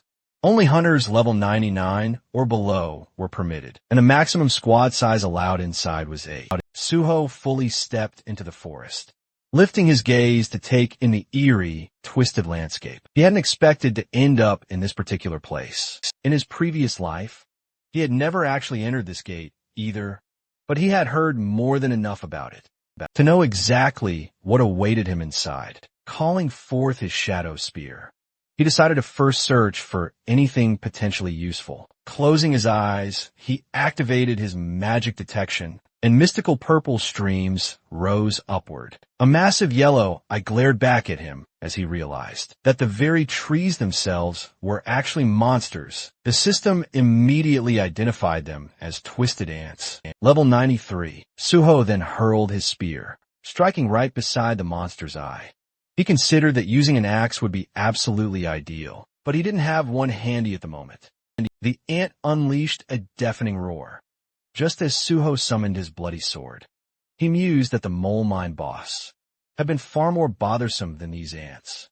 Similar to the nameless swordsman, he would need to level up considerably before easily taking down creatures like this. He slashed forward, cleaving the monster's attack in half, and the system reported decapitation activated. Gripping his weapon tightly, he recognized the stark difference. 30 levels separated him from this ant, so it made sense he couldn't instantly destroy it. He resolved to fight, relying solely on his skills as a swordsman. His blade left a crimson trail in its wake as another roar ripped through the air. Soon, he stood triumphant over the monster's mangled remains, his sword trembling ever so slightly. Even taking down a single ant proved challenging, but he could feel his level slowly creeping up. He pushed onward, realizing the sheer abundance of monsters here made this spot excellent for training. A gaping, tooth-lined maw opened beneath another ant's eye as Suho launched himself skyward, soaring high into the air, promising to turn the creature into firewood. Later, fallen trunks formed a heap beneath him as he stood atop the demolished ants. He declared he finally managed it. Opening his status window, he realized that despite the slow progress, he had achieved his desired result. A flicker of surprise crossed his face as the system congratulated him. The light of healing had reached maximum level. It explained that F-rank healing now used mana more efficiently, increased healing effectiveness, and reduced regeneration time. It showed him the progression from rank 50 to 100, and he recalled how, before level 40, he only had access to one class skill. At level 50, class skills rose to rank A. After level 60, they ascended once more, and at level 100, he would be able to change his class entirely, jumping down from the broken trunks. Suho strolled ahead, hands tucked casually into his pockets, musing that the boss monster should appear any moment now. Meanwhile, nestled within a tranquil pond, a mysterious, horned creature sat silently. Its eyes, previously closed, snapped open, but as the system instantly identified it as Malayan, the formidable ruler of the Twisted Forest. This was a level 100 monster boss. Suho halted directly before the imposing horned figure, finally facing his very first one-star monster. He mused that monsters below level 99 weren't usually given special classifications, but from level 100 onward, they earned 1 star for every 100 levels achieved. Malayan spoke, declaring an uninvited guest had arrived. Suho retorted that he hadn't been invited to anything in this world. Since the monsters opened the portals first, how dare they call others uninvited? To him, it was frankly amusing, summoning his shadow spear. He stated Malayan simply didn't understand. The system reported divine power activating. As he surged forward, hurling the spear, Malayan effortlessly caught it with one hand, sensing the divine energy within. "Are you a servant of the gods?" he questioned. Suho formed a crimson sphere of blood in his palm and acknowledged the boss's shrewd guess. The projectile shot forward, striking the spear and forcibly stabbing it through Malayan's chest. Suho remarked, expecting more from a one-star boss. Malayan coolly removed the spearhead, a predatory smile slowly spreading across his face. He declared that Suho had just made an unforgivable mistake. The system warned. The forest trembled with Malayan's burgeoning fury. His terrifying killing aura washed over Suho until the dragon blood inside him responded, activating the dragon's armor. It shielded him from the intense aura. Suho noted that Malayan's aura was indeed powerful, but this fight was now essentially between a mere deer and a mighty dragon. Malayan demanded to know what dark magic was protecting him. Suho simply said, "It's not magic, but simply a reward for his effort." He summoned the shadow spear once more. The boss scoffed, asking if that's all Suho had. Suho coolly replied, "I can do much more if needed." The spear struck the ground right before Malayan, and black chains coiled around the boss.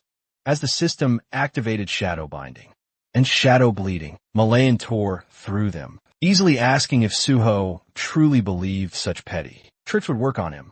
He raised his arms, the water around him bubbling furiously. As dark energy surged upwards, menacing formations rose from the murky pond. With a confident smile, Malayan urged Suho to feel the difference in their power. Suho watched calmly, unfazed, and declared he was looking forward to it.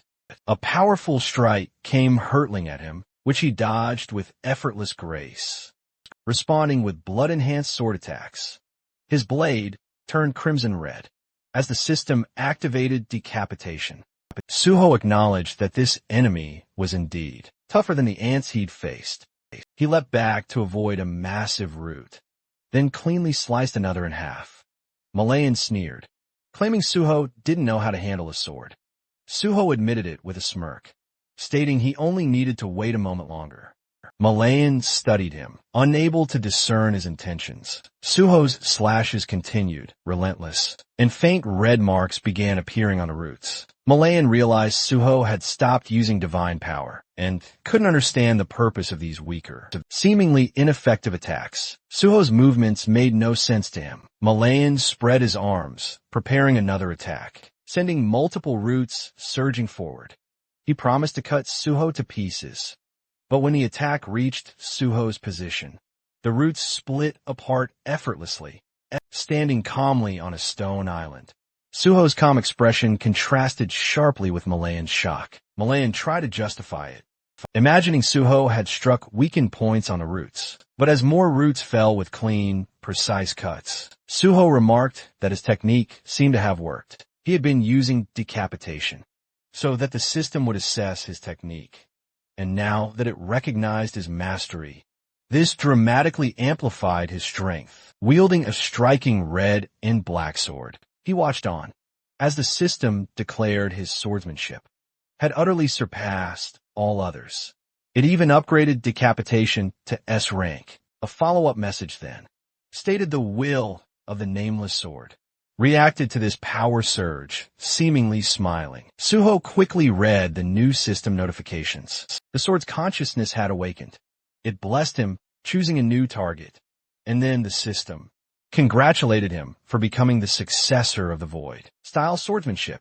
Malion unleashed yet another swarm of roots, screaming that Suho couldn't stop this assault. Suho simply looked up, struck once, and sliced the massive root cleanly in half. The system identified this technique as the first form, Void Style Slash. Malion, absolutely enraged, demanded to know what sorcery this was.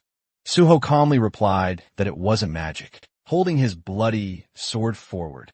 He declared the real fun was only just beginning. The system then announced that Suho's understanding of swordsmanship had now surpassed all others and would be added to the system's database. Suho thought back to when he first created this style, mistakenly believing he'd reached his limit. Later, he realized there were monsters, like the Nameless Swordsman, whose skills utterly exceeded all human abilities. The first technique he learned afterward was Void Style, Steel Cutter, and he'd achieved it in this life far faster. Malion furiously promised to crush this dark magic, but Suho asked if life had taught him nothing. The system activated Cutting Steel. Suho slashed, and Malion raised his hands in disbelief, utterly unable to comprehend what he was seeing. Suho questioned whether the boss was blind in his old age and promised to finish him off. Malion refused to back down, summoning giant monsters behind him. The system identified them as Twisted Forest Golems, levels 96 to 98. Suho declared that Malion had summoned pathetic creatures. Malayan smirked, ordering his golems to attack Suho. Suho charged forward without hesitation, striking one down with a single, powerful blow. The system activated, proving he could cut steel once more. More golems collapsed, dropping their radiant green stones, standing amidst the fallen monsters. Suho declared to Malayan, "Cutting steel is no longer a challenge for me. These creatures don't stand a chance." Malayan snarled, sending a barrage of vines his way. Suho sliced through them effortlessly and stated that the boss had clearly exhausted all his strength. He then leaped onto a stone, then another, declaring, "It's time to finish this." Leaping into the air, he delivered a mid-flight kick to Malayan, sending the boss splashing into the water. Streams of water cascaded down the monster's body as Suho summoned a formidable shadow spear. He then ensnared Malayan in binding chains. Malayan struggled fiercely, demanding Suho stop his insolent chatter. He accused Suho of daring to mock a being of his stature, but the chains held him fast. Suho swung his blade, cleanly beheading Malayan with a single decisive strike. The system then announced that Malayan, king of the Twisted Forest, had been defeated and the gate was cleared. Suho was named MVP, receiving bonus experience, one skill point, and then another. All his abilities surged with the level increase. A luminous green sphere floated up from Malayan's corpse. Suho declared, "This is exactly what I came for." The system described it as the Cursed Druid Sphere, an artifact rejected by the gods. It was an artifact that controlled unstable minds and corrupted them completely. It had allowed Malayan to become the sole druid and twisted guardian of the forest. Suho examined it closely, thinking that while the Void Style was valuable, this sphere had been his true objective all along. With his prize secured, he decided it was time to depart. Outside the portal, the watching crowd gasped as they realized the gate had been cleared. Cho Yun was utterly shocked that he had succeeded. Banduka stai absoluti nendai. Remembering their earlier conversation, the S-rank gate allowed up to 8 participants and was considered nearly impossible to clear. This gate was his personal gold mine. He remembered it clearly, all the effort it took to claim this gate. Now a single boy had stolen it all. Furious, he roared at Cho Yun, demanding if she even grasped his investment. Even 100 million won, he fumed, wouldn't be enough to compensate him. His men grinned ominously as he commanded them to flay Suho alive. Choi-in stepped forward, asking if they truly understood the dire consequences of what they were attempting. Banduak Snanet Laoli, demanding what the Union had ever done for him. But before he could even finish, the point of a shadow spear impaled his chest. Stunned, he stared at his own blood before collapsing. As his followers screamed in utter panic, Suho then stepped out of the portal and approached the terrified gang members, leaning over their fallen leader. Squinting slightly, he asked Choi-in if they could finally leave. The remaining men glared, telling him to just leave. Suho then asked if they intended to return the money he had paid. The tip of his sword tapped against one man's shoulder, and, pressing the red and black blood blade to his throat, Suho firmly told them that, since the portal owners had broken the rules, they should pay for it. He demanded a full refund. The man quickly agreed. A car door slammed shut as they left the scene. Choi-in, now seated at the wheel, thanked him. Suho replied, "Naturally, you should be grateful." He then added that thanks can't be put in a pocket, so a more substantial gesture wouldn't hurt.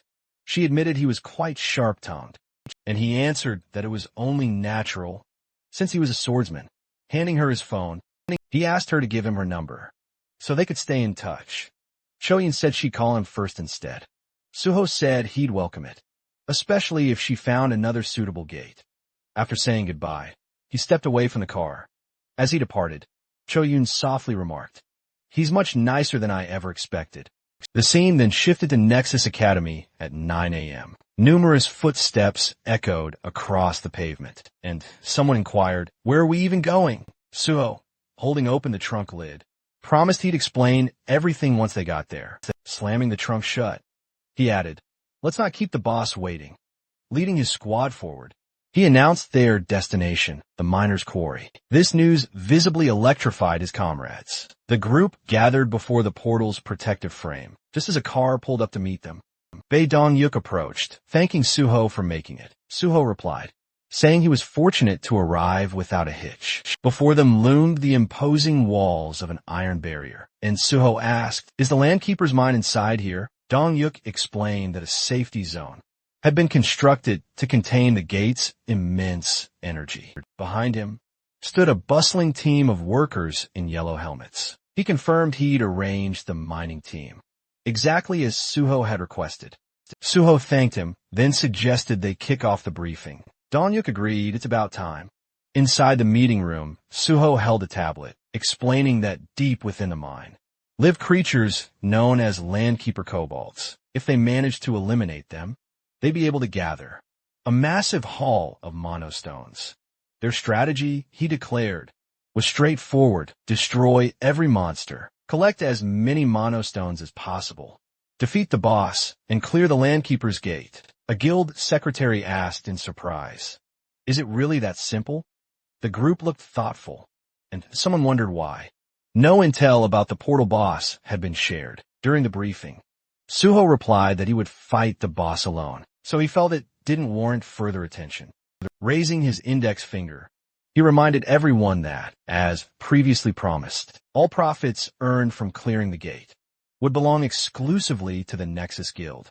He then shook hands with Dong-yuk. The elder declared he was counting on him.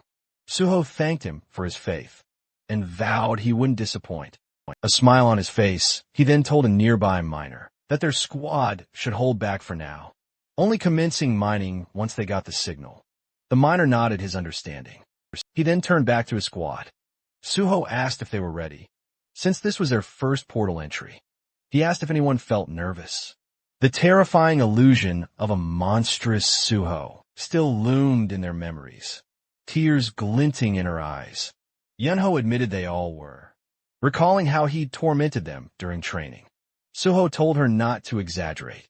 Standing before his squad, he informed them the mission would be lengthy, so they must conserve their stamina.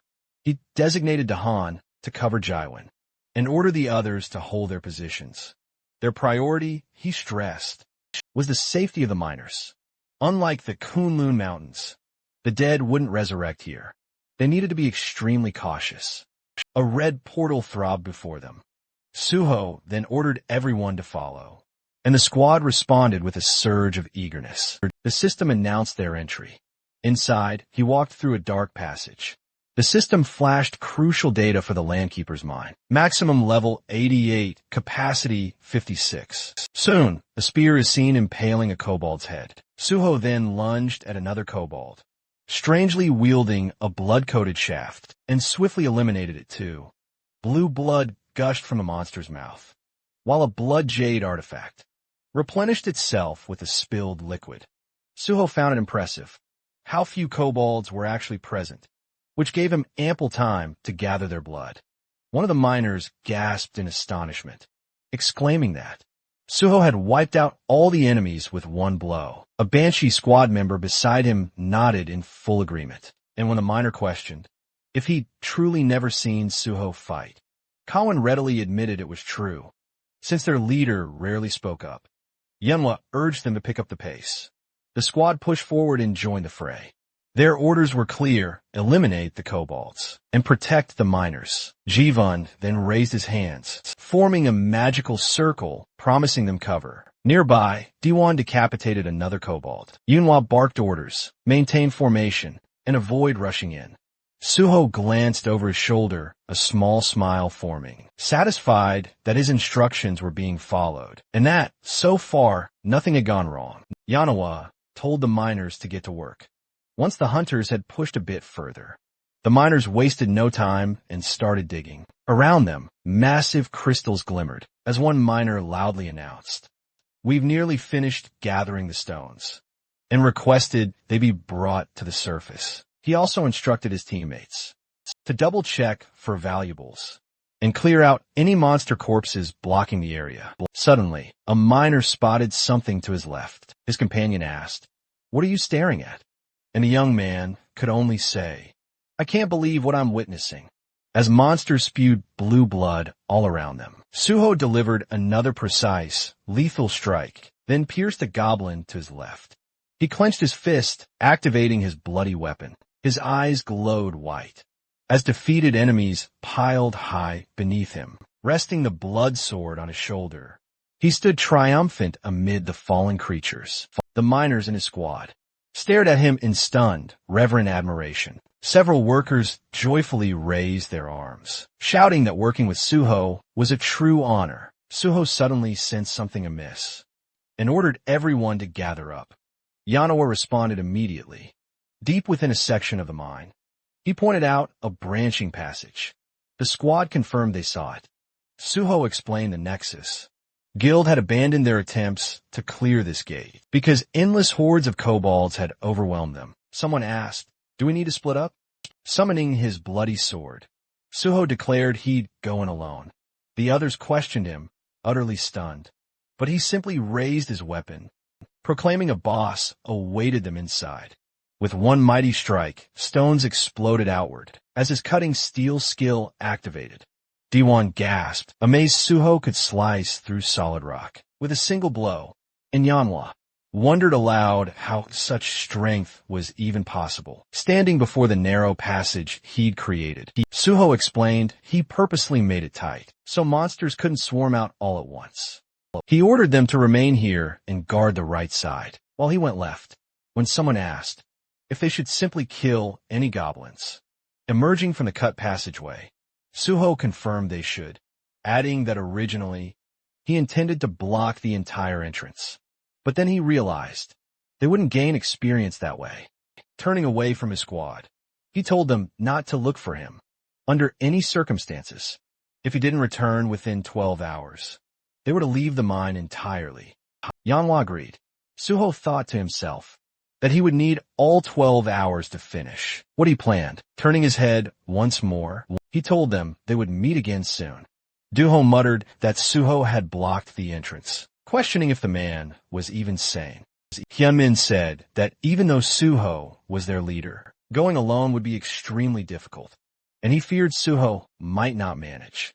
Jivan countered that Suho would be fine, reminding them all that their leader had cleared 2 seal gates and multiple dangerous portals single-handedly. Yanhwa smiled, saying they all remembered that.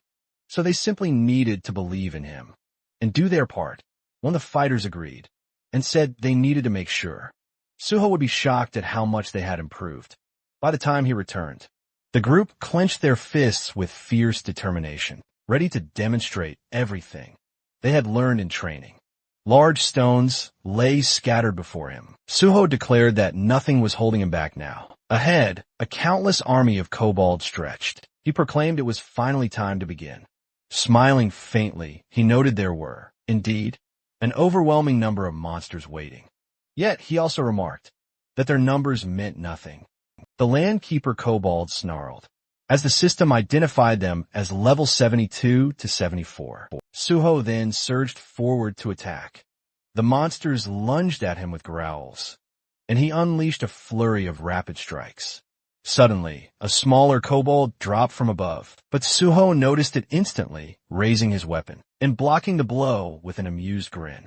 He mused that these creatures actually knew how to use their heads, though it only added unnecessary trouble. The system confirmed the defeat of the landkeeper. Kobolds outside. Dahan delivered a finishing strike to his foe and, smiling, turned to a comrade to announce they'd cleared out all the monsters. A Banshee squad member nodded in agreement, stating that as long as they stayed alert, everything would be just fine. A miner suggested they take a much-needed break and cook something to eat. The miners sat down tiredly beside the crystals, relieved it was finally time for lunch. One of them was surprised half the workday had already passed. A miner then approached the squad, asking if the young hunters were getting tired, and praising their excellent work. Jaiwan admitted there had been some difficult moments, but now everything was calm.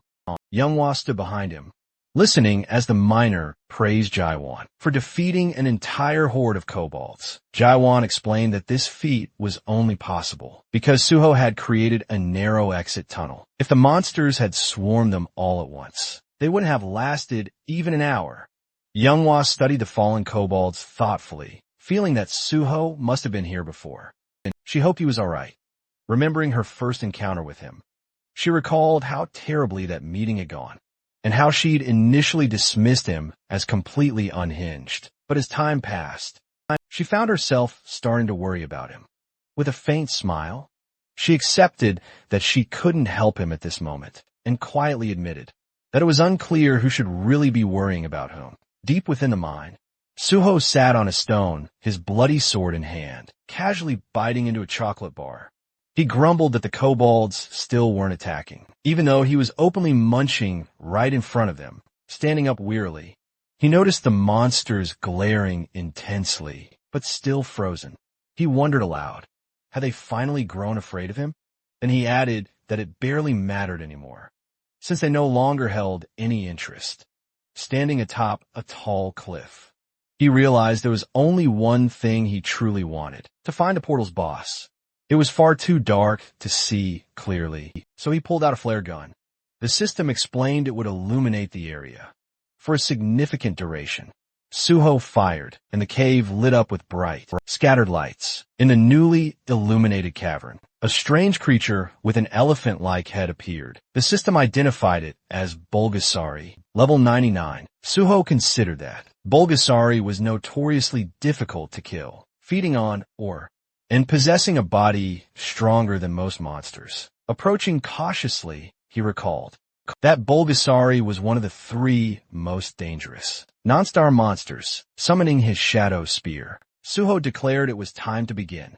He hurled his spear, striking Bulgasari's head, but the monster reacted with nothing more than a ticklish flinch. His smile grew unsettling as he realized the spear had simply bounced right off the creature, as if it had struck solid stone. Bulgasari finally stirred awake.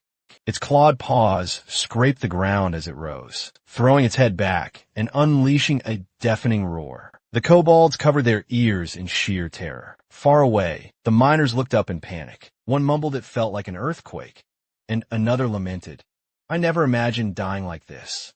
Yanwa's eyes widened as stones began tumbling from the cavern ceiling, and a terrifying realization hit her. The tremors were coming from the very direction Suho had gone. Sweat slicked her face, as she struggled to comprehend what was unfolding. Meanwhile, Suho simply gazed up at Bulgasari, a slight smile playing on his lips as he noted. This beast was not happy about being woken up.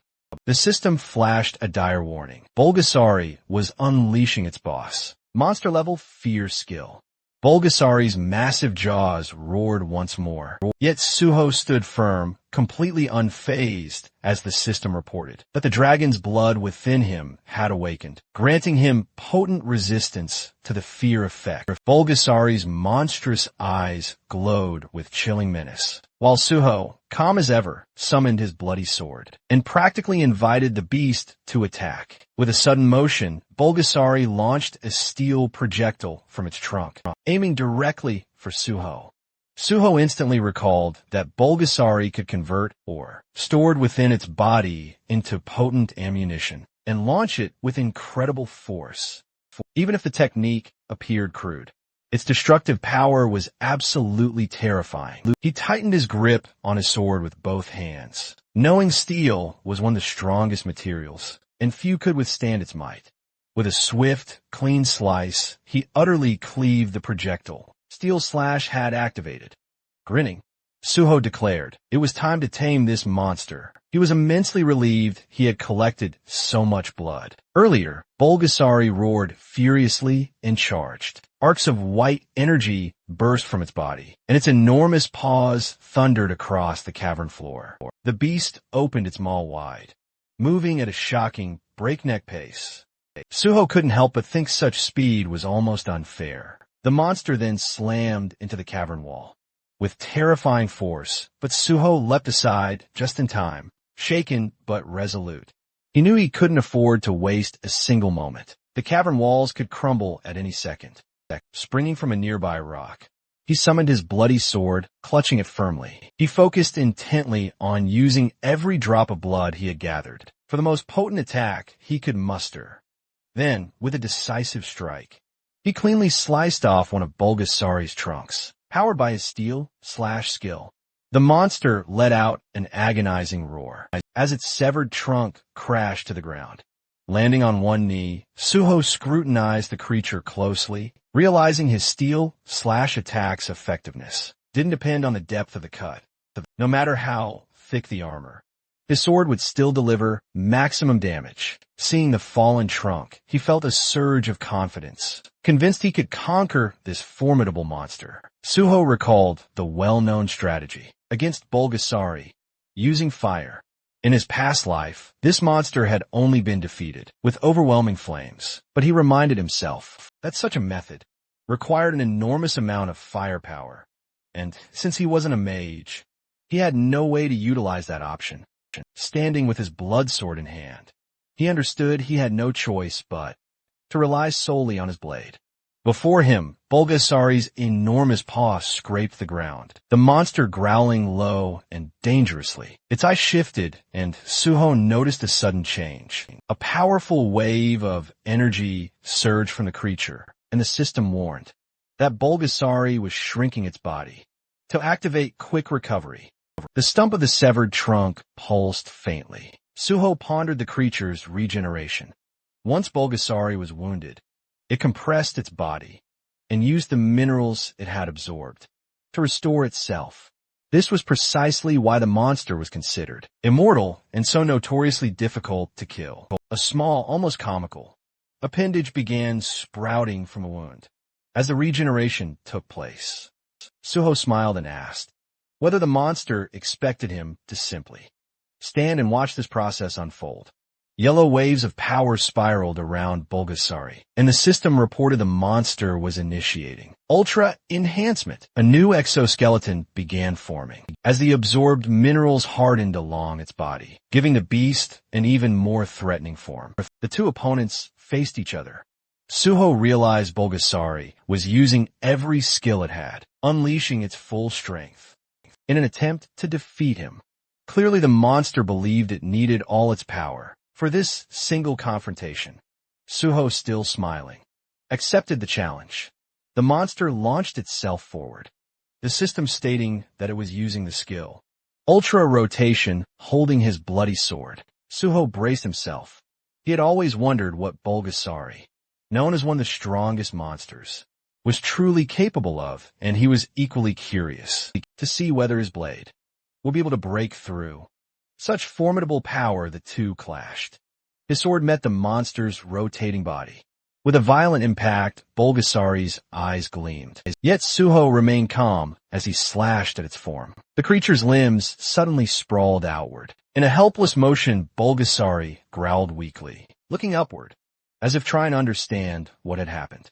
Suho tried to make sense of whether he had already defeated the beast, raising his sword high.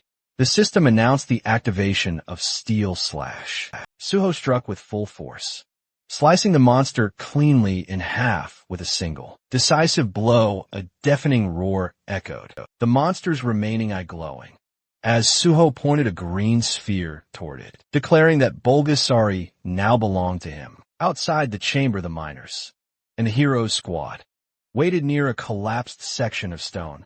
One of them said that the shaking seemed to have stopped. Yanhwa looked up while Jaiwan, standing beside her, remarked that the kobolds had stopped emerging, and it appeared the expedition had already gathered enough mana stones. The girl lowered her head slightly. Guan said that now all they could do was wait. Suddenly Yanhwa's expression brightened. She saw a system message, confirming that the gate had been cleared. The miners gasped as they saw the same message appear. The system declared in Suho as the most valuable player. Yanhwa and Jivan exchanged relieved smiles, and Ji1 said he had expected nothing less from his boss.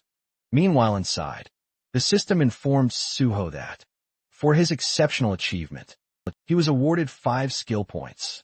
Smiling, he looked at the glowing green sphere, and the system granted him several more points, along with a level increase and a rise in all his stats. Holding the shining sphere in his hands, he excitedly said that he had done it. He recalled the final blow, thinking that any other monster in Bulgasari's place would have died instantly.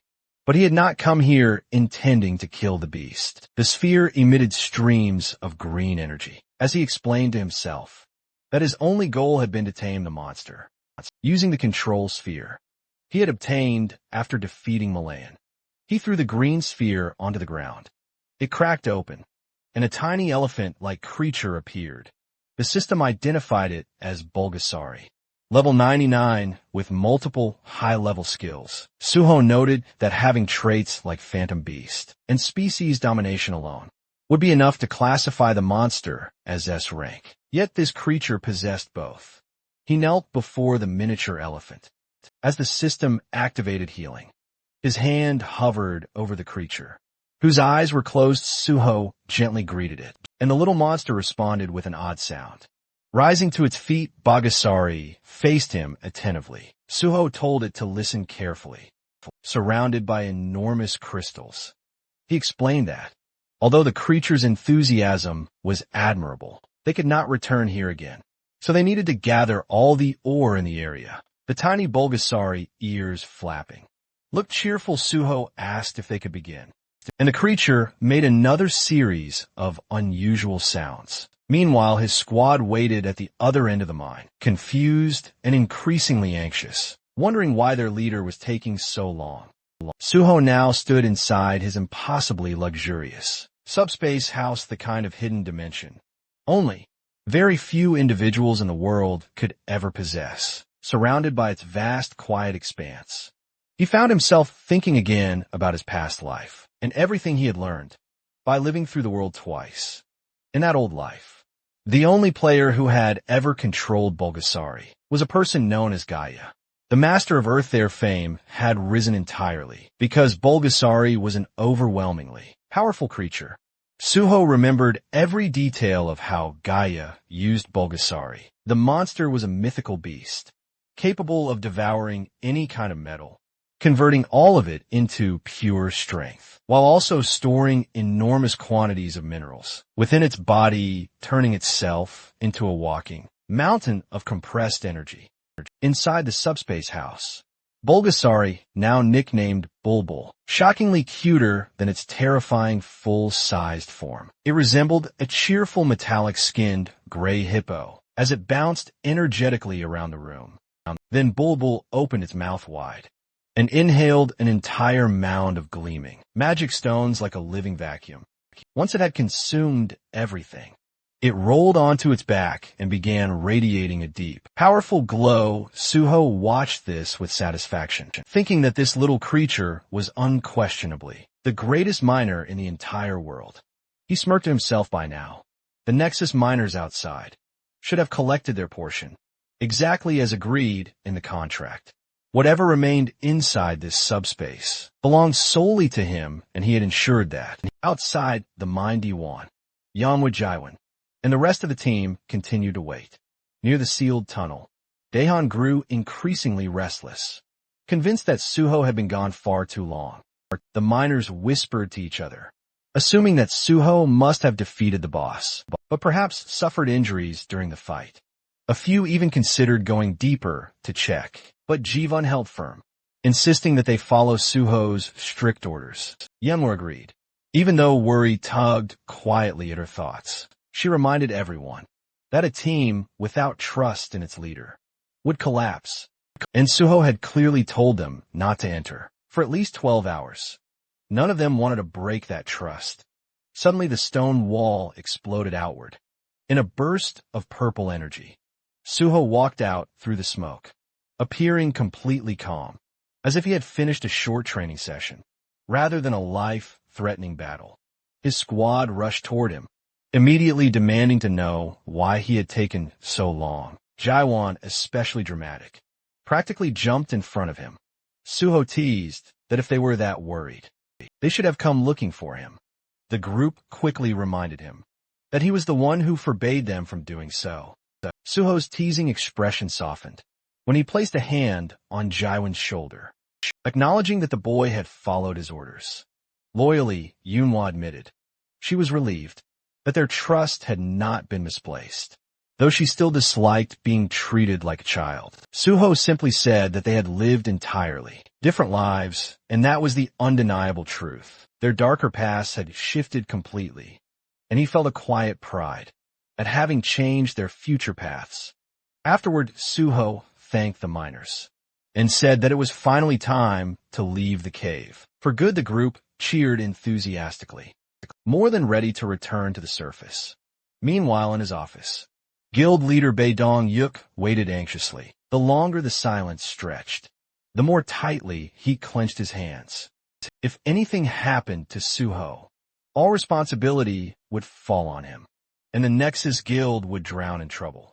Suddenly, someone burst through the door with news, announcing on Suho and his entire team had returned safely. Dong Yuk hurried out to greet them in relief. Suho confirmed the gate was cleared and requested that the result be officially registered. Later, they gathered in the office to review the collected materials and recorded data. Dong Yuk was stunned. Despite Suho's unusually short contract period, the profits were massive. They estimated more than 7.2 billion won in resources, possibly exceeding 10 billion after processing. Suho quietly remembered the raw stones he had claimed for himself in advance and nearly laughed. His personal haul was worth a fortune. To be fair, Dong Yu offered Suho's squad 10% of the gate's entire profit. As a bonus, Suho pretended to be surprised, even though inwardly he thought it was too generous. He had already taken enormous amounts home, so demanding anything more would feel greedy. After a polite exchange, they eventually agreed on a balanced reward that satisfied both sides. Once the matter was settled, Suho mentioned something else.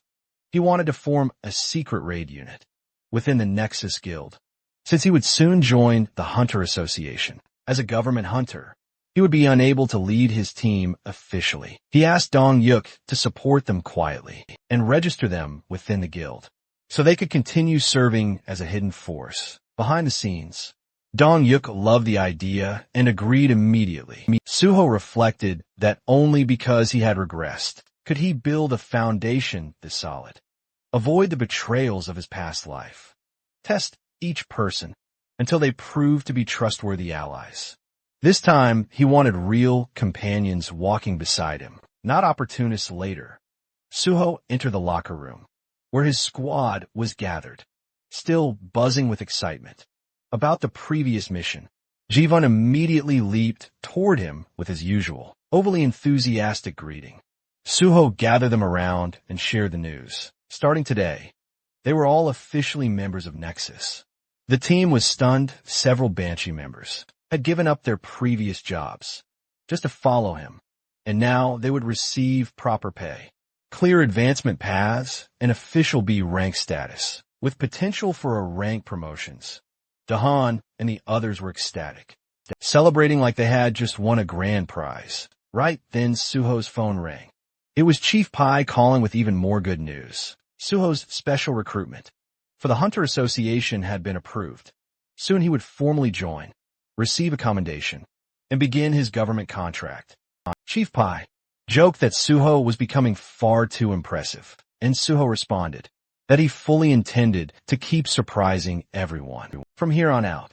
The next day, inside the Nexus lounge room, the entire Banshee squad was deep inside the digital space, created through Jaiwin's digitization skill. The bright, white environment looked futuristic from outside, but inside the environment was filled with glitch-covered monsters, their red eyes flickering as they crawled out of broken streams of corrupted data. The creatures let out distorted screams. As they swarmed the team, everyone held their positions, while Dahan barked commands, keeping the formation from collapsing under the chaos. Yanhwa glanced toward Jivan, who was catching his breath, while leaning heavily on his staff. She asked if he was all right. Jivan insisted he was fine, though he was clearly pushing himself too hard, determined not to look weak, and wanting to prove he truly belonged in the Banshee squad. One of the older members gave Jivan a playful smack on the back, nearly knocking him off balance, teasing that their youngest member was really fired up. Today, another stepped in to steady him, placing a hand on his shoulder and telling everyone to quiet down. Yanhwa reached out to help Jivan stand straight and warned him not to let any weakness show if they wanted to reach level 100. If they wanted to keep up with their leader's reputation, they still had a long road ahead of them. The others agreed if Jivan wanted proper recognition, he had to keep fighting. Their determination collectively surged. The entire team shouted together that, no matter how hard the climb became, they would give everything they had. A short distance away, Suho watched them, while surrounded by the digital remains of corrupted monsters he had already taken down. Their enthusiasm amused him. He thought the team had grown almost too energetic. He had told Jivan to set the program to hard mode, but he hadn't expected things to escalate this intensely. He even joked internally that, if a virus like this ever spread online, the entire internet would probably collapse soon. Suho walked up to G1 and asked whether he was holding up. G1 tried to appear unfazed, saying he was just taking a break before returning to battle. Suho simply told him they were done for the day, and that was time to log out. Jivan froze, unable to believe Suho had finished clearing the stage. Already the rest of the team, exhausted but irritated, felt like their leader had played a different game entirely. They insisted they were only getting started. Suho quietly smiled. He knew now that they were pushing themselves harder. For his sake, he exited the virtual space. Later in the real world, Suho sat alone inside Angel in Earth Coffee, a calm cafe near the edge of Seoul. He checked his phone and organized his next steps. Since he had just entered the special recruitment program, his free time would shrink quickly. He needed to move fast. His next priority was locating a certain individual. Soon a white car pulled up outside. Choyin stepped out casually and walked inside, as if she owned the place. She ordered a strawberry frappe. Suho reminded her that she wasn't really in the position to demand drinks since he had called her here to repay the favor she owed him. But before she could react, the waiter placed the drink in front of her. Suho had already ordered it. She blinked in disbelief, wondering how he knew the exact drink she would ask for. And even the timing, Suho brushed it off, saying it was simple intuition. In truth, the library of memories he carried from his previous life contained even small details, like her favorite snacks, switching topics, which He asked if she had found the person he requested. She handed him a document folder, still confused about why he wanted information on what she thought was a junkie. Suho corrected her immediately. The man he sought was a highly skilled craftsman. In Suho's memory, that junkie would become one of the greatest blacksmiths in the world. Nam Hyun, he thought to himself, that finding information on someone like Hyun wasn't easy, yet Choi Yin had still managed it. She was undeniably good at her work.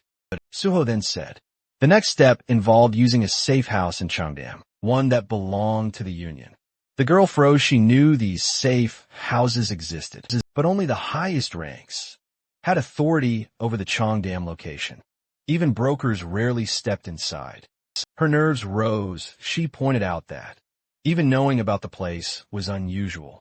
Suho simply reminded her that she owed him a favor. She tried to negotiate, but he pressed her harder, even teasing that if her entire life's worth amounted to mere paperwork, maybe he shouldn't have helped her at all. Cornered, sweating, she started making out childish excuses. Finally defeated, she said she would make the call. She stepped outside. Suho waited calmly, knowing the Union would eventually choose the most logical outcome. They would approve his request. When she returned, she looked defeated and asked whether it truly had to be Cheongdam. Suho's twisted expression made the answer obvious. She regretted asking. He chose the location simply because it was closest. She told him he could use it, but only under one condition. She explained that if he met that condition, he could access the Cheongdam safe house at half price. Even so, half the price was still expensive. She pulled out her phone, ready to accept the Union's terms. But Suho told her to wait. He wanted to know the full catch first. She thought he was being extremely strict for someone asking favors. But Suho replied with a shrug, saying he had to be after all. He was joining the Hunter Association. Finally, Cho Yoon told him the condition. He had to help clear a newly discovered gate. The Union had found one they didn't want exposed, because it appeared in an extremely public area. Nam Hansen. Suho asked about the monsters inside. She explained the gate was known as Sky Mountain, filled with wyverns, massive, fast sky blue dragons that were difficult, even for trained hunters. Only those under level 110 could enter. And she added that it wasn't supposed to be a solo operation. Suho only needed to join the raid team and assist. But Suho already knew everything about Sky Mountain. He asked whether the wyverns were sky blue. She confirmed it and asked how he knew. Suho stood up, asking her for the raid time. She said he could go immediately if he wanted. With a calm, confident smile, Suho told her to change the condition, because he would be clearing the gate alone. A couple of days later, the sun was shining over a quiet forest clearing, where a blue, swirling portal stood like a breathing doorway. Boxes of supplies were stacked nearby, prepared for the raid. But Suho walked right past them without slowing down. He headed straight for the gate. Not far behind him, Choi Yoon stood beside Kim Soo-won, a hunter from the Union. Kim Soo-won commented that it was surprising. Suho had declined all supplies and insisted on entering alone. Choi Yoon only shrugged. She believed he had his own plans, and their boss had said that, regardless of success or failure, watching Suho would be interesting. She still felt confident he would win. Suho always exceeded expectations. In the end, Kim Soo-won, meanwhile, remained curious. If Suho succeeded in soloing this gate, he would become even more of a legend. If he failed, the fall would be dramatic.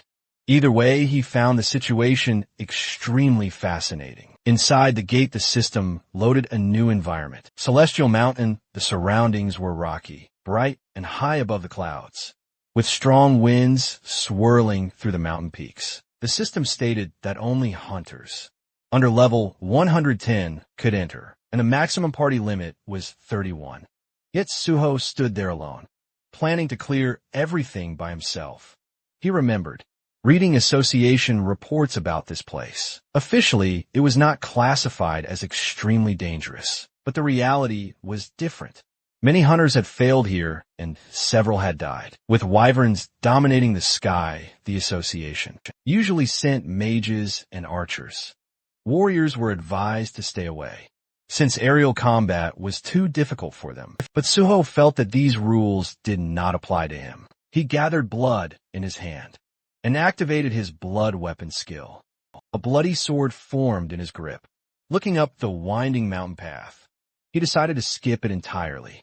Using leap, he soared upward through the sharp winds, as if they were nothing more than a gentle breeze. He ignored the twisting trails and ran straight up the mountain.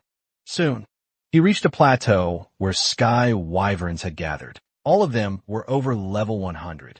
The leader, a sky wyvern at level 109, stood among them as Suho approached.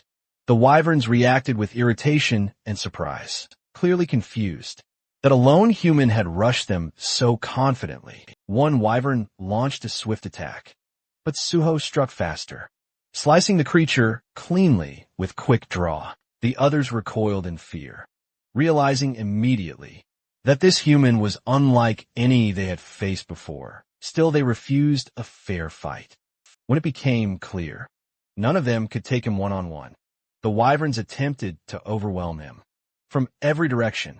Suho quickly realized this was a coordinated strategy. The first attackers served only as a distraction. The true threat was the leader approaching from behind. As the leader lunged for a surprise attack, Suho dodged and slashed upward, landing a precise hit enraged.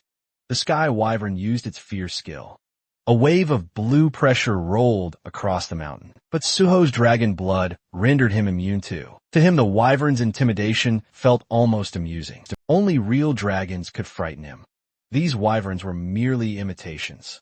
Frustrated, the leader fired its breath attack. Meanwhile, the lesser wyverns tore large boulders from the mountainside and hurled them at Suho, blocking his movement, while the leader prepared another strike. It was a surprisingly well-coordinated tactic. As the rocks crashed down, the leader charged in for the kill. Suho activated leap again, soaring above the crowded attack. From the air, he used Airstyle's first form, Sever, and prepared cutting steel. He descended like a blade from the sky and cut the leader from head to tail. With one clean strike with the leader defeated, Suho observed its remains and felt that he was finally starting to adapt to his newer techniques. Still, he sensed room for improvement.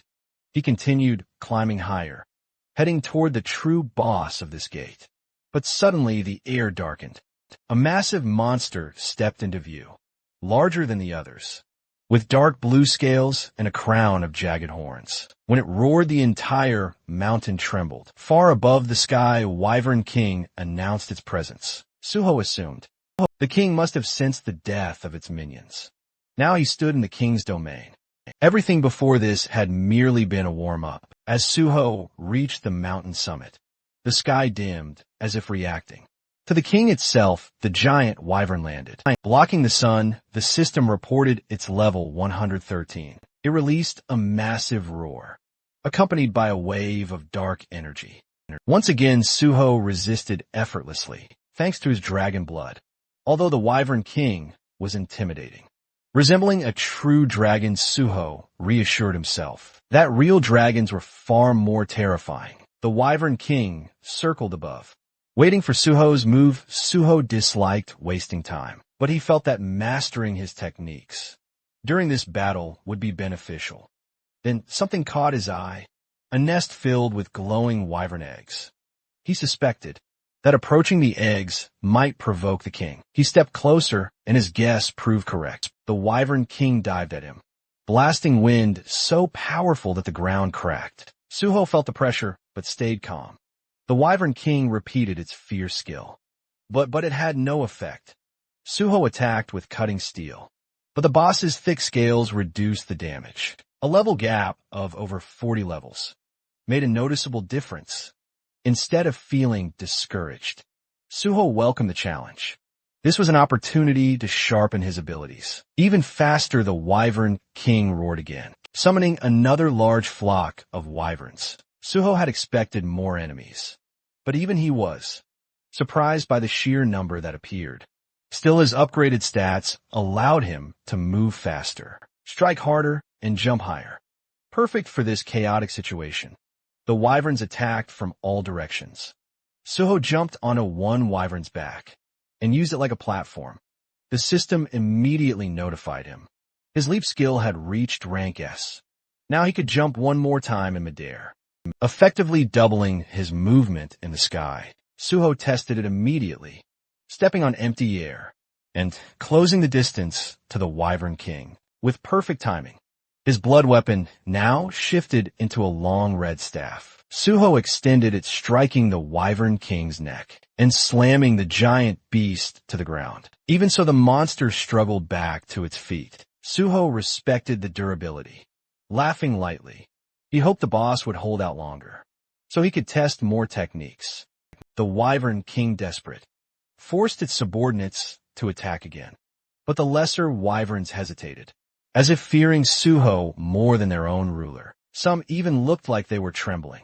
Suho quietly remarked that perhaps he had become the true Wyvern King. Now the real king shrieked in outrage, and the minions finally resumed their attack. Suho moved through the air, bouncing from wyvern to wyvern. Still, he noticed his sword-drawing technique was not leveling up as rapidly as he had hoped.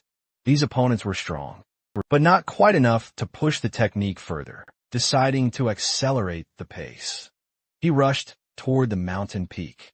There he discovered something enormous. The Sky Wyvern Queen, larger and stronger than the king, covered in purple scales. She guarded her nest and could not leave it. This gave Suho an advantage.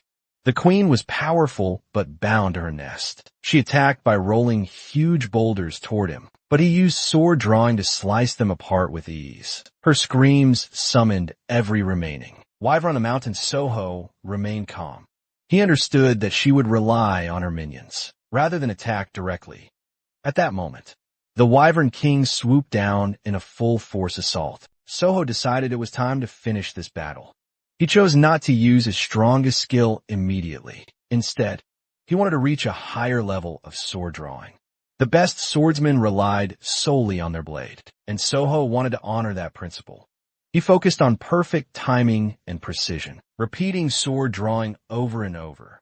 The system reacted to his mastery, recognizing that his understanding had surpassed all others. System alerts flooded his vision.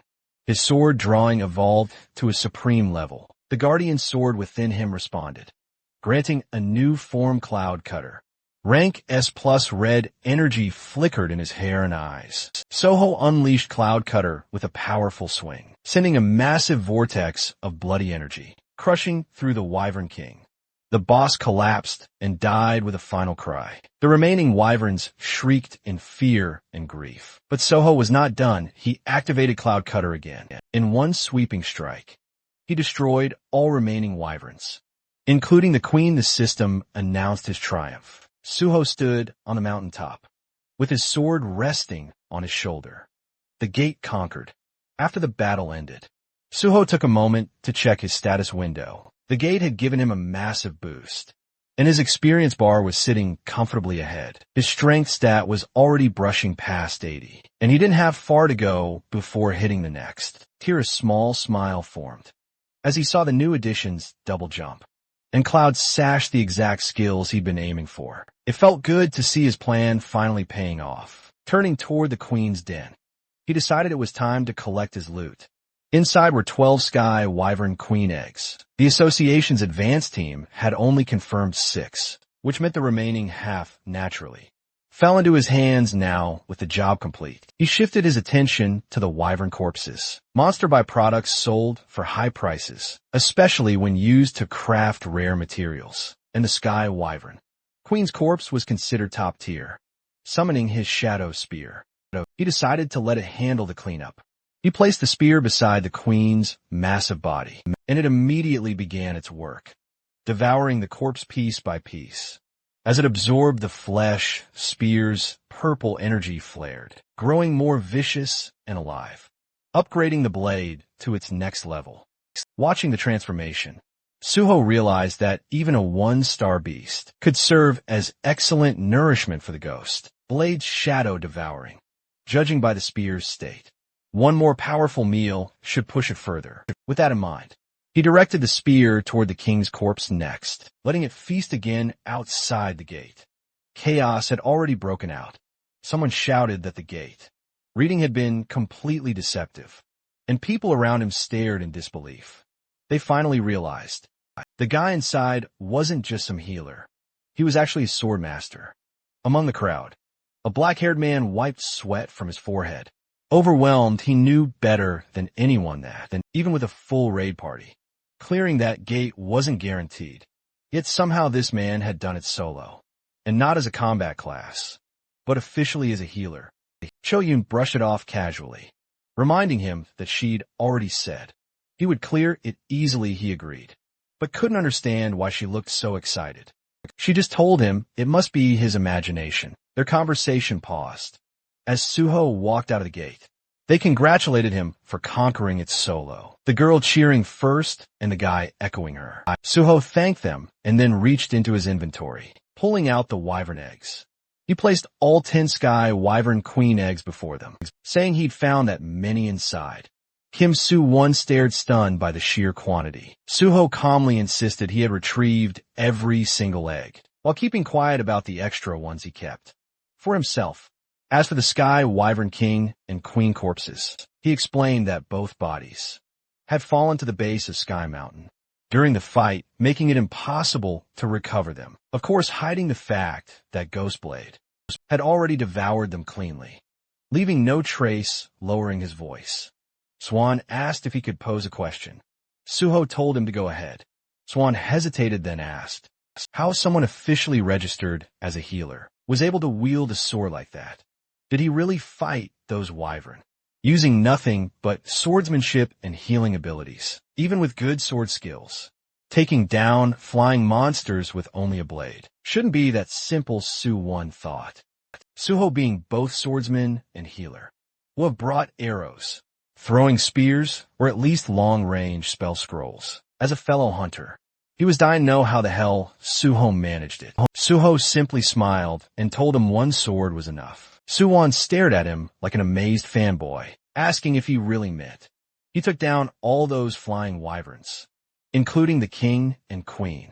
With only that one sword, Suho confirmed it. Soo-won practically lit up, thrilled and glowing with admiration, while Cho-Yu nudged him, asking if this wasn't the same guy who had been whining earlier. Changing the topic, Suho asked Cho-Yun if he had fulfilled all the conditions. Cho-Yun happily said he had more than fulfilled them. He'd solo cleared the gate and recovered all 10 eggs. As promised, she guaranteed him free use of the largest unit in the Cheongdam residence, adding that her boss never went back on their word. She then asked when he wanted to start using it.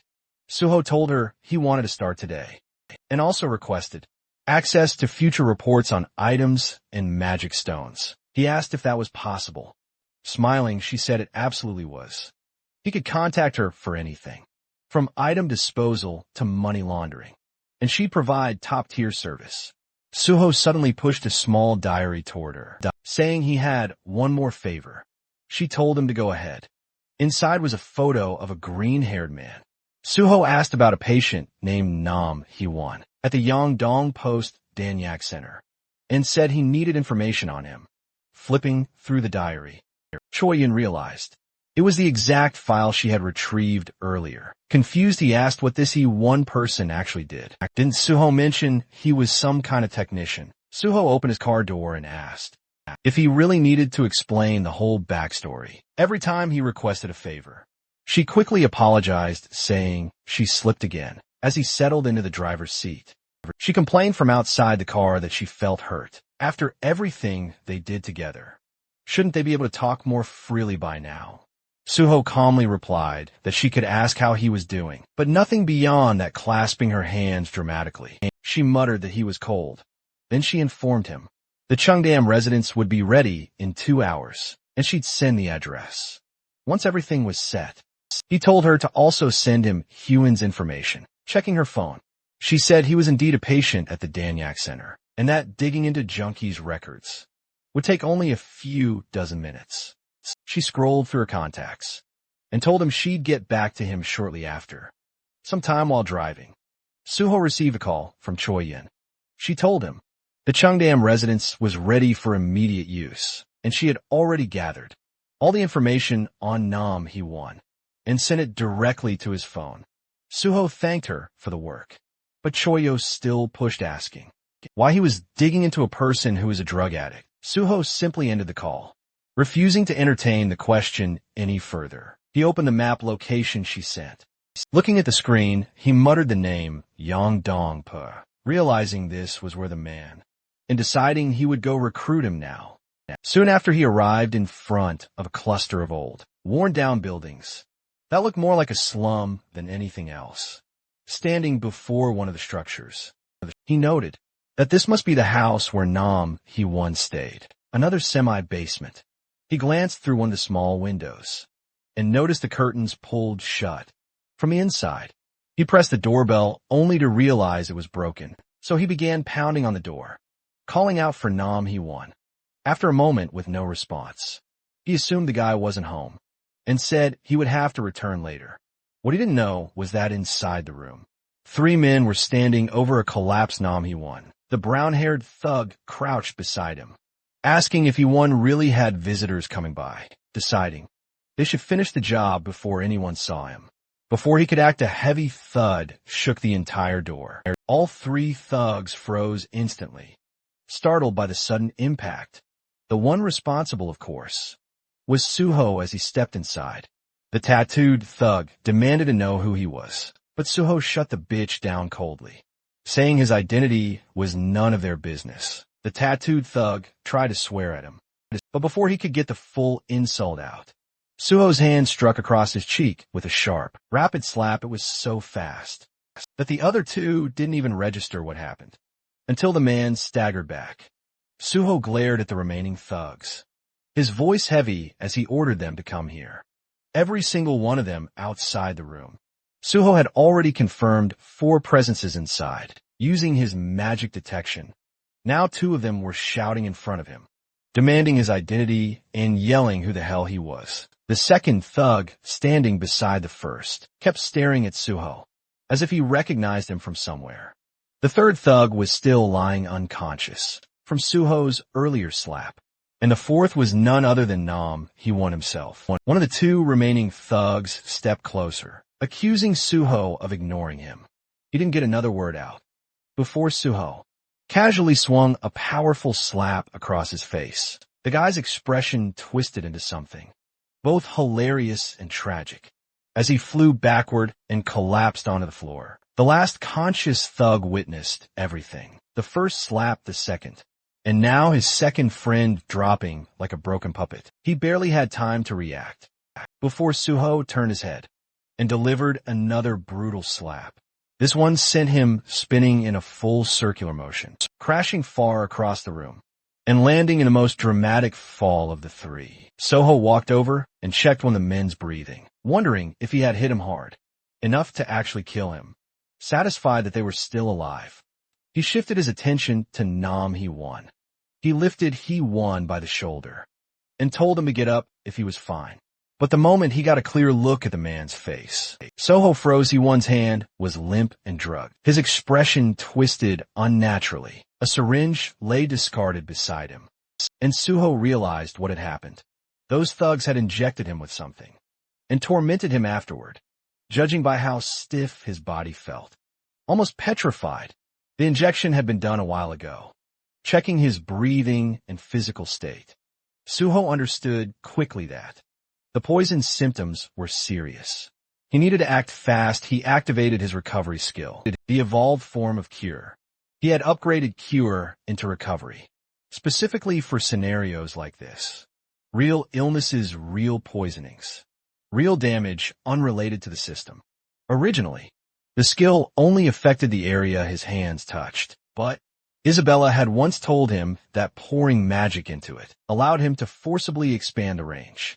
A slow grin spread across his face as he channeled magic into his hands.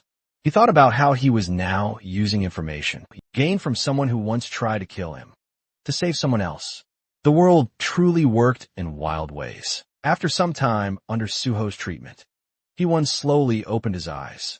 His vision was still blurry, and the first thing he saw was a blurry figure. Asking if he was awake, he stood up fast. Suho calmly told him that this was his home, where he finally focused. He noticed the beaten thugs sprawled across the room and looked terrified, asking why they were in that state and who the guy even was. Suho replied that they refused to listen, so he restrained them, but the more important issue was the drug, and He-Won's system shaking violently.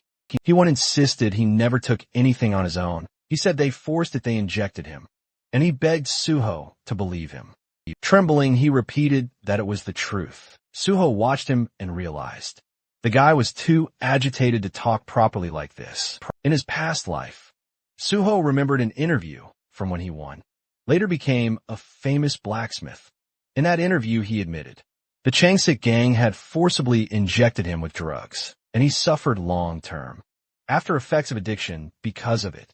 With that memory in mind, Suho decided to treat him properly. He placed his hand close to Nam He-Won, and the system responded. The ring of emotions reacted to the strongest emotions in the target. The color being absorbed was black. Suddenly, He-Won clutched his chest, overwhelmed by the pain. Then, as the ring drew out his dark emotions, the tension eased and he felt relief wash over him. Once the process ended, Suho asked if he was feeling better, and the green-haired boy nodded. Suho stood and told him he believed him. He addressed him properly as Mr. Nam He-Won, confirming that the people who injected him belonged to the Chung Sik gang, and that the thugs on the floor were from the same group. The Chung Sik gang's original name has been Gold-Made Hand, but the intention behind the naming was so ridiculous that the association simply renamed them as Chung Sik Gong. Suho asked Hyun if he was attending a rehab center. Still shaking, Hyun said yes. Then asked how Suho knew. Suho answered lightly, saying he found out while digging into the Chung Sik gang. He reassured him he no longer needed to worry. Forcing drugs on someone already in rehab was a serious crime, and Suho said he would personally take responsibility and resolve the case. He-Won's expression brightened, and he thanked Suho sincerely. Suho told him that since this was an important matter, he would return to check on him again soon. Then he asked if Hyun was experiencing dry mouth or withdrawal symptoms. Hyun admitted that he was, and that he was starting to feel cold. Suho knelt in front of him and asked him to sit for a moment. Hyun obeyed. Suho activated recovery, and blue light gathered around his hands. Seeing it, Hyun watched in quiet awe. Suho explained that this was the healer's recovery technique, tailored for drug addicts. It relieved withdrawal symptoms and pushed out the lingering drug energy from a body. But full recovery required continuous, long-term treatment. Recovery consumed a large amount of mana, and very few healers were trained enough to handle it. That was why in Suho's past life, Isabella had become one of the most influential figures among the last crusaders. And that was also why, after returning, he chose the path of a healer. Standing up, Suho told the green-haired boy that addiction treatment needed consistency, and they would meet again for further care. For now, he had to head toward the Chung Sik gang station. Terrified, He-Won asked him to wait. He said he wanted to know something earlier, too, and asked who Suho was affiliated with. Suho gave his name and said he was a hunter under the Korean Hunters Association. As Suho left, He-Won remained seated in silent amazement, repeating the name on Suho in his mind. Even someone who didn't own a TV like him had heard that name over the past few days. It was all over the breaking news. And now he realized the person who saved him was the same on Suho everyone had been talking about. From above, the slum looked like a war-torn zone. After multiple gate shocks, half of Yeongdongpa had collapsed into ruin, turning firmly into a slum. Suho walked through its broken streets, the air heavy with neglect. Since the district sat right in the center of Seoul, it had eventually become a perfect breeding ground for crime. He looked up at the crumbling surroundings, thinking that this must be the place that both the police and the association pretended not to see. In front of him stood a building with a bold sign that read, Gold-Made. Suho stared at it, wondering what kind of gang had the audacity to brand themselves with such a grandiose name. He pushed open the door and stepped inside. The first floor was a convenience store. Shelves intact, lights on. Suho immediately understood the situation. A convenience store in the middle of a slum, still operating smoothly, was clear proof that the place was being openly run by gangsters. There was no way it would remain untouched without heavy backing behind it.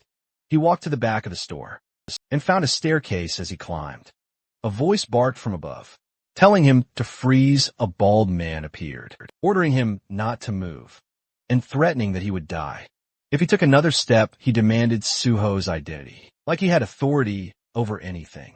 Suho looked at him with a small smile. A gatekeeper, how classic. He thought. Then he asked where Changsik was. The bald man snapped in anger. Shocked at hearing the name spoken so casually, the thug shouted, demanding to know who he thought he was, to speak their boss's name so freely. But then his expression shifted as he suddenly recognized the face in front of him. The man froze as he realized that this was on Suho himself. Suho waved lightly, thanking him for the recognition. The thug thought he was trying to high-five him and raised his hand instead. Suho stepped forward and delivered a brutal slap, sending the bald man flying aside. As he walked past with a grin, continuing up the stairs, Suho spoke calmly, telling them to inform Changsik to come out. Inside his office, Changsik heard the sounds of fighting erupting right outside his door. The noise grew louder and more chaotic, until the door finally burst open, a thug flying through it after being kicked by Suho. Suho stepped inside calmly. He muttered that not a single one of these gangster bitches seemed to understand words. Behind him, the bodies of beaten thugs were scattered across the hallway, like discarded trash. Running a hand through his hair, he asked Changsik if bringing him here was really that hard. Stepping over another fallen thug, he added that he wondered what the gang would even do if he resisted. Changsik sat in front of him with a straight, unreadable expression. Two bodyguards stood behind him like statues as Suho approached. He knew exactly what kind of place this was. More than 80% of this organization's members were awakened. The fact that awakened criminals operated openly like this was proof that the nation's security had already collapsed. In his previous life, the Changsik gang had grown, even larger than this current version. They had created countless victims, and it took an exhausting amount of time to take them down. Remembering that, Suho clenched his fist in a cold tone. He said that this was exactly why cancer needed to be removed. Before it grew, Changsik tried to speak, addressing him as Hunter on Suho, and asking what he was doing. So suddenly, Suho stepped closer, telling him not to act clueless. They were the ones who started all of this. Changsik demanded to know when he supposedly started anything. Suho told him he was playing dumb to the very end. He said they messed with someone named Hai-Wan. He dropped a syringe on the desk, and both the boss and the bodyguard stared at it. Suho told them he had just met Hyun himself. He asked if they truly intended to keep denying it. Changsik leaned toward his subordinate and quietly asked who Hyun was. The underling whispered the explanation into his ear. Suho raised his leg and slammed it down on the table, breaking the surface clean in half. He said they had turned his closest friend into that state. His eyes glowed red as he asked why they did it. The two bodyguards froze. Changsik kept his expression firm, trying not to show fear. The boss rolled his hand across his face and told the bodyguards to step outside. They hesitated and asked why. He then barked at them to get out. The rest of the guards immediately rushed out of the room, leaving only Suho and Changsik inside. Changsik swallowed and said he believed there was some misunderstanding, suggesting they talk calmly. Suho walked over the broken table with slow steps. He said that every word they spoke only earned them another beating. Changsik, now trembling, warned him that if he touched him, he would call the police. Suho punched him across the face, calling it nonsense. The blow sent Changsik sliding across the floor, along with his chair like his ass glued to it. Suho said that hearing the word "police come from a gangster boss" was hilarious. Changsik groaned on the ground in pain. Suho added that he figured a boss wouldn't go down from just one punch. Changsik forced a laugh, saying he wouldn't just sit there and let it happen. But the moment Suho stepped toward him, terror returned to his eyes. Suho reminded him again that he was begging for a beating, tightening his fist, and with that, Suho's punch drove straight toward the boss's face. Outside the office, the guards heard the repeated thuds of fists, slamming into something or someone. Alarmed, they rushed toward the room, shouting for their boss. When they threw the door open, they found Suho standing in front of a shattered glass window. He told them their boss fled. One of the guards stared at him in shock, asking what just happened. Suho explained calmly that Changsik had smashed the window and bolted, pointing out the broken frame as if it were obvious. The baldy guard raised his hand, like a confused school kid, saying that this was the 3rd floor. Suho brushed him off, telling him that Changsik was a level 100 hunter who could roll out of something like that without a problem, so they should stop babbling nonsense. With a smile, he told them he planned to dismantle this entire place, starting now then. He added that anyone who wanted to come with him could follow him straight to Chonggok. Just hearing the name made the entire group freeze. Chonggok was the correctional facility next to Kain Song Penitentiary. While Chansong held regular criminals, Chonggok held awakened offenders. Since the whole place was filled with violent, awakened criminals, it was practically a hell within hell. A pro version of hell. Only the strong survived there. Its reputation alone was enough to make half-baked punks bitches tremble. Exactly like the situation unfolding now. Sweat poured down their faces. Suho reminded them that he had connections to the Great Hunter Association. He told them to run before he tossed them all inside. Otherwise, he would drag them along with Changsik straight to Chonggok. The thugs gritted their teeth in terror. Then the next second they bolted at full speed, shouting that they don't know any boss. Watching them scatter, Suho said he expected about that much loyalty from gangsters, calling them vermin, cockroach bastards. He warned them that if even one document disappeared, he would carve them up slowly. He ordered them to leave empty-handed. Once the building was clear, Suho activated his magic detection. A blue magic circle formed beneath his feet. After a moment, it detected something special, radiating mana on the 3rd floor. In the corner of the room, Suho approached the spot and uncovered a hidden safe. He called it obvious, saying, "The bastard must have thought hiding it here would keep it protected." It was a top-tier safe from a famous brand, the kind that only unlocked with the registrants. Mana's signature. He placed his hand on the reinforced steel. Blue light pulsed across it with toughness like this. Cutting the steel would destroy the contents. So he needed to slice the door off cleanly. Suho summoned Bulgasari. The tiny elephant monster popped out from subspace, standing at attention like a soldier. Suho told him he only wanted the door removed. Bulgasari obeyed, instantly gripping the door with its tiny trunk and ripping it free as the creature started the safe. Suho praised it, telling it to eat well. Inside the safe, he found cash and gold bars, but none of that mattered to him.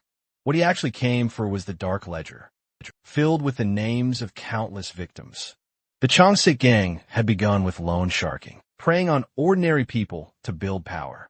Later, they recruited hunters and deliberately addicted them to Evasiner 1 drugs to control and extort them. This addiction operation was the backbone of their entire influence. The drug was far more potent than ordinary narcotics, and in the end, no one could resist it. Holding the documents, Suho thought of Nam. He won. He realized he won. Was one of the rare cases who managed to escape. Without his personal strength, even he would have fallen completely. Suho thought they deserved the Chonggak prison. For crimes like this, he promised himself he would make every last one of them feel exactly what their victims felt, down to the bone after the wild fight. Suho brought Nam. He won back to his small apartment and finished healing him. He one kept thanking him over and over. Finally able to breathe normally again, Suho told him he would still need time before full recovery, but at least for now, he was out of danger. Then Suho handed him a folder. Hyun asked what it was, and Suho explained that these were bond documents from the Chung-sik gang, proof that he had taken down the entire criminal group. Hyun could barely believe what he was hearing. The gold-made hand gang, with all their terrifying influence, was really gone. Suho went on to explain the gang's real method. They kept people trapped in debt, with outrageous interest rates, turning their victims into insects, caught inside an anthill. Even though Hyun had done everything right and never missed a payment, they forced drugs onto him to ensure he could never escape. Still trembling, Hyun said he had survived only because of his special ability. He explained how he tried to fight addiction, made his own antidotes, and begged for help. But no one, not the police, not the association, cared about what happened to people in these slums. He said everyone on the outside felt like another version of the enemy. Suho understood him. He told he won that the reason he joined the Great Hunter Association was not for prestige, but to fix the broken system for people like him. Suho placed a reassuring hand on his shoulder and praised his courage, overwhelmed. Hyun broke down and thanked him again and again. Then, Suho shifted the conversation to something important. It was time for a new proposal, and potentially a new ally. He asked if Hyun was ready, and Hyun said he was. Suho explained that he had learned about Hyun's special power, synthesis with synthesis. Hyun could combine any materials and create a brand new result. The outcome always matched what he intended. That was the core of his extremely overpowered ability. Suho said that while reading the gang's files, he discovered how huge the number of drug victims really was. There were far too many for him to treat alone. But Hyun had already made secret antidotes before, so Suho offered him a real job to create a proper neutralizer. To help even more people, he promised top pay, a luxury safe house, and full medical support for Hyun's own addiction recovery. Hyun looked stunned. He thought being healed was already far more than he ever deserved. Now, he was being given a chance to help others live safely and get paid for it to him. This felt like something a hero would do. He thought that if a god like Hero existed, Suho must be that person. One said he would do it. He said he needed no extra payment, and he would work as hard as he could, out of gratitude alone. But Suho, firm as always, said he would pay him properly. So everything stayed official and fair after that. They went to Suho's new base, the building he was granted earlier. It was a 3-story place in Cheongdam, with friendly staff, a full lab on the top floor, and everything Hyun would need. Even a Banshee team showed up, curious to see the fancy place. But they left immediately, after their workaholic boss dumped another assignment on them. Meanwhile, Hyun was in awe. Suho told him to pick a room, get settled, and start working on antidotes as soon as he was ready. Suho said he had to leave for Nexus HQ, but Hyun could contact him anytime later. Suho got on a call with reporter Jin Wee. He gave him the full scoop on the hidden crimes in the slums. Jin Wee, being the genius reporter he was, said he could expand the story tenfold. He would frame Suho as the hunter who stormed into a dangerous slum, crushed a criminal organization, saved the victims, and sparked a new era of hope for the people living there. He said he wanted to create a major feature article with all the details so the world could not ignore it. Suho believed him completely. Public influence was exactly that reporter's specialty. Afterwards, Suho met with guild leader Byung-yuk at Nexus Guild and laid out the plan. Nexus would buy every neutralizer Hyun produced, helping victims all across Korea. The uplifting story would shift Nexus's reputation, turning them into a guild with a genuine hero presence, the kind the world would finally take seriously. Dong-yuk was thrilled. He shook Suho's hand and promised to look after Hyun from now on. With everything lining up, Suho felt good. The win-win plan was in motion. Heal the people, spread the truth, make the criminals pay, and show the world that real change was finally possible. The scene cuts to Chung-sik, the once feared boss who made slums kneel, now reduced to a shaking wreck inside a trashed luxury room. He was on his knees, trembling. Suho's name kept echoing inside his mind, like a curse he could not escape. No one had to spell out what happened. The syringe and the half-empty bottle beside him made everything clear he had taken some kind of drug, the kind that burns strength into the body, while tearing holes through the mind. Those substances twisted people from the inside, and his scattered expression showed exactly that. He muttered Suho's name obsessively, like it was the only thought left in his fractured skull. The moment Suho stepped through the glowing blue portal, he entered his secret subspace that had once been a fancy, private domain of polished marble and luxurious furniture. Now, the place looked like a disaster zone, as if a tornado had torn straight through it. He scanned the area, noting the cracked marble floor and the expensive furniture, knocked over and scattered across the ground. To him, it was clear that someone had completely wrecked the place on the floor. Chung-sik lay twitching, his skin pale and his body reacting in strange spasms. Suho observed him and figured that the drug must have done something unbelievably intense to the guy. It became obvious that this gangster had not run away, but had been dragged into Suho's subspace instead, effectively kidnapped by the chaos of the situation. Suho walked over, knelt beside him, and placed a hand on his body. His blue healing energy flowed instantly, and the system announced that recovery had begun. Chung-sik, still dazed, looked like someone who had just escaped a bazaar. Nightmare Suho demanded that he pull himself together, offering no calm or gentleness in his tone. Suddenly Chung-sik snapped into anger and panic. He grew wild, yelling incoherently as he lunged forward to attack Suho. Suho barely reacted, simply kicking him in the chest and sending him flying backward. Like it was effortless, Chung-sik continued screaming, desperate to be let out, spiraling into fear, as though he believed he was trapped with a monster. Suho smirked and rolled his eyes, noting to himself that Chung-sik still had a lot of energy. He assumed the drug was overstimulating him, but mentioned to himself that he had brought extra, so the man did not need to worry. Sensing danger again, Chung-sik crumbled into full desperation. He dropped to the floor, crawling and begging Suho to release him, insisting he would do anything to avoid experiencing the drug again. Suho had no sympathy. He stepped on Chung-sik's chest with force, pressing him down firmly. Chung-sik screamed for help, insisting that he had been kidnapped. But Suho reminded himself that no one could enter this place, and that the fools from Chung-sik's gang had already run away. He promised internally that he would hunt them down and make them pay as well. For now, he instructed the criminal to sit still, reflect on his choices, and drown in regret, since that was the only useful thing available to him. At the moment later in the afternoon, Suho returned to his new house. Hae-won came running toward him, full of excitement. Suho noticed how hyped he was, and Hae-won proudly revealed that he had just finished creating a brand new neutralizer for the dangerous drug. The new version was called Hammer 2.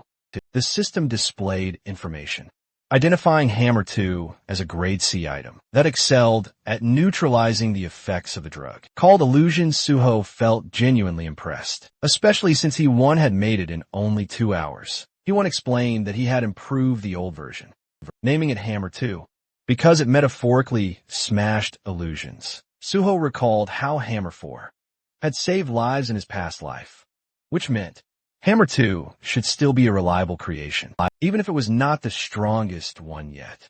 Hae-won attributed the success to Suho's help and described the entire process as similar to grinding for items in a game.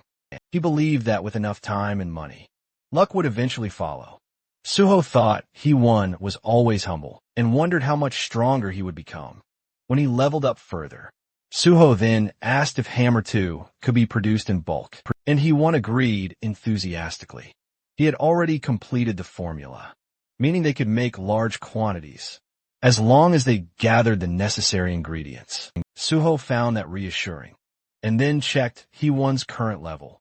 Hae-won had just reached level 51, thanks to creating the new drug. Because of this, Suho concluded that he would not need to call Jae-won. For now, Hae-won was already functioning as a high-level hunter. With that decided, Suho shifted his focus toward helping all the victims from the slums, ready to use what they had gained to fix the damage that had been done. The next day, several news stories appeared online, claiming that the police and the Hunter Association were ignoring the suffering in the Yongdongpo slums. Unfortunately, only around 500 people viewed the article throughout the entire day. The hype simply was not there. Suho realized that, Jean, we had been right. There were too many terrible places in the world. So unless something was explosively dramatic, people rarely paid attention. Still, this was only the beginning. Suho then got busy. He distributed large boxes filled with food, water, and magical neutralizer potions to the grateful residents of the slums. Soon after, a truck arrived loaded with even more supplies. People helped unload everything and quickly delivered food and potions to everyone. Suho thought Nexus had truly come through with support. His phone rang. Chief Pai was on the other end, speaking to him with the energy of a relaxed uncle as they discussed tomorrow's appreciation plaque ceremony. They agreed to keep it short and simple. Suho felt secretly thrilled because receiving a plaque meant the possibility of special recruitment. After some light conversation, Suho called Jinwei to talk about the ceremony and the news. While the slum article did not get many views, he believed it had probably caused trouble for the reporter with the Hunter Association. But Jin Hui remained calm, mentioning that only popular stories went viral and that he had broken no laws. He added that he planned to upload part 2 soon and that the PBS news group would likely report on the ceremony. As well, he then asked if Suho had an Instagram account. Suho did not. This annoyed the reporter, who said many fans were waiting to follow him. Then the conversation took a strange turn. There was an entire fan cafe for Suho, called in Shin Temple, where fans referred to him as the Guardian Priest. Suho realized that the moderator running the cafe was actually Jin Hui himself. The reporter admitted to managing it, so that Suho's reputation would stay clean, and to avoid unnecessary drama caused by other chaotic fan groups. The logic was reasonable. He also offered to manage an Instagram account for Suho, boasting about his social media skills and saying he could help Suho become extremely popular. But Suho preferred doing things himself. He asked the reporter to simply send content for posting, and he would copy and paste it. That simple approach made the reporter ridiculously excited. He even suggested that Suho upload selfies and photos for fans. But Suho was not confident about pictures. The reporter advised him to relax and at least make the account. Soon enough, Suho would become an influencer. After the call, Suho made the Instagram account, and immediately his phone began vibrating non-stop with notifications. A huge number of users started following him. Inside the house, Hae-won noticed the phone buzzing constantly, but Suho said it was fine. He figured that Jin Hui had already started promoting the new account aggressively, so he muted all notifications. Finally, the big day arrived. The appreciation plaque ceremony at the Hunter Association headquarters began. A massive crowd had gathered inside. Reporters, fans, and people holding signs shouted Suho's name and the title.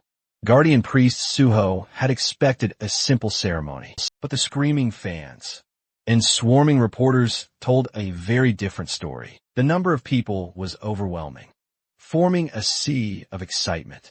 Security guards struggled to control the crowd, begging them to stop pushing and asking them to wait. Outside, 2 association workers stared in shock, completely stunned by the turnout.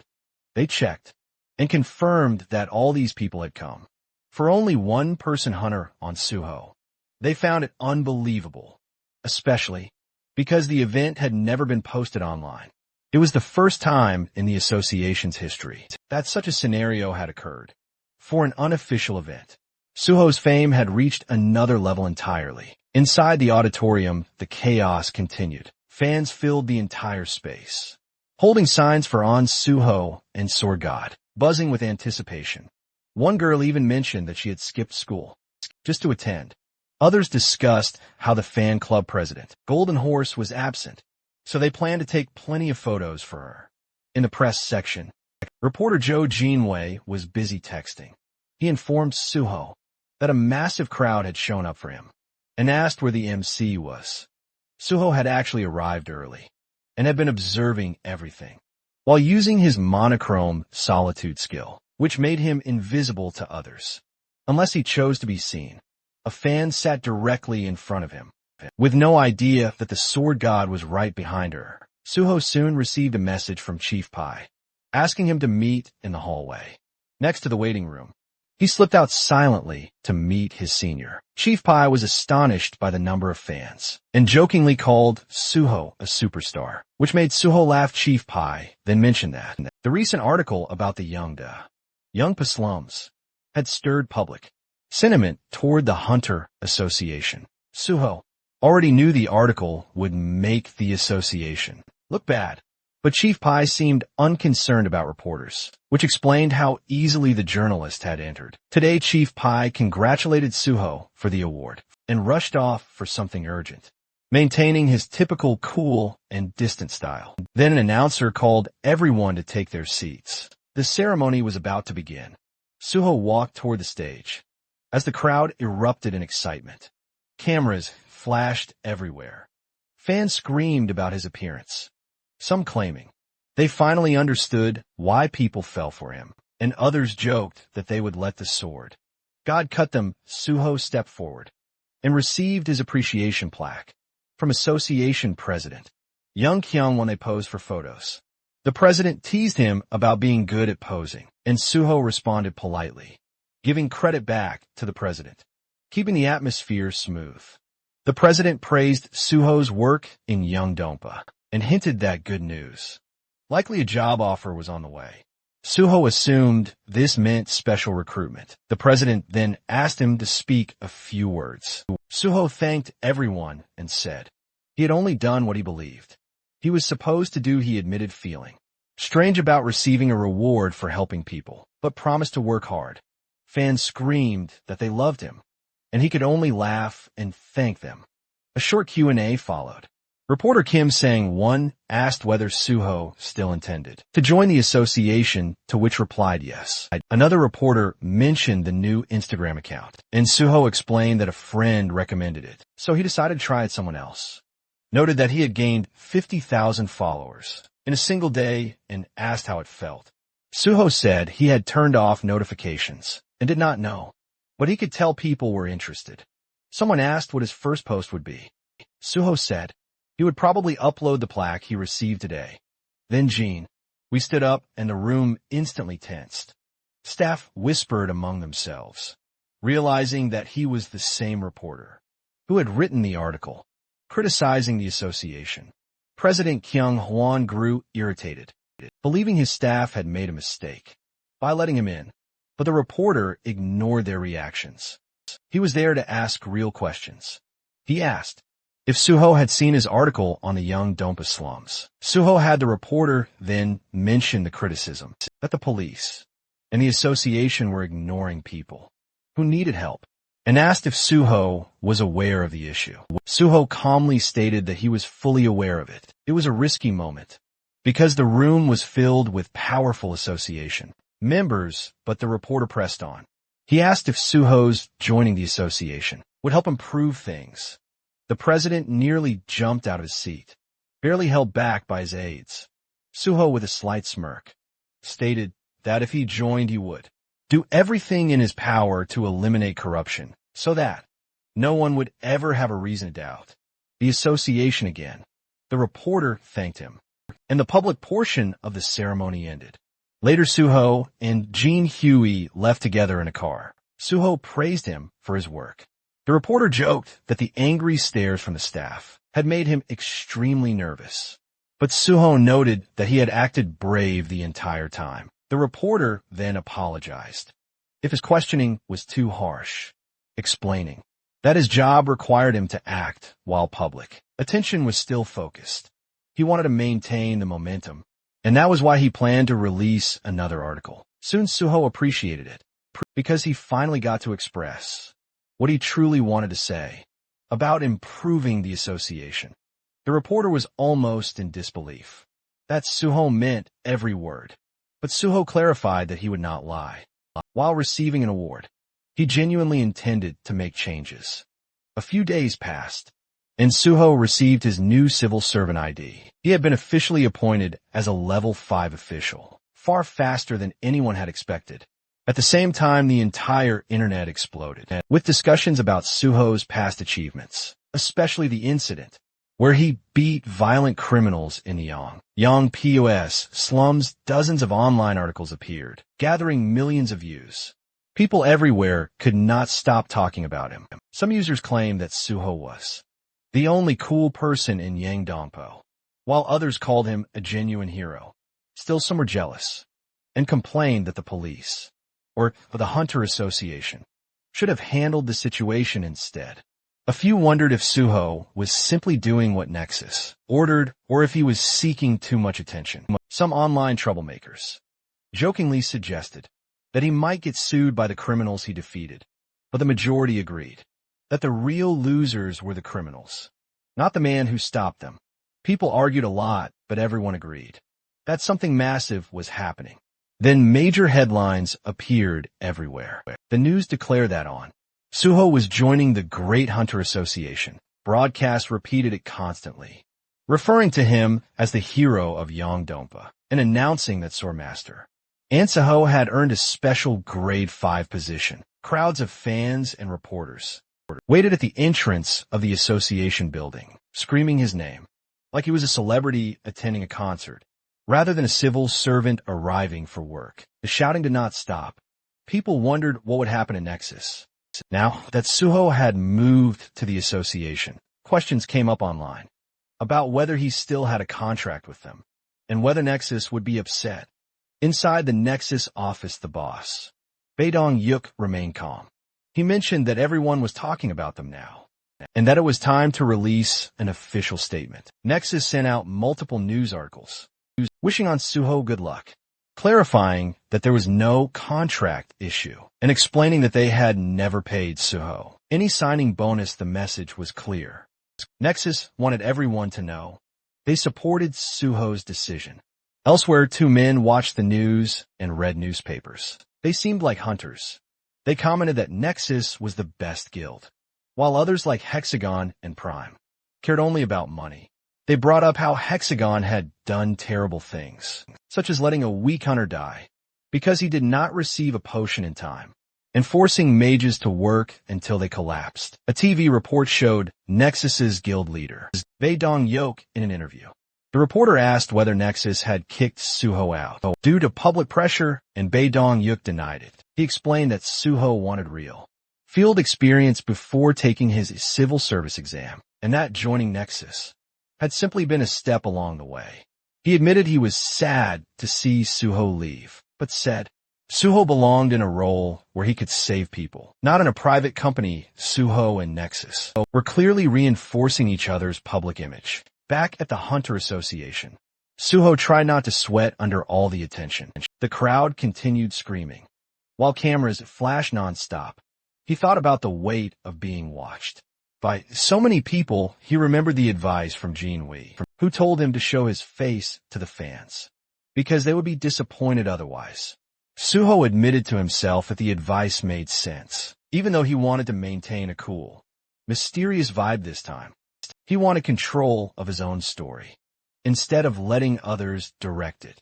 Suho walked into the Hunter Association lobby. Inside, President Kyung-won and Vice President Kyumin were waiting for him. Cameras flashed everywhere as the president welcomed him with extreme friendliness, calling the day historic and congratulating him before inviting him inside. They entered the elevator. As soon as the doors closed, the president dropped the formal tone and became more casual. He asked if Suho was doing well and if he knew his schedule. Suho said he was fine, but had not been informed of the details yet. The president said that the vice president would explain everything when the elevator reached the correct floor. The president left, and Suho remained with Vice President Simon. Suho found it slightly unusual that the vice president himself would be giving the briefing, but Simon simply led him through the hallway to an office where Chief Pai waited alongside Chunman. Simon explained that these two would guide him and wished him luck. Chief Pai greeted Suho with a big smile. Telling him to sit down, he acted extremely friendly, and even asked Chu Man to get Suho a drink. Suho found it amusing that two people from different departments would both be training him. Chief Pai told Suho to call him senior in private, and only use the title chief in official situations. Suho nodded, recognizing how significant that request was because Chief Pai was known for being strict about titles and reputation then. Chief Pai began testing Suho's knowledge about his new job. Suho explained that he knew about the probation period. Normally, a grade 5 officer would train at the HR center before being assigned to a branch office. But because the Hunter Association was unique, Suho would rotate through all departments for 2 or 3 months each. Every department was eager to take in a superstar. Like him, Chief Pai assured him that after the training, Suho could join the Special Forces Division. Suho remembered the true promise, which was that he would go to the Special Forces instead of the Gate Management Department. He also understood that with so many eyes on him, he had to follow the official process. Chief Pai then introduced Chu Man as Suho's overall supervisor. Each department had its own boss, but Chu Man would oversee the bigger picture and answer Suho's questions.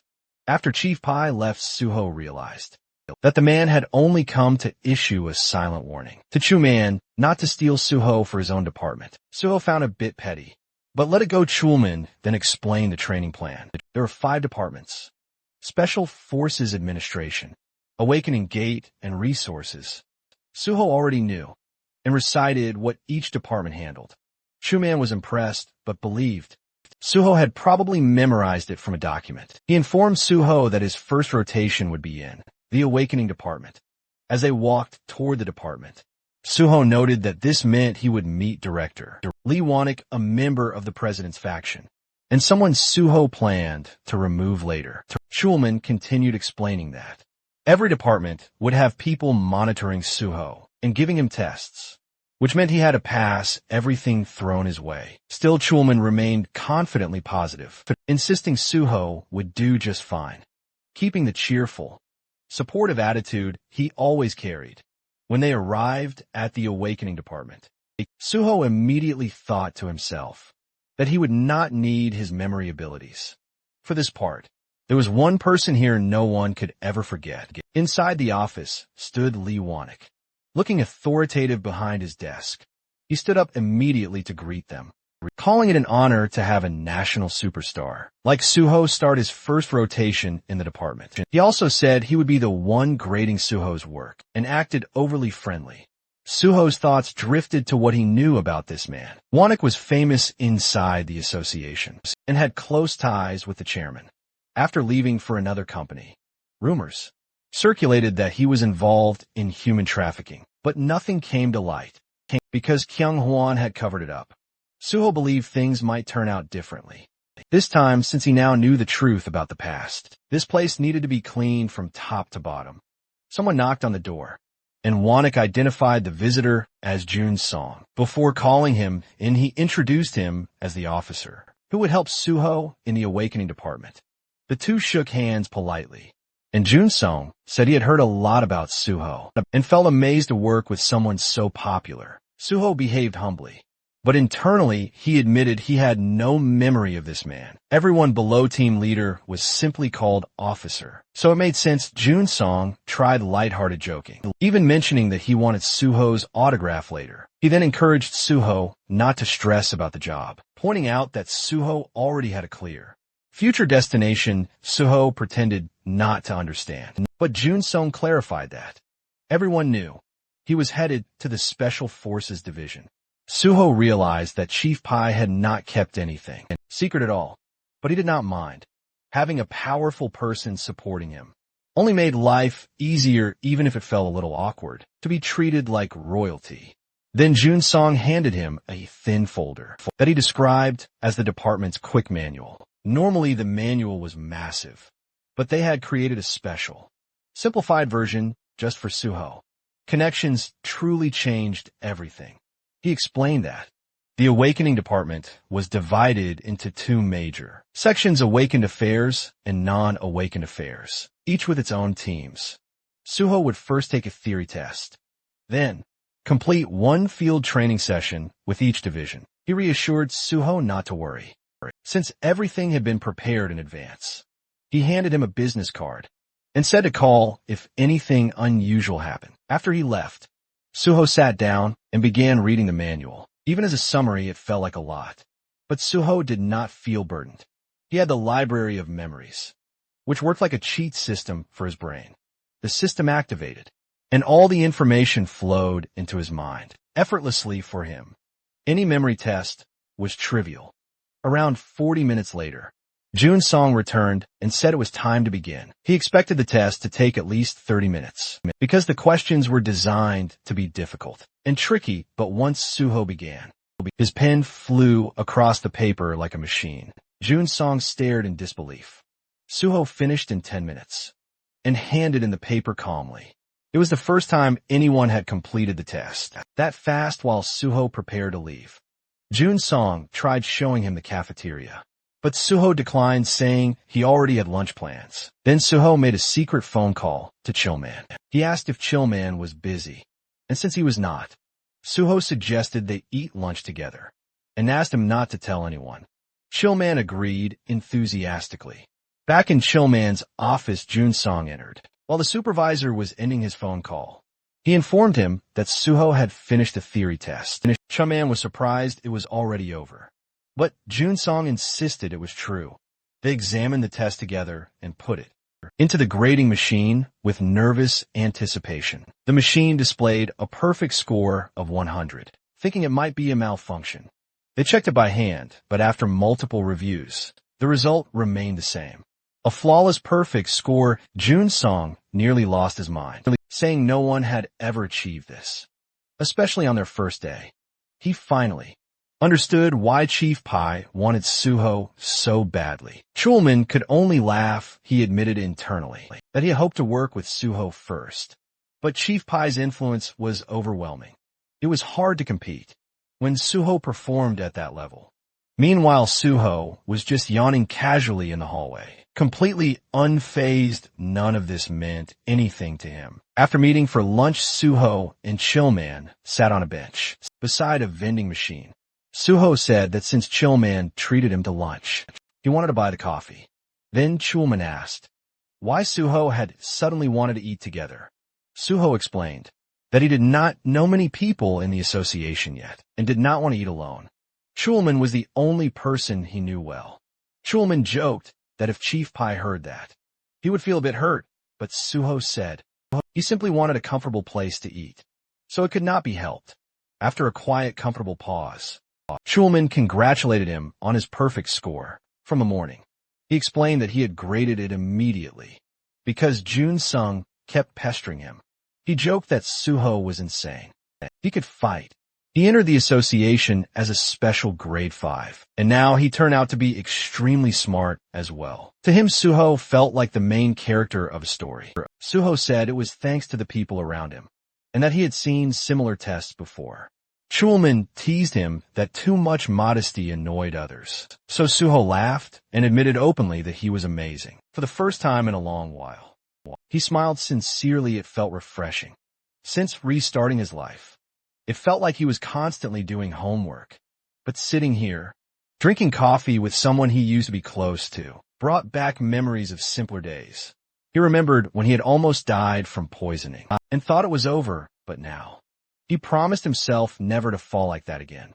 He intended to overcome every disaster and reclaim a peaceful life. Suho then asked if Chulman had any tips about working in both the awakening and non-awakening divisions. Chulman began explaining. He asked if Suho knew what the awakening division did. Suho said yes. They manage both awakened and non-awakened individuals. Chulman agreed, but emphasized that the biggest task was keeping information updated. No one could see an awakened person's status window, except the person themselves. They had to personally come in and update their information.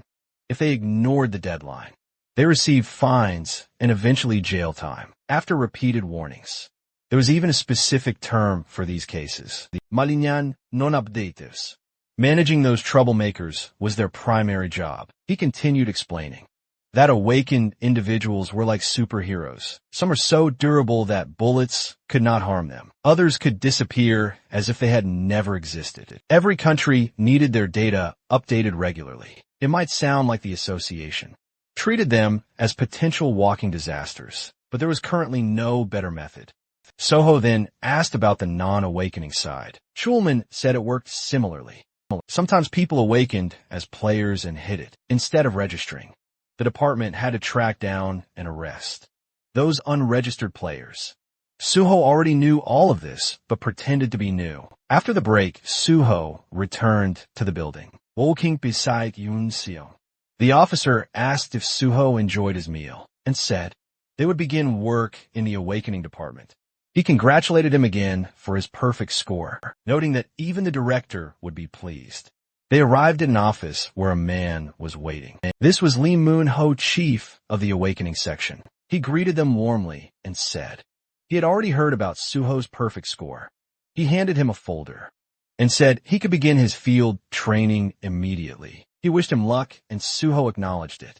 Walking down the hallway, Chun Song explained that Suho's first mission involved malignant non-updaters. His task would be to find those troublesome individuals and force them to update their information. He handed Suho a folder labeled non-updata list. Suho asked if this was truly the list of people he had to handle, and Jun Song confirmed it, stating that the list was not very long, so the work should be manageable. But when Suho looked at the list, his expression hardened. He thought the entire thing was ridiculous. Every name belonged to someone notoriously dangerous. Individuals, known for giving even the awakening section a difficult time. He wondered if this was another hidden test from Chief Pai, who loved testing his subordinates endlessly. Still, Suho decided he was ready for whatever came next. He would take down every person on the list. Either way, since Jun Song worked at a desk and not in the field, he introduced Suho to a new mentor, Han Hozong, a grade 7 field officer, who Jun Song introduced as a veteran at catching non-updaters. Then Jun Song slipped out of the room. Leaving the two alone, Suho introduced himself, while Hozong leaned back casually against the desk, looking relaxed. He suggested that they check the list first. When he saw the names, he let out a deep sigh. The association had told him to treat Suho like a VIP, yet they handed him this insane list. It was filled with legendary troublemakers who had vanished or were considered impossible to catch. Hozong guessed that the association wanted Suho to look like a hero because everyone was watching. He asked if Suho already knew how to use the stat scanner and the necessary tools. Suho did, so Hozong said no extra training was needed. Then, he asked if Suho planned to choose his first target. Suho said he did, and pointed at a photo of a man with long, dark hair. Hozong asked if Suho even knew who the man was. He was a malignant non-updater who had fled overseas and evaded capture. But that did not stop Suho. He said that if the man was still on the list, then he had to be pursued. Suho pressed his hand firmly onto the list, covering the photo of his chosen target. With a confident smile, he prepared himself to track down every one of those legendary troublemakers. The page displayed a photo of a dark-haired man named Kim Gung-won, an illegal pharmacist, whose real occupation was designing doping substances. He provided doping drugs to both ordinary and professional athletes. The issue was that the drugs he distributed did not rely on chemical doping effects, but on skill-based doping, something far more dangerous and far harder to trace. Soho scanned through the information and noted that Kim Gung-won denied all charges. Yet multiple reports had already been filed that confirmed the accusations. An update to his status window had been requested years ago, but he had continuously fled, avoiding every attempt to track him. His current location was presumed to be overseas. Normally, when an unregistered hunter goes untraceable, for a long time they're declared missing. But the fact that his name remained on the active list meant one thing: he was still operating. Soho realized that even the Awakening Division recognized the ongoing threat he posed, despite this being an obvious hunter-related criminal case. It fell under the jurisdiction of the Awakening Division instead of the Special Forces Division. The Special Forces Division never moved. Without solid evidence, no matter how suspicious the situation was. As Suho closed the file in his hands, he reflected that the Special Forces Division also struggled with chronic manpower shortages. But the bigger issue was that Chief Pai simply avoided anything he considered unprofitable or bothersome. Han Hozong scratched his neck and expressed his concern that the suspicion was understandable, but catching someone presumed to be overseas seemed impossible. Suho stared at him and questioned whether he truly believed the man was overseas. Hozong reacted with shock. Suho explained that Kim Gung-won was absolutely still in Korea. The reports mentioned that domestic athletes were still using his substances, and the fact that his drugs were easily accessible meant his base had to be inside the country. Suho pointed out that drug smuggling procedures were extremely strict, making it nearly impossible to maintain such a smooth supply line from abroad. Hozong, taking a seat, admitted that the reasoning was convincing, but a report remained only a report.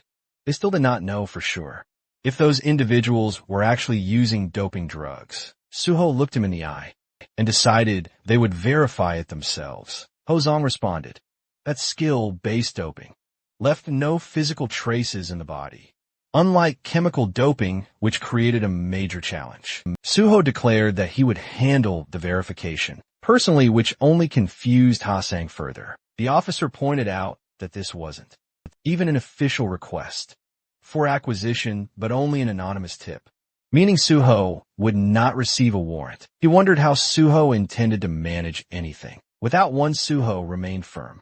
He stated that he had a separate plan and wanted to handle this case alone. It was technically a field evaluation, so he wanted the chance to attempt his own method first. If it failed, they could revert to Ha-zhuang's approach. Afterward, Ha-zhuang, still confused but not wanting to press the issue, brushed it aside and told him to proceed however he wished. Suho bowed, slightly thanking him for trusting him. Hozong added that he could contact him anytime if he needed help with that. Suho left the office ready to execute his plan. Hozong, leaning on his chair, thought to himself that he had no idea what kind of plan Suho was relying on, but he assumed Suho would learn the hard way. Tracking a fugitive, unregistered hunter was nothing like what Suho had done before, and the reality of it would hit him soon enough. As Suho stepped outside, he pulled out his phone and contacted Nexus Academy. He informed them that he was heading there immediately and that he needed something done. After some time, G1 appeared, laughing and commenting that the request seemed easy enough. Inside the Nexus Academy lounge, Suho and G1 sat together, while G1 confirmed that all he had to do was locate Kim Gung-won. Suho verified it. G1 studied the file and concluded that if they followed the numbers listed in the reports, they would eventually trace Kim Gung-won's phone. Once they found the phone, they would have his location, and Suho could take him down from there. Suho watched him and felt certain he had made the right decision. By coming to him, G1, shyly brushing it off, said it was a simple task and asked if they should begin right away. And he mentioned that one more person would join them, and that person was Hyung Min from the Banshee team. Ji-won wondered why Hyung Min was involved, but Suho explained that Hyung Min's ability was essential. They would infiltrate a heavily secured phone and extract data from inside it. Now, Ji-won understood the purpose. With the plan settled, Suho signaled the start. Sometime later, Ji-won made a phone call, pretending to be someone named Kwon Song-min from a telecom base station, asking if the phone belonged to Mr. Ham Dae-young and advertising a new internet plan. The person on the other end only responded with disinterest and cut the call. Suho observed him and noted how good he was at acting. Ji-won brushed it off and said that, since they confirmed the informant's number was legitimate, it was time to move forward. Ji-won activated his digitization skill, and immediately, the three of them shrank and entered the smartphone. They landed on the digital screen inside the device, confirming they were in the correct place. Ji-won explained that all they needed to do was find traces of contact or trade records with a drug dealer, and searching text messages or messenger apps would make it quick. They spotted a telegram icon, recalling that telegram was commonly used for such illegal trades. So they started there. When Jivan approached the icon and tried to access it, he realized it was locked, which made him tense. Suho looked at Hyungmin and indicated that he would handle it. Ji-won grew confused and warned that firewalls like this were not easy to break. Suho explained that Ji-won did not know Hyungmin's personal skill. Hyungmin had the ability to create a special doorway, capable of bypassing any barrier. His skill was called portal creation. Hyungmin raised his hands as a blue orb formed, and suddenly a door appeared in front of him. Suho understood in that moment that apps like Telegram would normally alert users of hacking attempts. But Hyungmin's ability did not attack the firewall. It created an entrance through it, leaving no trace. It reminded Suho how the Banshee team had carried out terror strikes with precision. Thanks to Hyungmin, meanwhile, Ji-won thought about his past struggles, remembering the time he dealt with firewalls through manual labor and sheer effort. Suho, noticing his gloomy expression, reminded him that he was the only one capable of allowing them entry. In the first place, still carrying the emotional Ji-won, Suho led the group through the newly opened portal. Inside the messages, they found some information. The three stopped at one detail, realizing they had located the right place. In front of them appeared a room labeled drugs. Inside that room sat two avatars facing each other. Ji-won identified them as Hamdae-ho and the drug dealer. Fortunately, they had not left the chat room yet. The avatars represented chat logs. Suho placed a hand on a box on the table and determined from the contents that the avatar in front of them was definitely the dealer. They now needed to follow the information upward. Jivan confirmed that the door behind the dealer's avatar led into the dealer's own Telegram account. Once they went through it, they found multiple doors, each representing different transactions the dealer had completed. Ji-won was amazed at the chat rooms, visualized as an entire building, showed how many people had communicated with the dealer. Suho studied it and said it was time to send every one of them back to prison. They then began tracking the top of the chain. Suho instructed them to search every chat and collect phone numbers and call records. Eventually, Suho and Ji-won found a particular number. Ji-won identified it as the supplier. If they followed it, they would reach the source. The trio repeated the same process for a while, searching for more intels. After hours of searching, they walked out of another digital doorway. Feeling exhausted, Suho wondered aloud how many layers of subcontracting existed. Hyungmin drained. Guessed they were being extra cautious, given the nature of their business. Soho believed that after tracing so many layers, it was time they finally found something concrete. At that moment, Hyungmin opened another door and discovered Kim Gung-won's phone. Inside the digital room, photographs of the man were plastered on every wall, ceiling, and corner top bottom everywhere. Hyungmin was shocked at the overwhelming number of images. Ji-won stared at the photos in confusion, wondering why the man's ego had inflated so dramatically and why he had so many selfies. Soho explained that these were likely arbitrary self-photographs used for verification or identity tracking. He then said that since the GPS remained active, they could retrieve the location and head back. Soon enough, Jivan compared the data and pinpointed Kim Gung-won's home. Soho asked where it was, and Jiwon explained that the location was in Gangnam, Seoul, at Acro Tower inside one of the tower rooms. A bulky man with a nasty scar across his face lounged back with the kind of smugness only dirty money could buy, bragging that profits were soaring, thanks to their dear Mr. Gung. This was Baek Jiam, the boss of the Platinum Gang, and across from him sat Kim Gung-won, pretending to stay humble while soaking in the praise. He claimed his results were always great. Because of Baek then, casually, brought up whether the police were fully handled. Baek confirmed without hesitation, saying every layer of law enforcement, from cops to prosecutors to even the Hunter Association, had already been bribed, and none of them could be touched. Right then the lights flickered out, and the whole room dipped into darkness. Everyone automatically glanced upward. Gung-won muttered about a power outage, while Bak Jiang quietly assumed the same. Gung-won complained that this wasn't some cheap building, and there was no gate rupture happening, so the power cutting out made no sense. Bake followed up with irritation bubbling inside him, thinking about the ridiculous maintenance fees they paid and how this nonsense was unacceptable, promising himself he would give the management a piece of his mind. Bake Jiam turned to his bald bodyguard, ordering him to go take care of it, and the bodyguard moved toward the door. Without question, but before he could reach it, the door exploded inward with a violent crash. The sound ripped through the room and instantly snapped both men out of their irritation, their attention locking onto the chaos. As they tried to process what the hell just happened, the answer walked in on its own.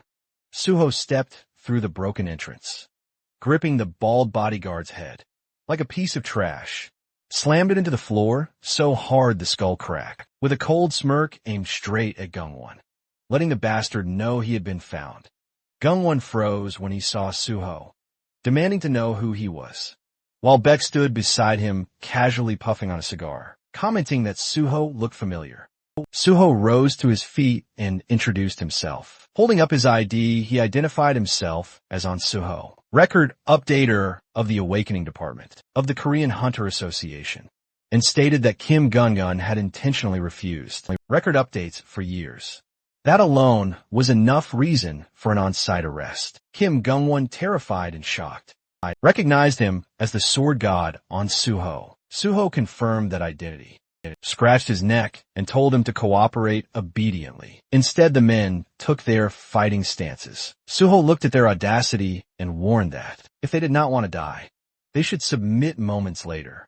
The two criminals knelt on the ground, with beaten expressions, while Suho stood tall in front of them, thanking them for their cooperation. In their minds, the criminals thought he had beaten them one-sidedly, and wondered how that counted as cooperation. Suho then turned to Yunho and thanked her for her EMP ability, which allowed them to enter easily. Yunhwa blushed and played with her hair. Admitting the job had felt so easy and anticlimactic that it seemed like a waste of training time. Hyung Min, standing nearby, revealed that she had skipped training and rushed over excitedly. But before he finished, Yunho elbowed him sharply and reminded him that when the team leader called, she always needed to come running happily. Meanwhile, Suho sat in a chair in front of the criminals and suggested they continue their conversation. He first looked at Kim Gung-won, taking out the stat measuring device. He remarked equals on its impressive capability. System. Rules prevented people from seeing each other's status windows directly, but the association could check stats through reaction, results based on input values. Officially, the innovation had an accuracy above 70%, but in practice, Suho had extracted 100% accuracy. Kim Gung-won Panichkit thought to himself that Suho had beaten him until the results reached 100%. Suho smiled at him and reminded him that he had even healed him, so there was no reason to look so upset. He repeated that if the measured stats later failed to match what they recorded now, he would die faced with that statement. Kim Gung-won desperately agreed. Then Suho focused on Baek Ji-hoon, who had recently risen as a big shot in Gangnam. Thanks to Kim Gung-won, Suho knew this man needed to be arrested someday. But since today was only an on-site assessment, it would be difficult still. He could not pretend he had not seen him standing right there. Suho looked at him and addressed him as Baek Ji-hoon, pointing out that the man had said something unclear. Earlier, Baek Ji-hoon asked what he meant. Suho continued, stating that Baek Ji-hoon had bribed the police, prosecutors, and the Korean Hunter Association. The sudden accusation left Baek Ji-hoon trembling, as Suho pressed for more details, specifically wanting to know who inside the Korean Hunter Association was involved. Suho placed a hand on Baek Ji-hoon's shoulder and warned him to refrain from actions that caused misunderstandings, or he would die. The cold tone made Baek Ji-hoon in fear and promise understanding. from the sidelines. Yanhua and Hyungmin watched the scene unfold. Yanhua commented that it brought back memories, and that it had been very scary back then, while Hyungmin admitted he never expected Suho to become someone he respected. This much meanwhile, Baek Ji-young confessed that he had bribed Park Hyun, the vice president of the Korean Hunter Association. Suho asked if it was just one person. Baek Gyo-hung cried as he insisted it was only him, and begged Suho to believe him. Suho looked at him and sensed he was not lying. He then wondered whether Park Hyun knew nothing about the awakening and non-awakening assessments. If Park Hyun had known, he would have removed anyone connected to him from the list, or given special instructions to protect them. This meant someone had targeted Park Hyun. It would not have been Section Chief Lee Mun-ho, one who had provided the list, but the mere fact that Lee Mun-ho assigned the evaluation task meant someone higher had pressured him, someone above Park Hyun or on equal footing. The possible candidates narrowed down to Chairman Jang Kyung-won and Special Unit Chief Pai Sung-yeol to Chairman John Kyung-won. Park Hyun was like a tongue in his own mouth, so he had no reason to harm him. Hey, Sung-yeol's official rank was lower than Park Hyun's, but most people said his internal power was far greater. Suho concluded that the most likely suspect was Pai Sung-yeol, according to his memories. He didn't remember that the vice president and Chief Pai were on bad terms, and he decided he would have to watch carefully. If Kim Gung-won were captured, either Pai Sung-yeol or Park Hyun would react. Suho grabbed Kim Gung-won by the collar and told him he would come with him, while telling Baek Ji-hoon that he would be seeing him again and intentionally refraining from arresting him. At that moment, that statement confused Baek Ji-hoon. Suho warned him to take care because he would return. With that, Suho and the Banshee team left the luxurious room, leaving the busted-up Baek Ji-hoon in complete confusion after some time. When Suho returned to the association, he found Senior Ho Zong dozing on a sofa. As soon as he noticed Suho, he yawned and asked if Suho had found Kim Gung-won, clearly assuming Suho had failed. But when Suho confirmed that he had found him, Ho Zong became confused. He struggled to believe it. So Suho repeated the update, saying he had located Kim Gung-won, updated his status window information, and placed him in the interrogation room. Ho Zong was still rattled as Suho told him to follow, so they could check on him later. Ho Zong and Suho stood behind a window, watching Kim Gung-won sit inside the interrogation room. While someone questioned him, Ho Zong thought about how this vicious S-class problem case had evaded capture for years, yet Suho had caught him in one day, or rather in just a few hours. The criminal was even cooperating peacefully. Ho Zong's gaze shifted to the stat measuring device, and he thought about how the machine normally produced only 70% accuracy, yet this time, the results had come out nearly identical to the real stats. He looked at Suho and marveled that something so notoriously difficult had been handled so effortlessly, as if Suho had taken a simple stroll. Suho then said the charges were proven, and that they could hand Kim Gung-won over to the Special Forces Department immediately. Ho Zong nodded, still confused. He asked how Suho managed to catch him. Suho, wearing a straight expression, and not even looking at him, said, he simply asked around here and there and got lucky. He then asked if he could bring in the remaining non-updaters too. Ho Zong agreed and suggested they go together, but Suho suddenly turned, saying he wanted to catch all of them himself and earn the highest evaluation. The sudden declaration caught Ho Zong off guard. Suho bowed slightly and said he would ask for help if needed, but asked Ho Zong to focus on transferring Kim Gung-won to the Special Forces Department. As Suho walked away, the sloppy 7th grade officer remained standing alone and simply responded with an okay. In confusion a few days later, chatter filled the office. Someone mentioned in turn on Suho and said stories about him catching all the vicious. Non-updaters were spreading everywhere. People wondered how he managed to complete in 2 days what even pro-awakeners could not. They said the real Sword God was also the real Squad God, and the work-class difference was overwhelming. But they also wondered if the Awakening Department would now receive all the blame someone said, the department might start hating. In turn on Suho for this inside the awakening department. Everyone cheered Suho's name loudly, calling him Sword God over and over. These workers have been scolded endlessly because of those S-class problem cases. But hearing praise even once felt 1,000 times better than constant criticism. They shouted their love for Suho. A woman in the office asked him not to leave and begged him to work there forever. She admitted she never said things like this, but had never seen talent like his. A senior employee with shining eyes declared he had even joined Suho's fan club and told others to call him Suho Priest, all while holding a poster with Suho's face on it. As Suho is leaving with documents in his hands, his colleagues cried out for him not to go. Suho thanked them but reminded them he needed to finish his work with the awakening department first. Soon after he received a call.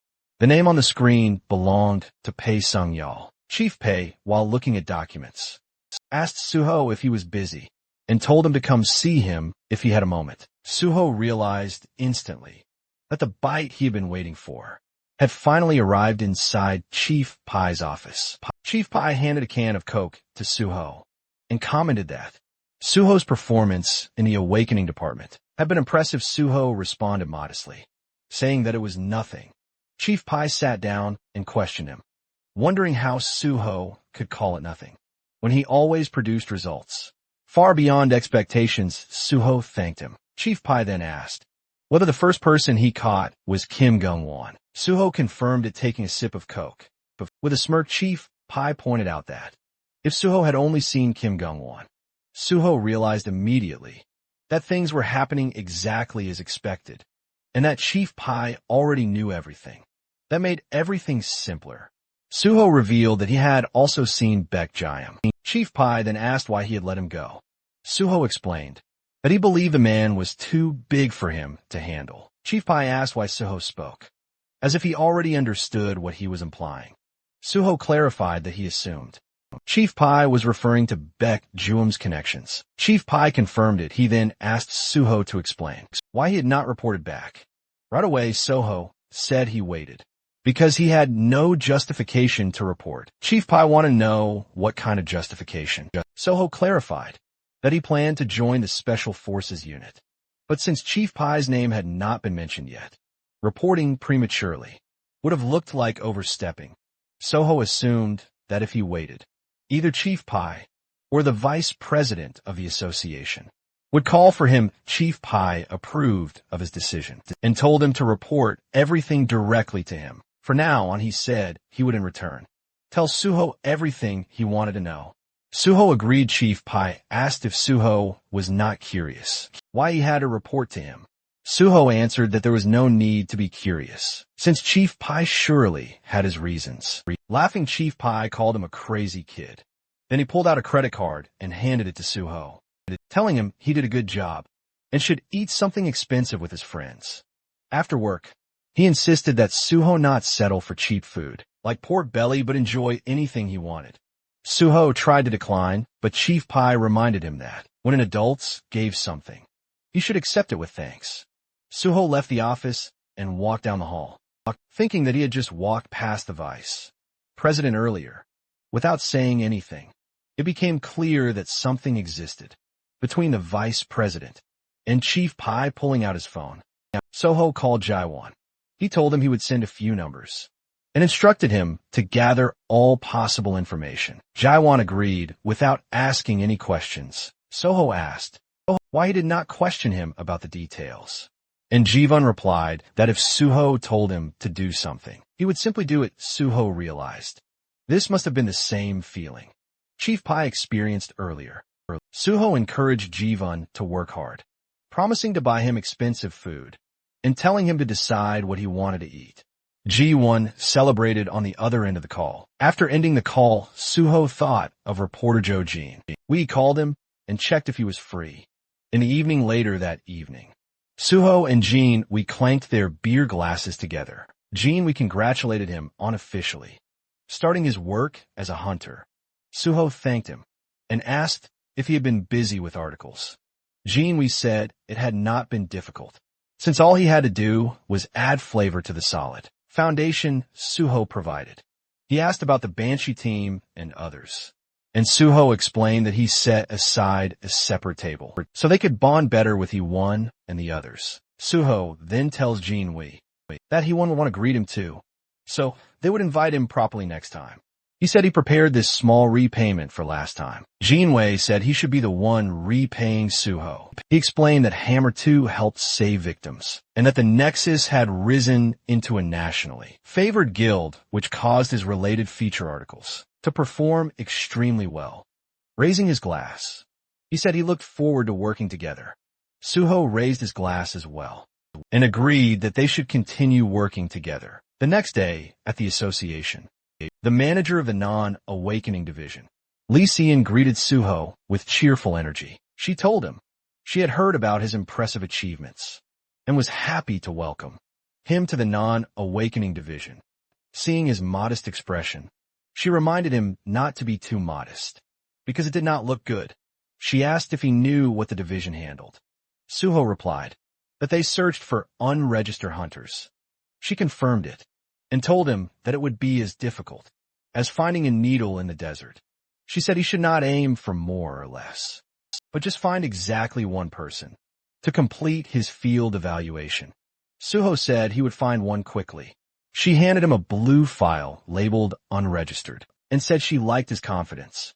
She informed him that Officer Yeom would guide him through the details. She told him to do his best. After some time, as Suho went through the reports she had given him, he decided to review the documents he received earlier from I.M. Jun-sung.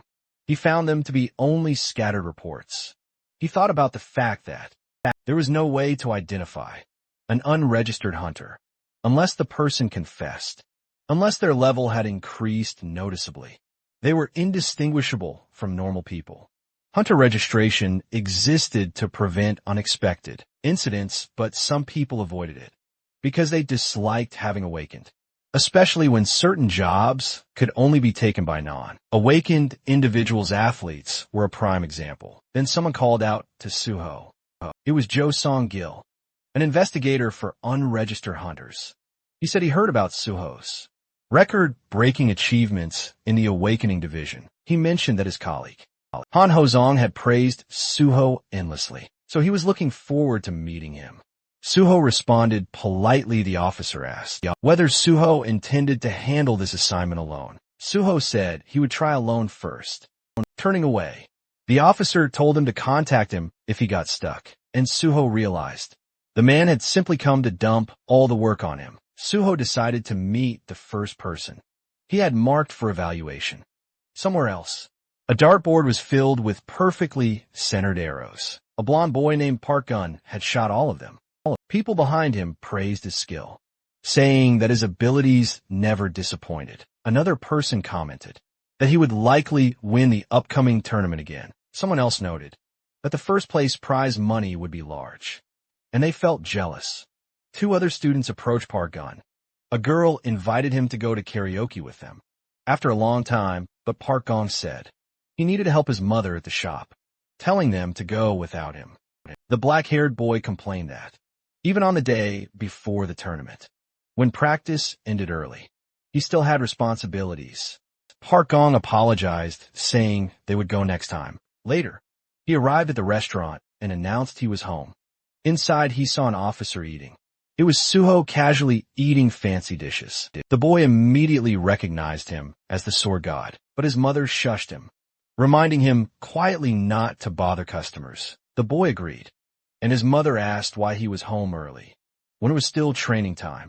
He explained that practice ended early, because the tournament was tomorrow. She asked why he did not hang out with friends, but he tied on an apron, and said he could not leave her working alone. He then asked whether he could take care of the sword god's bill, if it had not been paid yet. She agreed when Suho asked for the bill. The boy said it was 10,001 and asked if he wanted a receipt. Soho declined and addressed him by name. The boy froze, shocked that Soho knew who he was. Soho revealed that he was from the Korean Hunter Association's non-awakening department. The mention of the non-awakening department made the boy's face turn pale. He immediately began stepping back and apologized, saying he was busy and had no time. Suho told him it would only take a moment, but the boy bolted out of the restaurant. Apologizing as he ran, his mother watched him leave, wondering why he was acting that way. In an alley, the boy slumped to the ground. A system window hovered before him, asking if he wanted to pursue his power. The boy stared at it miserably, wondering why this had to happen now of all times. Still shaking, Gung remained crouched on the ground. He had told no one about the status window that had appeared days ago. Yet somehow association already seemed to know. If people discovered he was an awakener, even at level 1, it would be over for his archery career. An awakener was still an awakener, and revealing it now was not an option. He forced himself to stay low, convincing himself to endure a little longer. His phone suddenly rang as he answered. As he slowly stood up, steadying himself, and told her he was nearby. She mentioned that Hunter and Suho had already left, and Goon immediately pressed for more. Want to know if he really left without saying anything. His mother explained that she had only spoken briefly with the sword god, and that nothing else had happened. Hearing this, Goon felt his tension ease. For the first time, he told her he was fine, that he would return to the dorm, to rest for the tournament the next day, and that she should eat dinner without worrying about him. She agreed, though. She cautiously checked if everything was really all right. The question snapped something inside him, and he raised his voice, insisting that nothing was going on. The call ended shortly after. Goon exhaled slowly. His mother had not sounded anxious or suspicious, and that alone brought him relief. It seemed the sword god had chosen not to tell her anything. The reason behind that decision bothered him, and clutching his phone tighter, he wondered if that man intended to expose him later, though clearly not yet. No matter what was coming, he could not abandon tomorrow. This tournament mattered more than anything else. It was the biggest high school archery competition in the country, and the first place prize was 50 million won. That money was his grandmother's chance at surgery. He had lived his entire life for this single moment. Once the tournament was over, he would report everything properly. All he needed was just one more day. The next day, the scene shifted to the training center, where Park Gung sat alone in the waiting area. He looked unsettled, his thoughts heavy, as he wondered if Sword God hadn't come all the way to school properly before. The tension sat clearly on his face. From behind, his dark-haired friend suddenly greeted him. Startling him slightly, Goon reacted instinctively, brushing it off by saying he was feeling a bit sick. His friend noticed the reaction and pointed out that Goon seemed nervous, though the blonde boy immediately denied it. Park Gun was reminded that, even if he was not in perfect condition, first place would still naturally be his. His friend added that no one could deny it, smiling, as he mentioned that Gun had never lost first place since joining the school. He had outranked all the upperclassmen and secured the top spot every time, which was exactly what real talent looked like. Hearing this only made Gung more uneasy, as he pointed out that his friend beat upperclassmen every day as well. The response came with a shrug, admitting that despite that, he was still stuck as the eternal second place. In the end, the world only remembered whoever stood first. With a smirk, his friend added that, considering how much money his family spent on him, failing to even secure second place would mean serious trouble at home, especially with the kind of father he had. His friend clenched his fist lightly and brushed it aside, telling Gung that regardless, he had a reason to win and needed to make sure he did. He promised to watch until the very end. Gung thanked him, admitting that the encouragement helped him relax. A little just then, Goon's attention was pulled away by the coach, calling for him meanwhile. Won Suyu watching him from background with dark smile. As soon Goon entered an office, he noticed the coach, speaking with a man dressed in black. One look was enough for him to recognize who it was. The man standing there was none other than Suho himself. Goon immediately wondered why he was here. Fear crept in, fast sweat forming, as he realized the officer might have come to take him away. The coach excused himself, saying he would leave, so the two could speak comfortably. Once alone, Suho addressed Park Gun, and brought up where he had gone the previous day. The question made Gun stumble over himself, unable to respond properly. Suho then asked the boy if he is awakened, and the words hit Gun like a hammer. His fear intensified, his thoughts spiraling, as he wondered whether he should tell the truth or lie. The tournament was right around the corner, and even just participating meant victory for him. He needed the prize money for his grandmother's surgery. There was no other way. He could earn such a large amount. Outside of archery, just this once. He wanted to hold on. Suho placed a firm hand on boy's shoulder, emphasizing the seriousness of the matter, and asking for honesty, still trembling. Gun finally admitted the truth, and confessed that he was awakened. Suho's expression softened into a smile, as he thanked him for being honest. Then, without hesitation, he stated that they would report the awakening immediately, and that Gun would have to withdraw from the tournament. He assured him that he could make sure the coach and others would not hear about it. The words left Gun completely stunned. Desperation overtook him as he pleaded, telling how he had not even chosen a class yet and was still only level 1. However, Suho's response was cold and firm. He acknowledged Gun's situation and understood what he wanted to say, but the law was absolute. Even if Gun entered the tournament and reported afterward, any results within a 2-month window will be nullified. The realization shocked Gun even further. Suho explained that reporting now was the better option and told him to come with him to the association. With no real choice left, Gun reluctantly agreed. Suho led him toward his car, watching as the boy followed quietly without resistance. Seeing this, Suho felt a sense of relief. In his previous life, Park Gung had won this tournament, but later lost the title in disgrace after his so-called best friend Hong won. Suk reported him. That incident twisted him deeply, eventually pushing him into villainy and turning him into the notorious criminal known as Gangwei. It was a painful decision, but with Suho's interference, the boy is saved by his hellish fate. Meanwhile, as they drove along, Suho casually brought up why the boy was acting like some kind of criminal. Even though nothing about him really fit that label, the boy shifted uncomfortably and admitted it was because he had hidden the fact that he had awakened.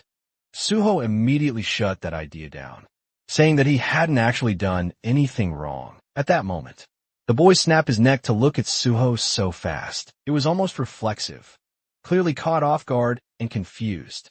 Suho calmly told him to stop worrying, because he wasn't a criminal in the first place. Still unsettled, Gun struggled to understand and tried to grasp what Suho meant. Suho explained it simply. He asked whether anyone had suffered damage because he delayed reporting his awakening.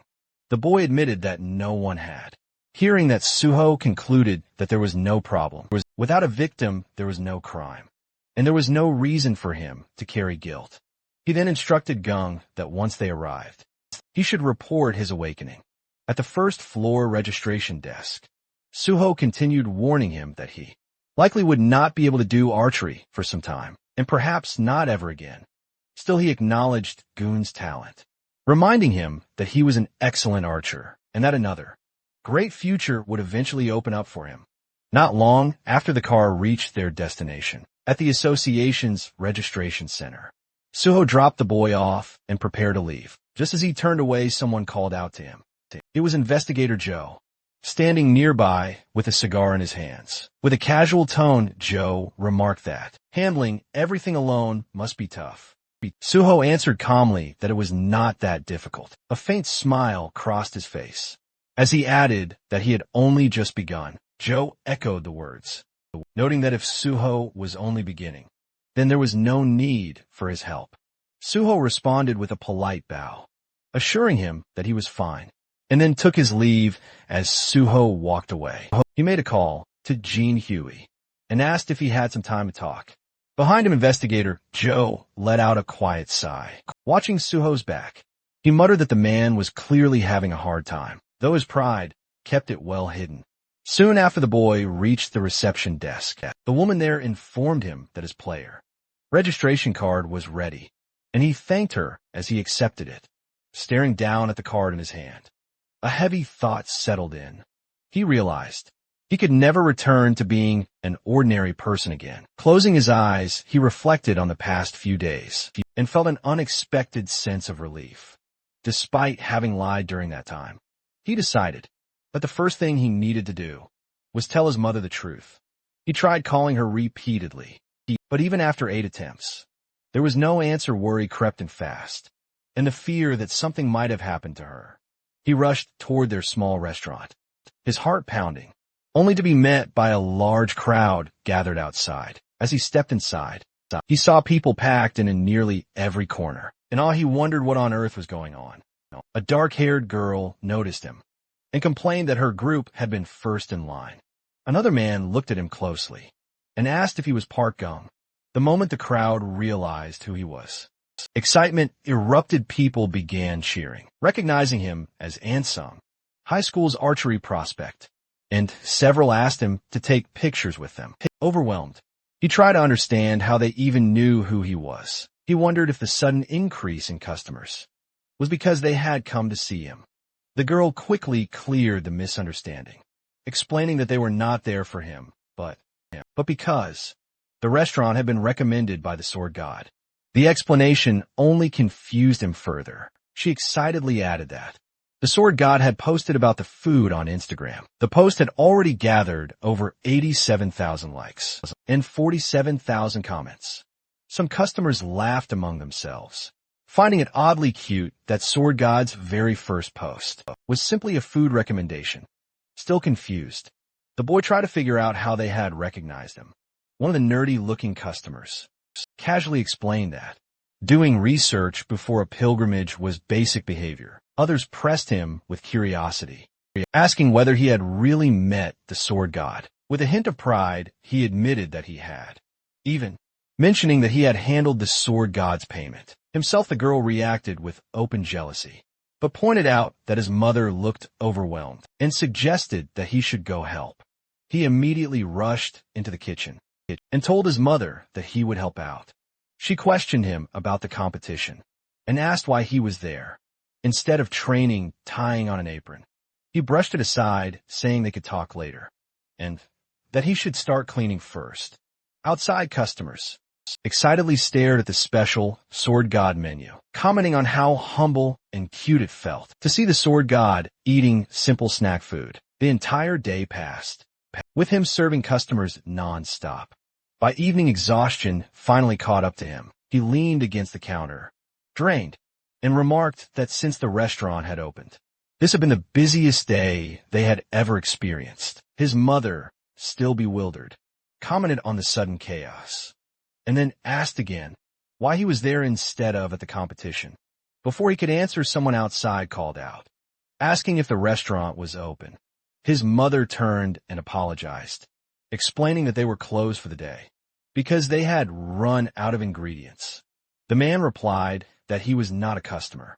He introduced himself as Joe Jinwei, a reporter from PBS, and said he would like to interview Park Gun if he had a moment. The boy stood there confused, wondering if the man truly wanted to meet him. The reporter confirmed it, explaining that they had received a tip. According to that information, Park Gun had withdrawn from a major competition after honestly reporting that he had become an awakened person. The words hit hard. His mother froze in shock, struggling to understand. One awakened person's honesty report even meant, and questions what was really going on. The scene shifted to the archery training ground, where Coach Patting Won Suk, offering a few words of encouragement. The boy responded confidently, stating that he would do his best for the competition. Once the coach walked away, his thoughts immediately turned sharp and bitter. He had not expected Park Gun to make the first move. Originally, Won-Sok had planned to report Gun's awakening right after winning the competition, intending to crush his future. He thinks the higher someone climbed, the harder they were meant to fall. But now that Gun had withdrawn from the match entirely, everything changed. This unexpected move made Won-Sok debut much earlier than planned. A few days earlier, he had overheard Gun muttering to himself about awakening, and that memory burned deeply. Jealousy had always lingered inside him. It finally made sense why that beggar kid had been shooting so unnaturally, while the thought that Gun had deceived him and try to block his future, filled him with resentment. But now his eyesore is gone. This was his time. He would win the competition and prove himself to everyone. As he began training, whispers spread around the field. People quietly remarked on how perfectly he was releasing the bow, even claiming it looked better than Goon's technique. The praise fed directly into his confidence, twisting it into greed. Thinking himself as the true bow god, his focus suddenly broke when he overheard people talking about an official who had arrived. That official was none other than Suho. Confusion spread among the crowd as they wondered why the sword god was here. Suho approached Zyok directly and addressed him by name, asking him to come along to the association. Wonsok was caught off guard and demanded an explanation.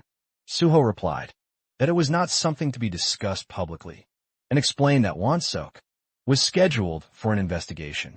That would take about a day. Anger surged as Wonsok snapped, refusing outright, questioning why an investigation was suddenly happening now. Suho remained calm and stated that everything would be explained on the way.